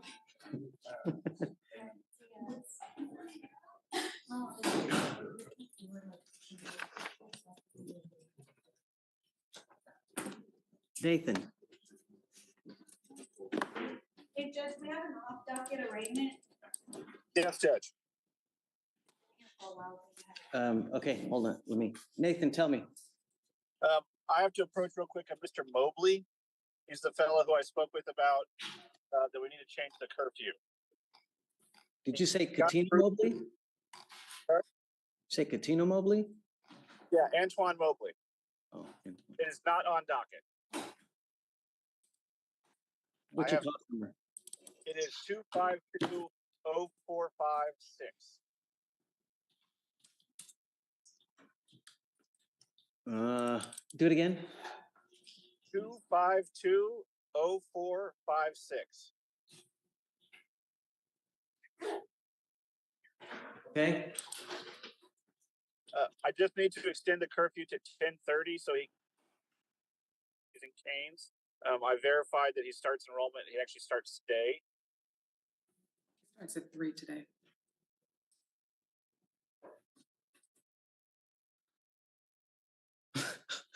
what the heck is this? That's. What is this? This is an email from you saying congratulations and welcome to Raising Cane's. It's from Nathan to Eric saying congratulations and welcome to Raising Cane's. I think I had attached the wrong thing. He sent me 3 different enrollment emails from Rachel. Okay, show me. And then you want the curfew to 10:30? To 10:30. He's gonna work till 10. Okay, did you? That's all I We got received. nothing, man. That's all I received was that, and I sent him an email back saying, "Is this it?" There was nothing attached. That's just my iPhone being stupid. But let me send everything I've got now. Okay. Take your time. There's no rush, Nathan. Yes, sir. I just sent one more. I'll step down and you can Yeah. go on. Just hang tight, hang tight. All right. You ready? Yeah, I have the case number. okay. It is 2538133. All right, Westbrook. Zachary Westbrook. He's on for the 18th Monday. Such a paperwork right there. Step all the way up.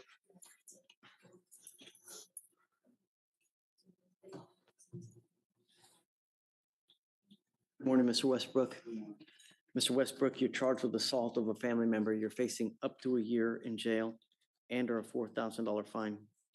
We are going to do probable cause. You have the right to remain silent. Anything you say can or will be used against you. You have the right to have an attorney present. If you cannot afford one, one will be appointed to you, sir. Yes, Judge. On November 10th, 2024, the officer was dispatched to a residence in Harris County, Texas. The officer made contact with the complainant. The complainant stated the defendant, the complainant's son, and the defendant's friend had broken a window to get inside the night before. The complainant stated that she woke the defendant up and told him his friend had to leave.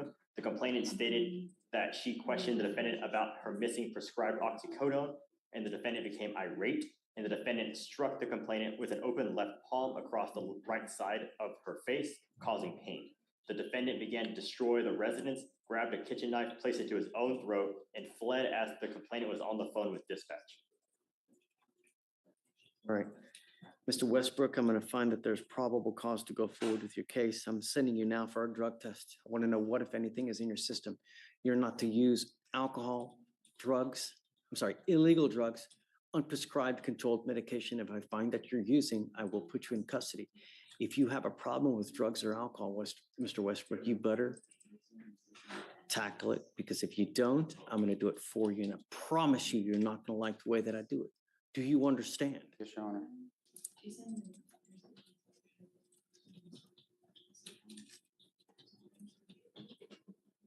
It's now, 12:10.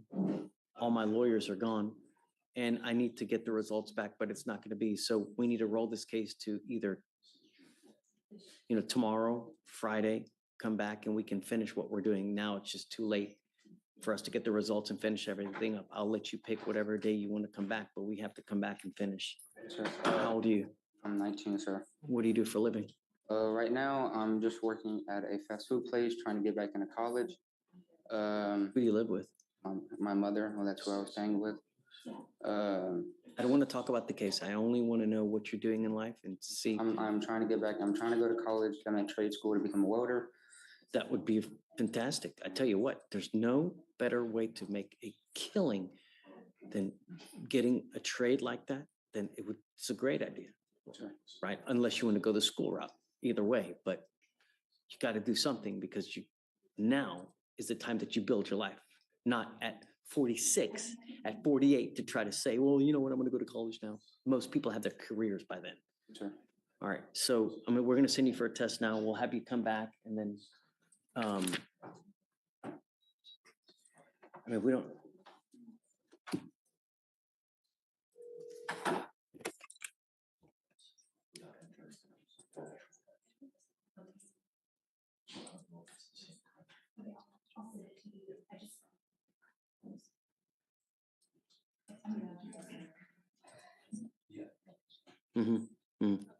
Yeah. Yeah. Do you know the complaining witness? Have you guys reached out to this person? No, Your Honor. What is the relation? Relationship, the defendant's her son. That's the mother, Your Honor. Complainant. So the complaining witness in this case is mom. Mom, yes, Your Honor. I want you to understand something, Mr. Westbrook, that I'm issuing a protective order and your mom is now labeled as a protected individual. You cannot commit family violence or an assault against this person, commit an act in furtherance of an offense under section 42.072 of the Texas Penal Code, which is the stalking statute. You cannot threaten, harass, use another person to communicate a threat or harassing behavior. What you need to understand is what is threatening or harassing. Doesn't matter what you think. It's how she perceives. So if I go like this, is that threatening or harassing? It most certainly is. And it can land you back into jail if you threaten or harass your mother. Do you understand? Are you, is she here now?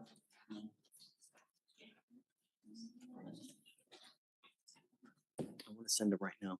So what we'll do is, guys, this is Westbrook.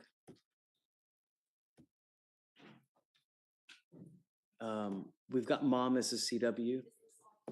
Yeah, or I guess, let me give you the cost number. You're right. I'm sorry. It's 253-8133. My concern is that when we have these cases and no one has spoken to the complaining witness, I order no contact. How are we going to do that here? Let me see, if I can step out and try to contact her. Yeah, do you mind? Let's see if we No, I can, don't mind. please.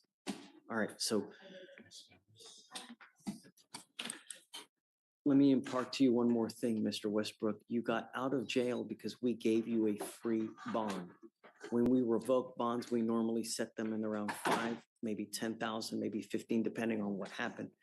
If you don't have anyone to pony up that kind of money, you will be stuck in custody until these cases are over with. So when you're out there in the free world, think before you act, think before you speak, because it may be very well. Do you understand me? Your Honor. Okay. What did you want to say? I don't want to talk about the case. I'm not.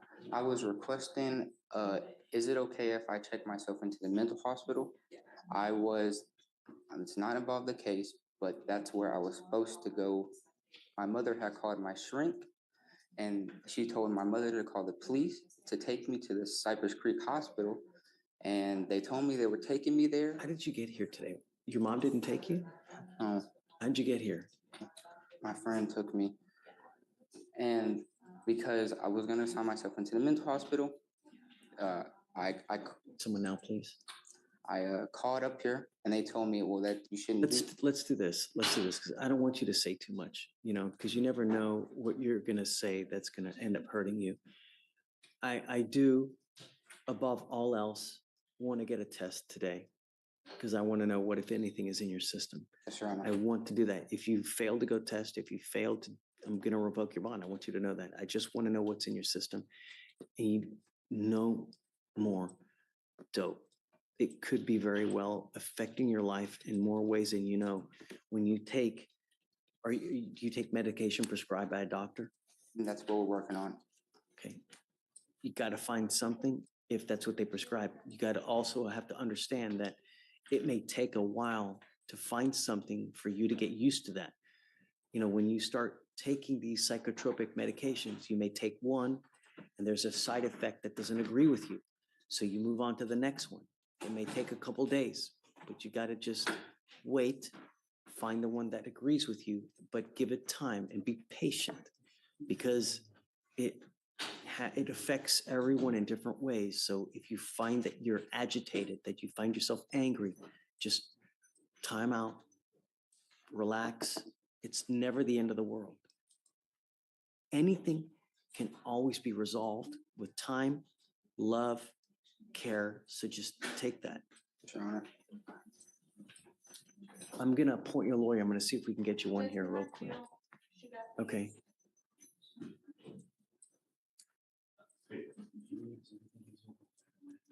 Jillian, this is Mr. Westbrook.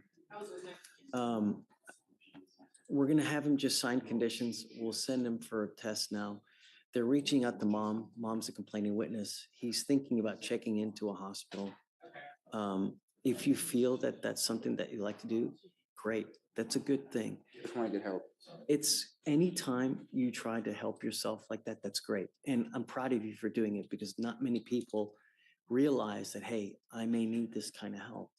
And we're support you. Anything you need, we're there to help. I can't give you a ride, but do you have a ride here now? Yes, sir. Okay.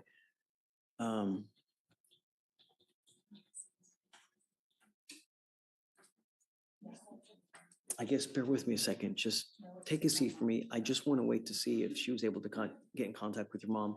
Once we do, I'll bring you back up. We can talk. Okay. Thank you, Mr. Westbrook. And good job for coming, huh? Would you like him to return to address the results? We're not going to return. We'll send him off another day or two. Yeah, So how much time are we giving? I don't know yet. No. I want to wait to see what mom says first.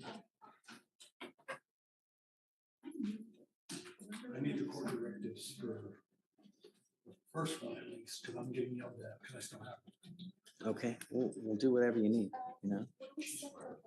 On which, on who? That was, I don't think we took many people in, did we?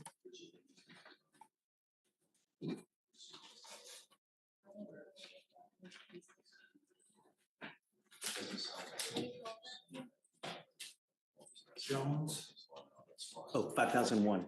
I only revoked the old case. So I left the new cases, so the old case is at 5001. All right, Judge, page 8, Gaskin, 3 bonds. Never seen this. 10,003. I'm, yeah. And I have to do bail order, but yeah, 10,003.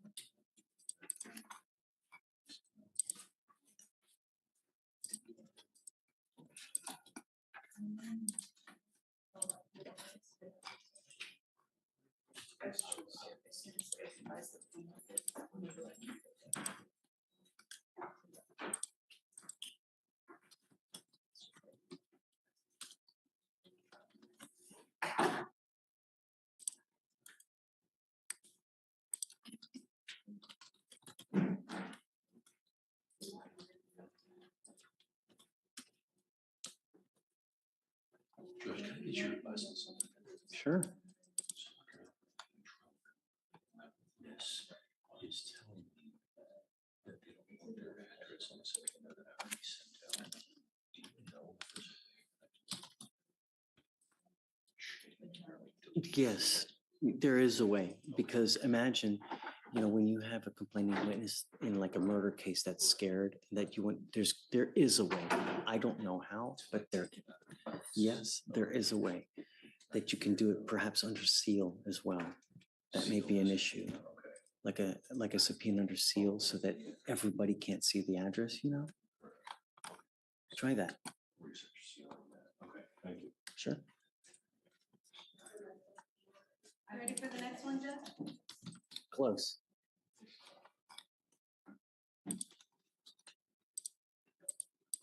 Okay. All right, the next one is page 10, Herrera, Delta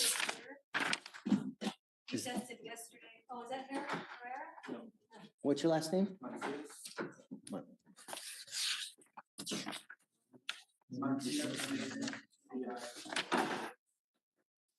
Oh, is he the trial case?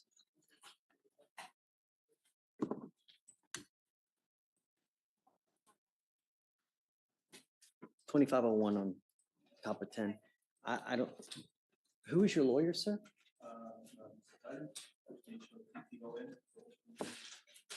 You mean Hatton? Judge Hatton. Do you have any paperwork with you, a cause number? Yeah, I just said I had court today for like the automatic services. I can look them up and see. Come on up, we'll have you go speak to Victoria. You ready for the next one, Judge? Yeah. Page 16, Ortiz. Mr. Hicks, if I could just get your signature so we can get the booking document. Oh, yes, I'll take that.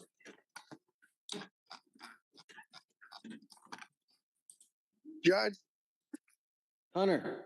hi, sorry, I forgot about a case, apparently.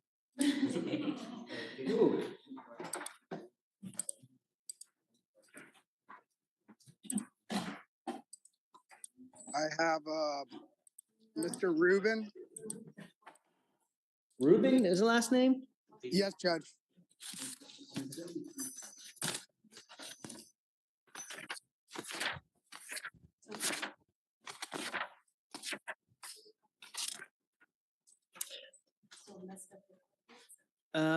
It's only 117 days old. Do you want just a normal reset? Yes, Judge, the state had just offered a PTI. I need to communicate that to my client. Okay, what do you want to, we'll just give you a reset, then are you having trouble getting a hold of the client? No, I just need to contact him and let him know about the offer. Go for it. We'll just email Victoria and then she can get you a date, whatever you want. Sounds good, Judge. Oh, hold on, Hunter. Top of 21. Oh, is discovery complete? Is it? Yes. I think Ruben is the last one. And they just got a PTI offer too. Yeah, there's a PTI offer and discovery is complete. What's the PTI? A 90-day. To do what? Let me see. The It's conditions. through environmental. Yeah, it's environmental. So do you think you guys are gonna take it? Most likely. Okay, I just need to communicate it with him. yeah. We'll just give you a normal reset, huh? That sounds good. 16 or the 19th? 19th works. Okay, got it. All righty, thank you all. Okay, have fun. Sorry about that. No, you're good. We're glad that you came back. All right. All right, Bye. Judge, just to clear up for Mr. Mencias, so we took him into custody and he bonded out. His attorney set him for 12/12, but his bond paperwork says 11/15. And we can put him on 12/12 unless you want to amend the bond conditions. Yeah, what's the cause number? It Please. is 25-07715, and it's 3 cases. Yeah, we need bond conditions for sure. 25-007, 25-07715. So, but when he bonded out, did the paperwork have today's date? The surety bonds are imaged and they have 11/15 on them. Okay, so just, we'll have him come back because he doesn't have a lawyer. So we'll just have him come back Friday and we'll do it with Friday that way because he needs his lawyer here. I don't want to do anything without his lawyer here, you know?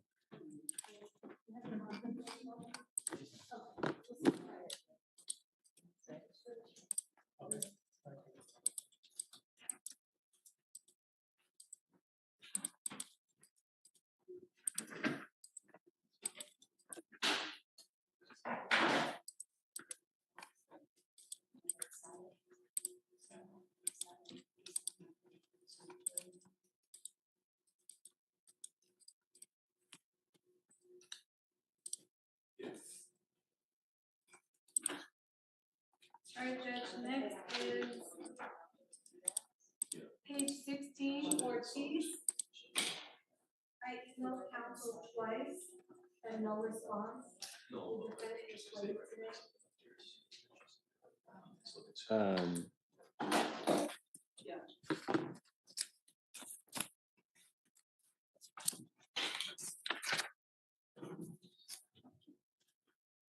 SFBF tomorrow.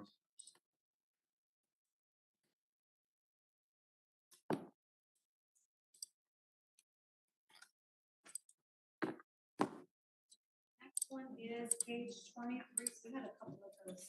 Page 23 and 24. I emailed counsel 3 times. No response. Ryder? Yes. SFBF tomorrow. Tell me. Okay. Jillian, you ready? Okay, tell me. So I just spoke to the complaining. You got a hold of her? Yes, I got a hold Yay. of her. She's his mother. She was extremely distraught on the phone. She said that the defendant is mentally disabled. He has a lot of conditions, and he has these episodes. I didn't get quite a great understanding of what episodes is, but she had called his therapist or his psychiatrist, and the shrink instructed the complaining witness to get him transported to Cypress Creek Hospital Okay. because he was making threats of harm to himself. And so this complainant called the police in order to try to get their help in transporting him to the hospital because she couldn't get a handle of it. So she says it was never an assault in progress call and not one that she intended to make. She said when the police asked if the defendant was hurting her, she said no. So she is very distraught as to why this was filed. Did an assault occur? She says that when he's having episodes, he flares his arms around and sometimes it could strike her, but it's not like intentional, is what she said. And she said she's not afraid of her son. She is upset that this happened when they were supposed to help him. She was just very distraught, Judge. And I don't It have really any. makes me mad how people ask for help and then, instead of taking someone or helping someone into a facility, they just arrest because it's easier to arrest. We've literally set up a system now to where it's just as easy to not arrest them and they The still hell arrest is, them. I don't understand people. I can see if they didn't take them to Cypress Creek, they took them to wherever the designated location is, but there's a whole, it's just as simple now to take them where they need to go. No, I agree, Judge. I don't Need know. to start holding people accountable. Yeah. Yeah, she's very distraught and she So, said that he's on the way to. Did an assault occur? She says no. She said no assault occurred. Is there evidence that an assault occurred? Judge, this was just. Right, because we know a lot of people recant, but do you have any evidence that one occurred? I don't have anything right now, Judge. It was only filed 3 days ago. It wasn't even set for arraignment until, it was set, yeah.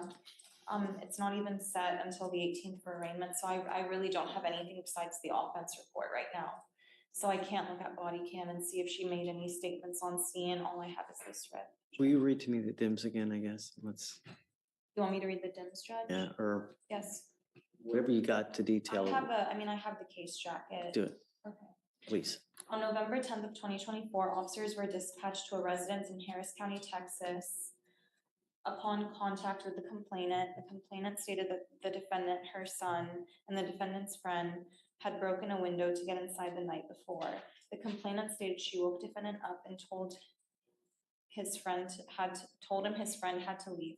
The complainant stated that she questioned the defendant about her missing prescribed oxycodone, and the defendant became irate, and the defendant struck the complainant with an open left palm across the right side of her face, causing Okay, pain. all right, so mom says that this happened?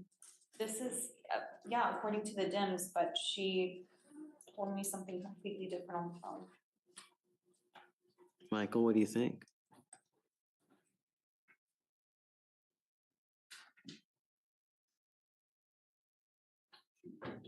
She's recanted, yes.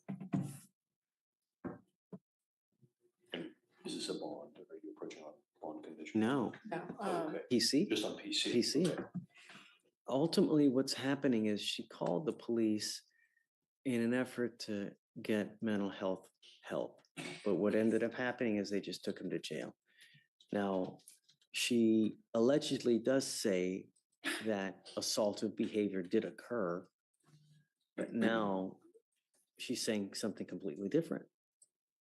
What's right?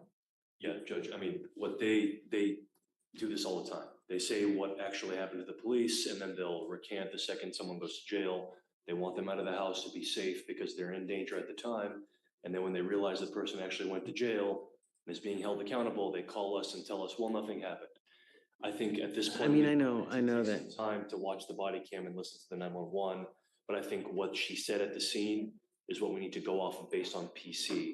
And what she's saying to us in the RIP call, we need to evaluate the case at that point. But what's in the offense report, what she told police at the scene, should judge how we evaluate PC for now.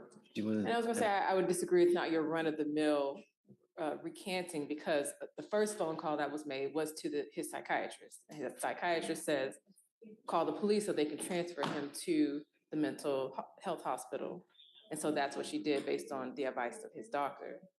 And so That's according to what she told me, Judge, that she called the shrink.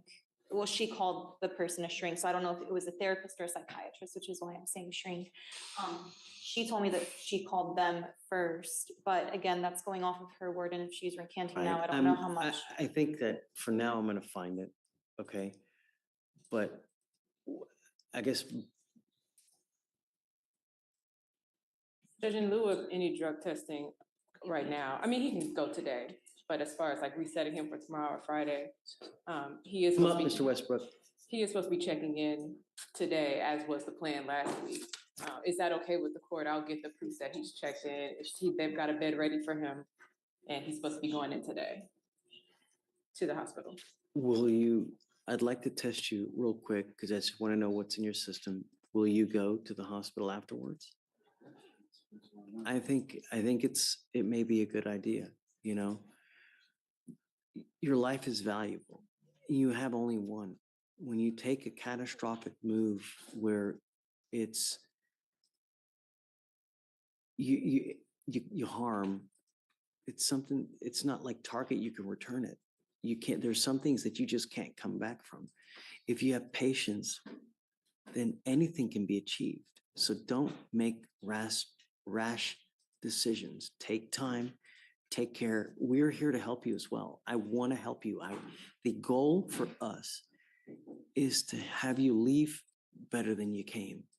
And if you give us time and be patient, we can help you with that. I have all kinds of resources, have all kinds of things at our disposal to help you. All you have to do are two things: come back and stay in touch with Jillian. She's great. She will help you with whatever you need. She has a direct line to me that she can always call me. If you need anything, we have resources to help you out. But you got to stay in touch with us. And I think that that's a good call. If you make it down there, let me test you real quick. I'm not going to have you come back. Just go directly there to the Cypress place right after.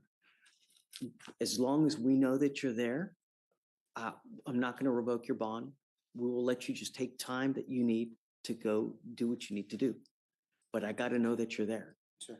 If I don't know that you're there and I think you're out monkey business and not doing what you're supposed to be doing, I'll issue a warrant. I don't want to have to do that. So just please stay in contact with us. Do what you say you're going to do, and good things are going to happen. I promise.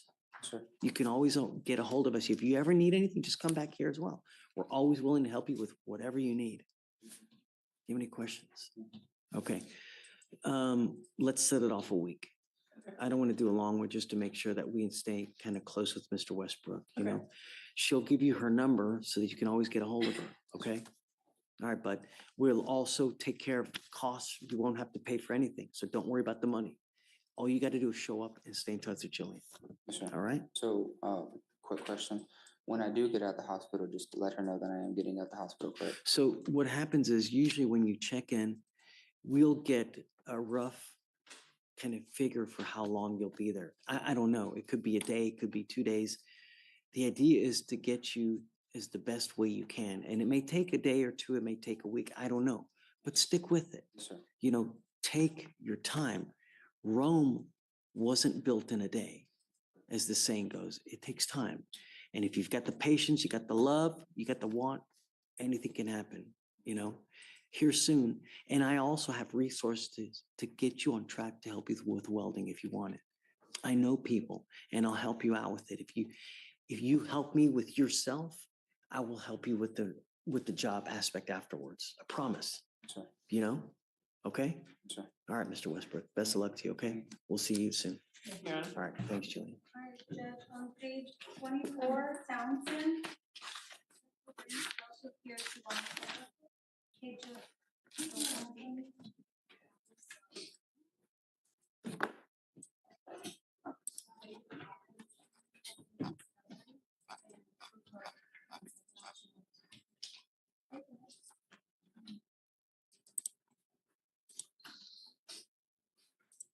$5,002.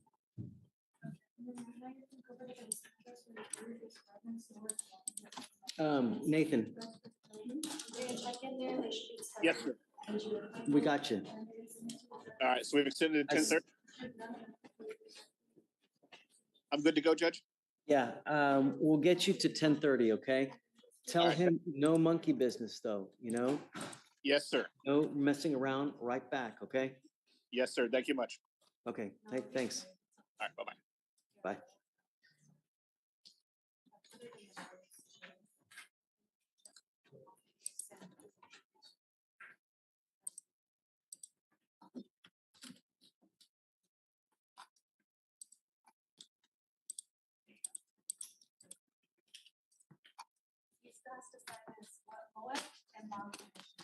Yeah.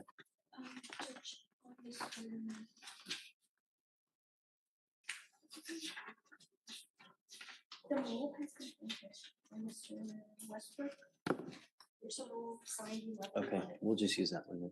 Yeah, We're gonna sign them all, right? it's signed. It's signed when we're out. It is. Yeah.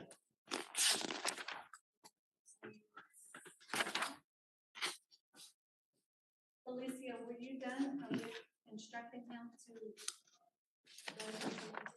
Yes. And he is, Is it what? He's good to go? Yes, actually, I'm printing out something right now. Okay. You said 5,001? 2.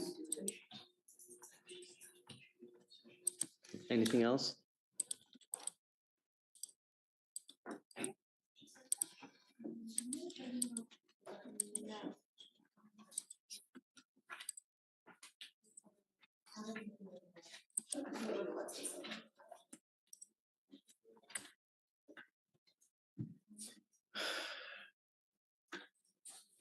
Done? Yes. Done. Guys, Thank you, Judge. thank you.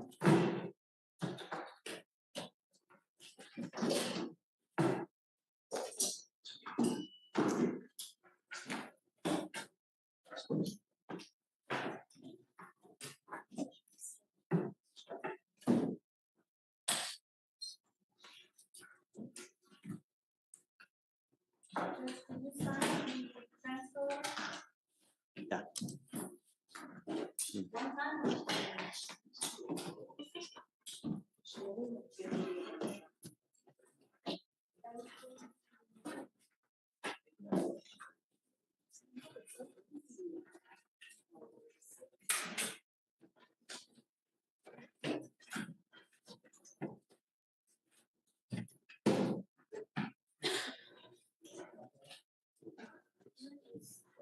Have a good day, all. Thanks, Michael. Bye. See you guys tomorrow. Good job today.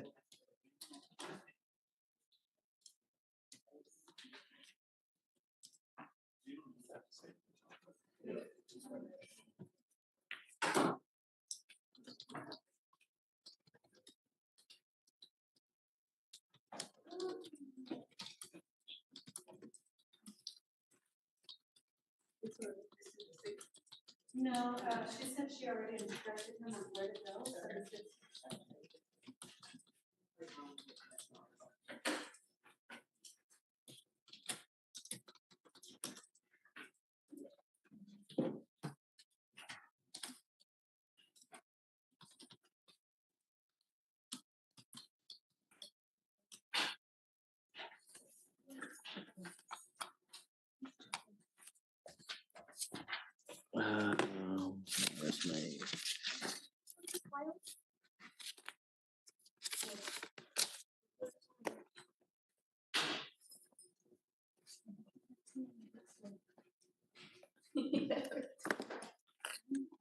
man, this is going too fast. I can't do everything. Guys, hey, Credence, Mikey, how are you guys? This thing moves too fast.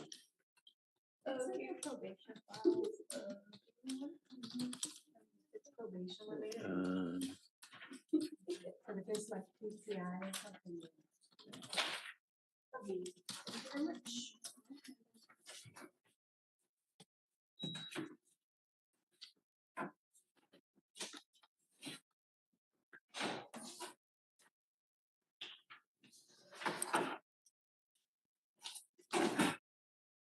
The language barrier. He left. He thought he had to finish all his obligations.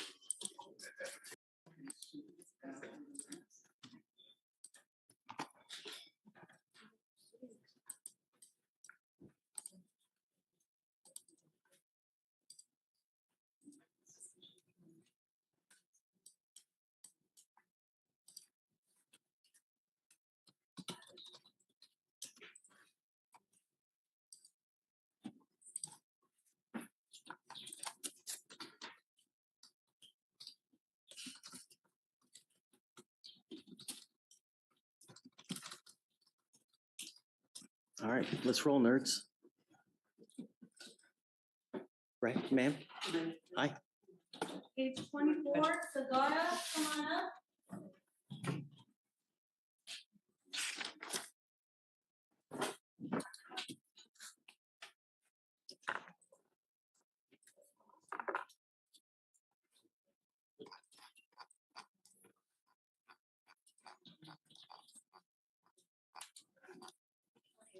You were Daniel Sagara? Yes, Your Honor. To Sagara, you're charged with 2 cases. You're charged with assault, bodily injury. You're also charged with terroristic threat. You're facing up to a year in jail on the assault case. You're facing up to 6 months in jail and or a $2,000 fine on the terroristic threat. We're going to do probable cause. You have the right to remain silent. Anything you say can or will be used against you. You have the right to have an attorney present. If you cannot afford one, one will be appointed to you. Yes, Judge. Officers were dispatched to a bar in Harris County, Texas, in response to a disturbance. The first complainant, the bartender, told the officers that he refused to serve the defendant alcohol because he appeared to be intoxicated. The defendant became angry and began yelling at the first complainant and other patrons. The second complainant, the bouncer, then approached the defendant and told him to leave. The second complainant reported that the defendant was continuously reaching for his hip and motioning as if he had a firearm. The defendant then stated, "Y'all are gonna get these hollow points. Touch me and y'all are gonna get it. I'm gonna fire this motherfucker out." The second complainant once again told the defendant to leave, and the defendant pushed the second complainant on his chest, causing pain. You look to see if he's on probation or parole by chance. It doesn't appear he's on probation, Your Honor. Mrs. Sagara, I'm going to find that there's probable cause to go forward with your case. I'm ordering you now as a condition of your bond not to consume alcohol, illegal drugs, or unprescribed controlled medication. I'm going to randomly test you. If I find that you're using alcohol or drugs, I'm going to put you in jail. I will deem you a public danger and I'm going to make your bond sky high. Do you understand? Yes, Your Honor, I understand. No alcohol, no dope, no illegal drugs, no going back to this location, and no weapons. Do you understand? Yes, yes, Your Honor, I do.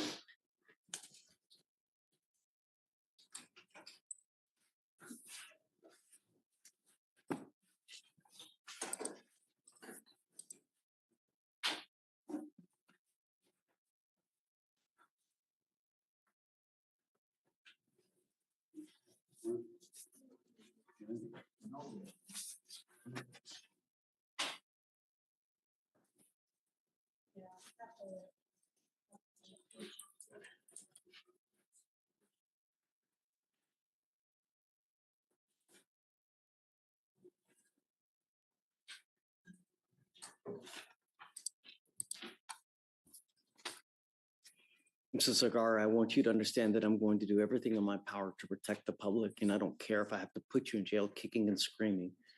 Everything in my power to protect the public at all costs. Do you understand? Yes, yes, Your Honor, I do. Don't make any false moves. Don't go to any bars. Don't go to any establishments where the primary purpose is consuming alcohol. There are some people in life, when they consume alcohol, they become happy, giddy, like little bunnies jumping in the woods. And then there's some that turn into Jekyll and Hyde and develop horns. I don't know what kind you are, but if that happens, no alcohol. Do you understand? Yes, Your Honor, I do. You have a lawyer. It's your responsibility to stay in touch with the lawyer. She will tell you if and when you have to come back to court. If she tells you that she can't get a hold of you because you're playing games, likewise, I will issue a warrant for your arrest. You will not get any more PR bonds. You understand? Yes, Your Honor, I do. I do Have you understand. signed the reset with Victoria? After that, you'll get pre-trial for your bond conditions, and then we'll have you take a seat, sir. That's this way. Go ahead and sign for your reset. All right, Judge, the next arraignment, Spanish speaker, is page 16. Martinez, come on up. Martinez Velasquez.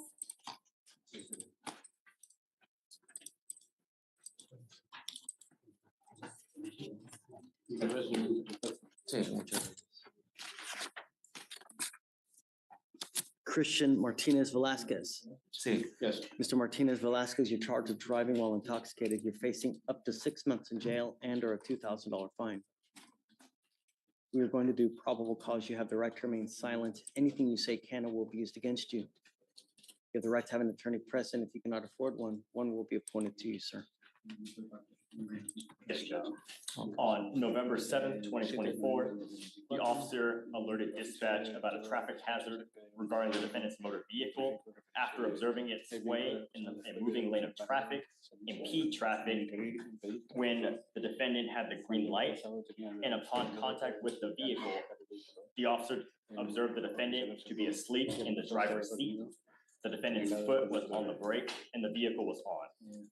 After the officer woke the defendant by banging on the window, he seemed disoriented, and the officer observed glossy, bloodshot eyes, an odor of an alcoholic beverage, and slow movements. The officer observed an open Modelo beer can in the cup holder next to the vehicle. Alcohol in the car while driving? Yes, Your Honor.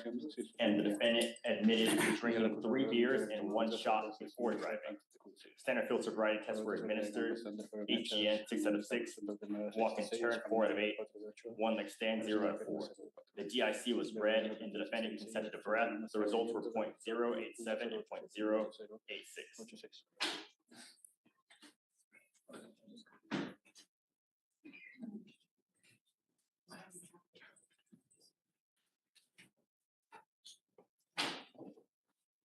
Mr. Martinez Velasquez, I'm going to find that there's probable cause to go forward with your case.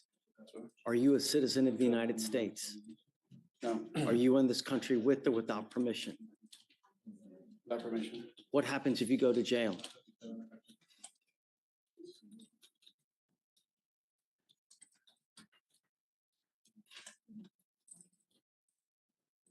Ya. O sea que tuve un error y I don't know. What happens if you go to jail? Si usted va a la cárcel.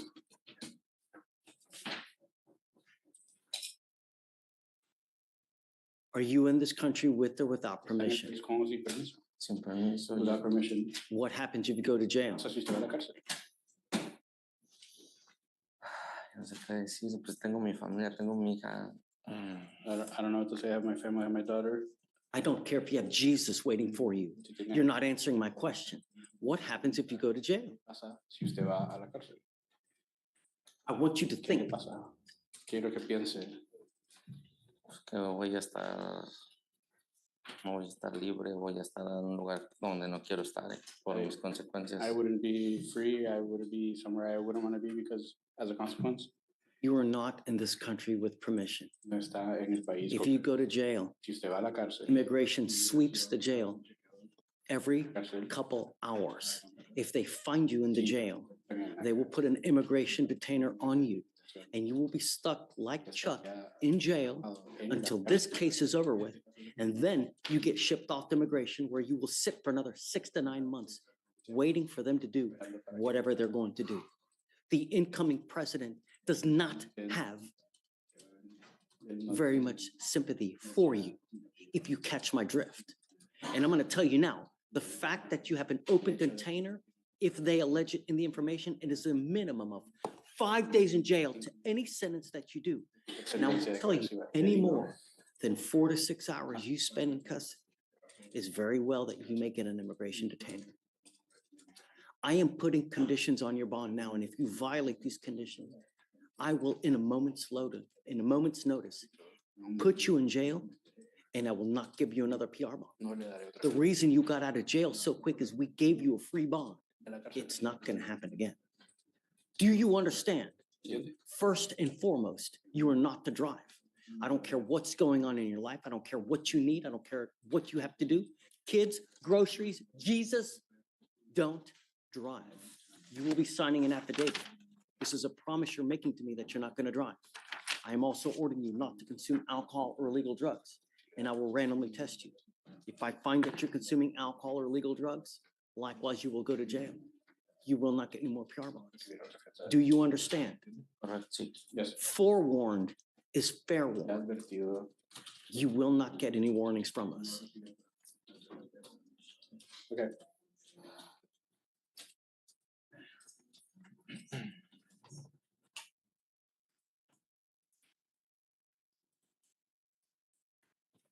We are going to reset your case to give you time to hire a lawyer.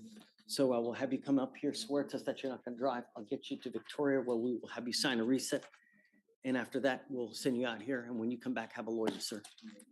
Do not drive. Okay.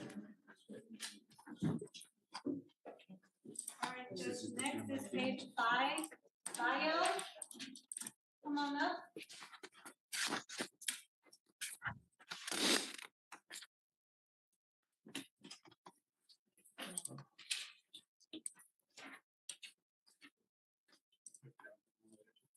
Good morning, Mr. Bayo. Morning. Mr. Bayo, you're charged with assault of a family member. You're facing up to a year in jail and or a $4,000 fine. We are going to do probable cause. You have the right to remain silent. Anything you say can and will be used against you. You have the right to have an attorney present. If you cannot afford one, one will be appointed to you, sir. Okay. Officers were dispatched to an apartment in Harris County, Texas, in response to a family disturbance. The complainant told the officers that he lives in the apartment with his ex-wife and her current boyfriend, the defendant. The complainant and ex-wife began arguing about money when the defendant became involved and punched the complainant with a closed fist 2 to 3 times, causing pain. The officer observed bruising on the complainant's face and a cut on his lip. The defendant told the officers that the complainant threatened to hit him first, but admitted to punching the complainant. I like how you always come up here, Lauren. I'm sorry? You always come up here on these cases. Just in case you have any questions, Judge. So what is the relation? The relationship is, So I believe that the defendant is dating the complainant's ex-wife. So the defendant and the complainant are not related, but it's just the ex-wife. Do we know if she wants to have, contact with him? Do you know anything? So from what I understand, because our back tried to reach out, they all share a phone. 3 people sharing one phone. That is what, according to our back. So I called and I was able to get a hold of the ex-wife who gave me the number, another number for like the complainant's business, I think his business phone maybe. I tried to call, I just left a voicemail, I wasn't able to get in touch with him. So I'm not really sure entirely about like contact between all of them, but I know they're all living together. Okay. So I'm going to order, until I know that she wants to have contact, I'm ordering you not to have contact with this person. Mr. Bayo, I'm going to find that there's probable cause to go forward with the case. Any alcohol or dope as an allegation in this? no, Your Honor, there's no allegation of alcohol. Okay. I'm ordering you as a condition of your bond not to have any contact with the complaining witness in this case and not to be in possession of weapons. I like to follow the wishes of the complaining witnesses, and I don't know if she wants to have contact with you or not. So until I know, don't have contact with her. There is a protective order in place. You need to get to know it, because if you violate the protective order, the state can and will file additional charges against you, and things will go sideways real quick. Do you understand? If I may, the complaining witness is a man. It's his he's currently dating the complainant's ex-wife. So Yes. it's a male. Yes, so the complainant. female is not the Yes. complainant in this case. Okay, it's the male. Yes. Got it. Regardless, I don't want contact. I don't care what gender, sex, color, creed, nothing matters. My only concern is public safety. That's all I care about.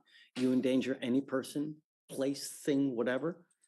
There's only one place that we have for you. Do you understand? Understood. How old are you, sir? 28. What do you do for a living? Right. Oh, she flew me out here from Maui. I was working over there at an electrical supply company. I did UPS stock transfers at the end of the day. So you have an income? I did have an income. Currently, I'm not working. Why? I'm waiting for my ID to get shipped here, my hard copy. My paper ID just expired this month on the 11th. So did you stop working? How have you been working? You stopped recently? Stopped in Malawi, unemployed here when I arrived. I came here to help her with her two daughters, fraternal twins who are just making 2 this month as well. She's having troubles with her ex-husband. He has a past mental history, health history with schizophrenia. She says I don't want to talk about the Yes, case. yes, yes. My only concern is that whether you can afford a lawyer or not. No, I cannot afford a lawyer. Okay, I want you to understand that there are a bunch of restrictions on here. One of the restriction is a residential restriction. You're not allowed to go back to this house for the time being. I will appoint your lawyer now so that we can get more of your side to see how we go forward. But don't pick up any new cases. Don't violate these conditions. You got to understand, you got out because we gave you a free bond. You violate conditions, I'm going to put you in there. You'll have a $5,000 to $10,000 bond. And if you don't have anyone to put up that kind of money, you will be stuck in there for the next, could be 9 months. It takes 9 months just to get a 911 tape. So when you're out in the free world, think before you act, think before you speak. Because if you do it wrong, you may be with us for a long time. You understand?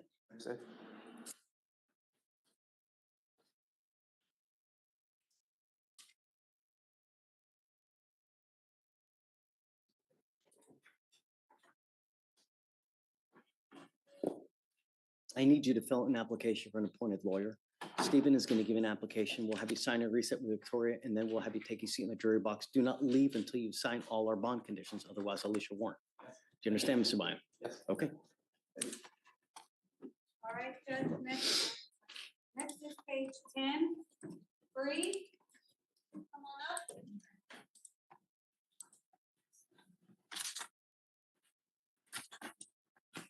So you found no contact, no weapons. Yes.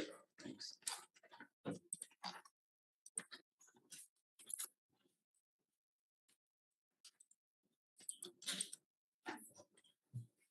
Danielle Free. Miss Free, you're charged with driving while intoxicated. You're facing up to 6 months in jail and or a $2,000 fine. We are going to do probable cause. You have the right to remain silent. Anything you say can or will be used against you. You have the right to have an attorney present. If you cannot afford one, one will be appointed to you, ma'am. Okay. On November 6th, 2024, officers conducted a traffic stop on the defendant's motor vehicle after observing it speeding 55 miles per hour in a 40-mile-per-hour zone in the 7800 block of Spencer Highway. Upon contact with the defendant, the officer detected an odor of an alcoholic beverage on the defendant's breath, and standard field sobriety tests were conducted. HGN 6 out of 6, walk and turn 3 out of 8, and one leg stand 3 out of 4. The defendant admitted to drinking and to taking prescription muscle relaxers on occasion. The officer located a case of twisted teas in the defendant's motor vehicle with 2 open cans of twisted teas, 1 in each cup holder. And So consuming while driving? There were 2 open cans in the cup holders, yes, Your Honor. And DICs were read and the defendant consented to blood. Ms. Free, I'm going to find that there's probable cause to go forward with your case. I'm now ordering you not to drive. Do you understand? You are not allowed to drive any vehicle whatsoever for any reason. You will be signing an affidavit with me today, promising me you're not going to drive. If I find that you do, I will have a contempt hearing. You'll be facing an additional 6 months in jail and a $500 fine every time you drive. Do you understand? I'm also ordering you not to consume alcohol or illegal drugs. You will be randomly tested if you consume alcohol, illegal drugs, unprescribed controlled medication. Likewise, you will go to jail. No more PR bonds. Do you understand?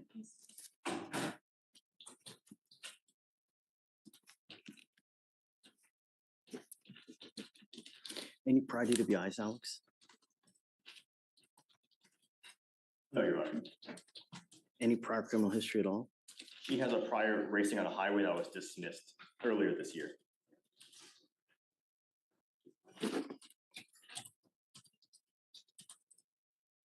What do you do for a living, Ms. Free? Why? I just graduated nursing school, so I was a CNA and caregiver in an independent care facility. But right now I help take care of my great grandma, so it's just a lot at once. So how do you support yourself? How do you eat? I live with my grandparents and I help them take care of her. She can't take care of herself. She has dementia and a mental disorder. I'll fill out an application for you. I need to know everything about you, how much money you make, what kind of car you drive, any source of income that you have, money in the bank, stocks, bonds, IRAs. I'll have you fill out an application, but I need to know everything about you. Don't just put zeros because I'm going to send it right back to you. Do you understand? And I'll see whether you qualify. Above all else, do not drive. Do you understand? There's no justification that you can give for getting in a car. Likewise, don't consume alcohol or drugs. If you have a problem, you better address it, because if you don't, I'm going to do it for you. Promise you're not going to like the way that I do it. You understand? Okay. Do you mind giving me an application, please? Page 11.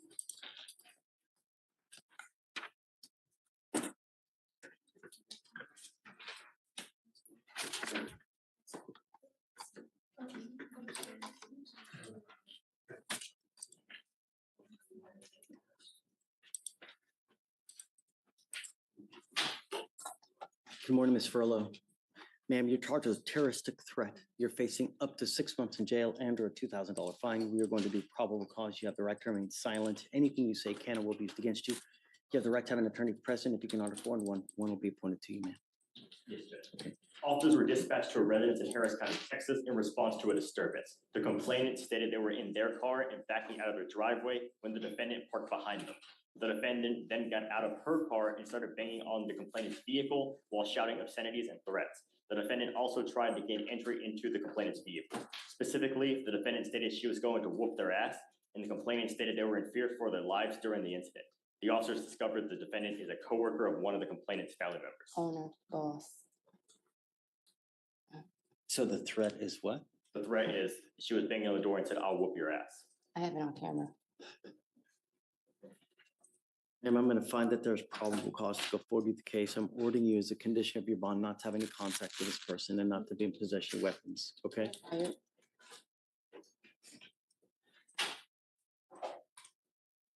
What do you do for a living, ma'am?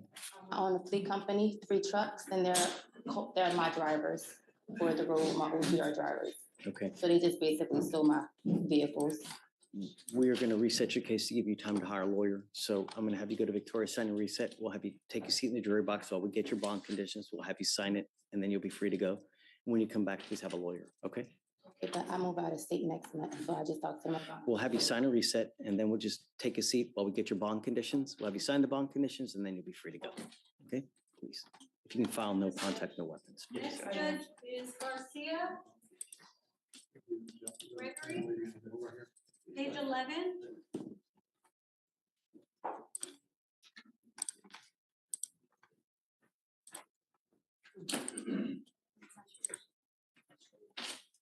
Are you Gregory Garcia? Yes, Your Honor. Mr. Garcia, you're charged with failure to comply with the duty, basically leaving the scene of an accident without exchanging information. You're facing up to 6 months in jail and or a $2,000 fine. We are going to do probable cause. You have the right to remain silent. Anything you say can and will be used against you. You have the right to have an attorney present. If you cannot afford one, one will be appointed to you, sir. Okay. In June 27, 2024, officers were dispatched to a residence regarding an accident FSGI call. Upon arrival, the officers met with the complainant and the witness. The witness stated he was on the balcony when he observed a dark-colored Dodge truck sideswipe the complainant's vehicle that was parked on the side of the road. The witness advised he informed the complainant of the accident, and upon going outside to inspect the vehicle, the striking vehicle and at-fault driver was still on scene. The complainant observed the defendant to be intoxicated due to slurred speech, and the complainant stated the defendant then fled the scene in his vehicle without providing his information. The complainant's vehicle sustained major damage, and the complainant advised it will cost at least $5,000 to repair.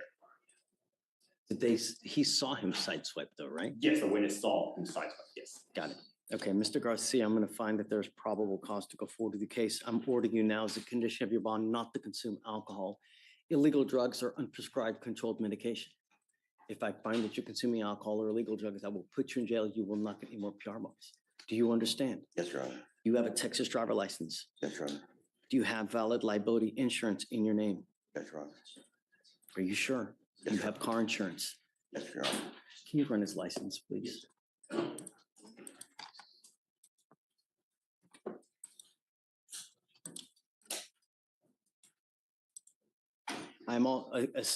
In addition to not consuming alcohol or drugs, I'm also going to order you not to have contact with the complaining witness in this case. If you understand. Okay. Your Honor, he's eligible. All right, so what we're gonna do is I see that you have a lawyer, Yes, sir. correct? They're not here yet, so I guess what we're gonna do is we're just gonna have you take a seat, wait for your lawyer to get here, so that way we can get a good date for you guys, and then I'll have you leave with him or her, okay? Please. Right this way.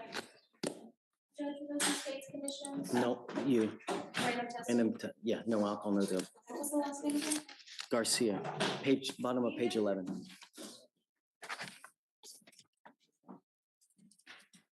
Page 12.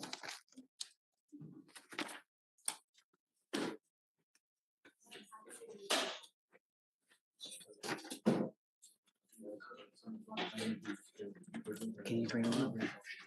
Sir. Mr. Rivas, come forward. Right there.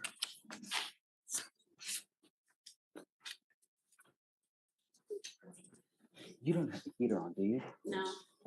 It's one of the blankets. Please, no heater. Thank you so much for coming. Yes, sir. What is the gentleman's name? No first name, street. Oh, is it Gideon? Are you Mr. Gideon? Shh. Mr. Gideon? Yes. Good morning, sir. Mr. Gideon, you are charged with assault of a family member. Do you understand the charge against you? You are facing a year in jail and/or a $4,000 fine. We need to do probable cause. I need to find out what happened. So we're gonna do that real quick. You have the right to remain silent. Anything you say can or will be used against you. Is he okay to understand everything? Yeah? Okay, all right. So we're gonna do that real quick. We'll find out what happened, okay? Yes, Judge. Okay, go slow, Alex, please. No. Stay here, stay here. We need to just find out what happened. Yes, Judge. The complainant and the defendant are mother and son. The officers were dispatched to apartments in Harris County, Texas, in response to a family disturbance. The complainant told the officers that the defendant is diagnosed with mental disabilities and that he is known to wander away from the residence. The defendant was upset because he was not being allowed to leave and grabbed the complainant on the forearm, squeezing it with full strength and causing scratches, bleeding, and pain.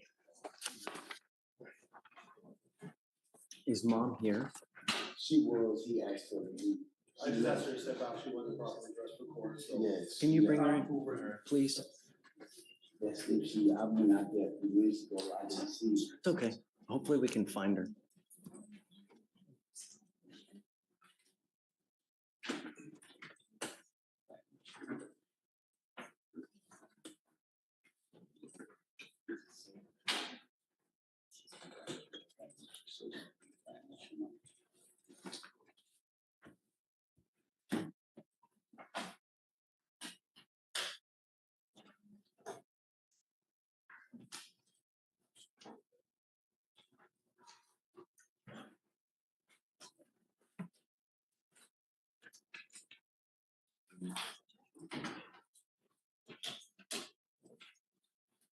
Mind just hanging out with us? I'd like to wait until mom comes, so we left all the way. Do you want to call her? Do you want to call to see if she's, you can use it here. That's fine. Just call her.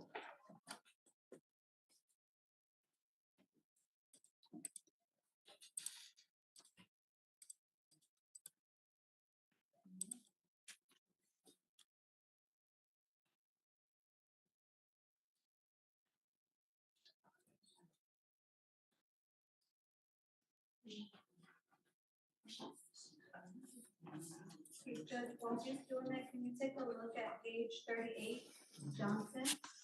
We need a bond set.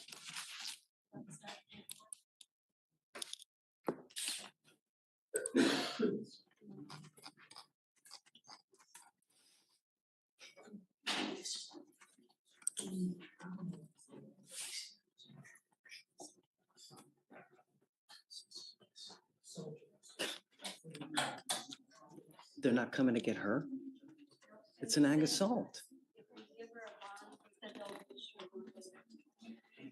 50,000. But, I mean,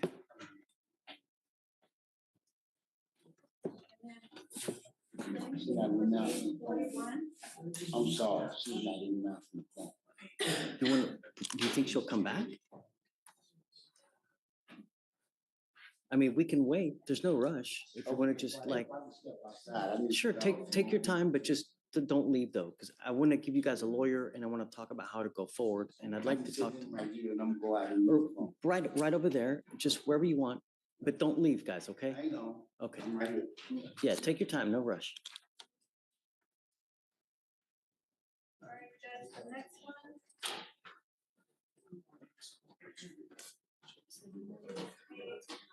Seventeen, Oscar Martinez, come on up.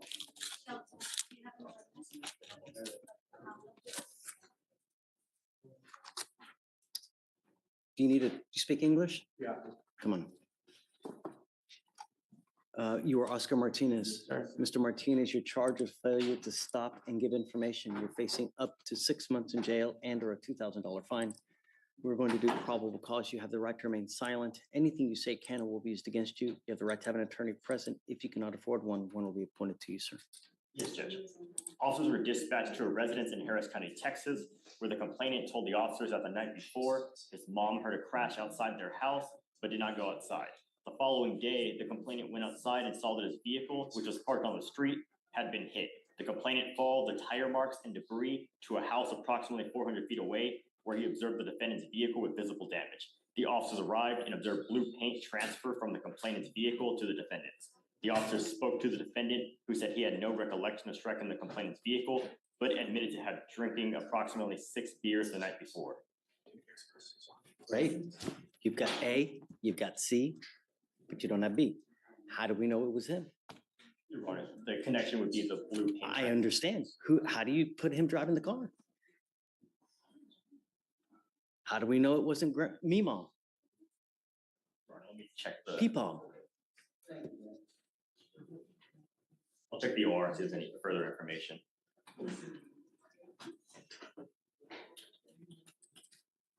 Martinez.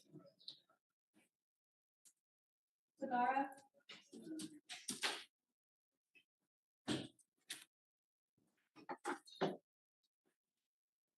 It's an FSGI.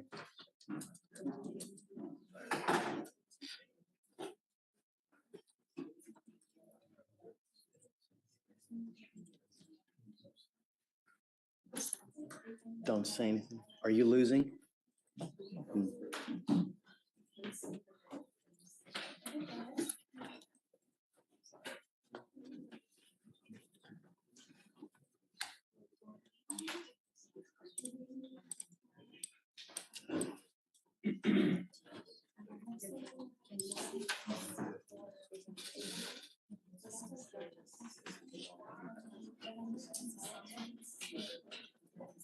Sorry, what was it? Yes, yes.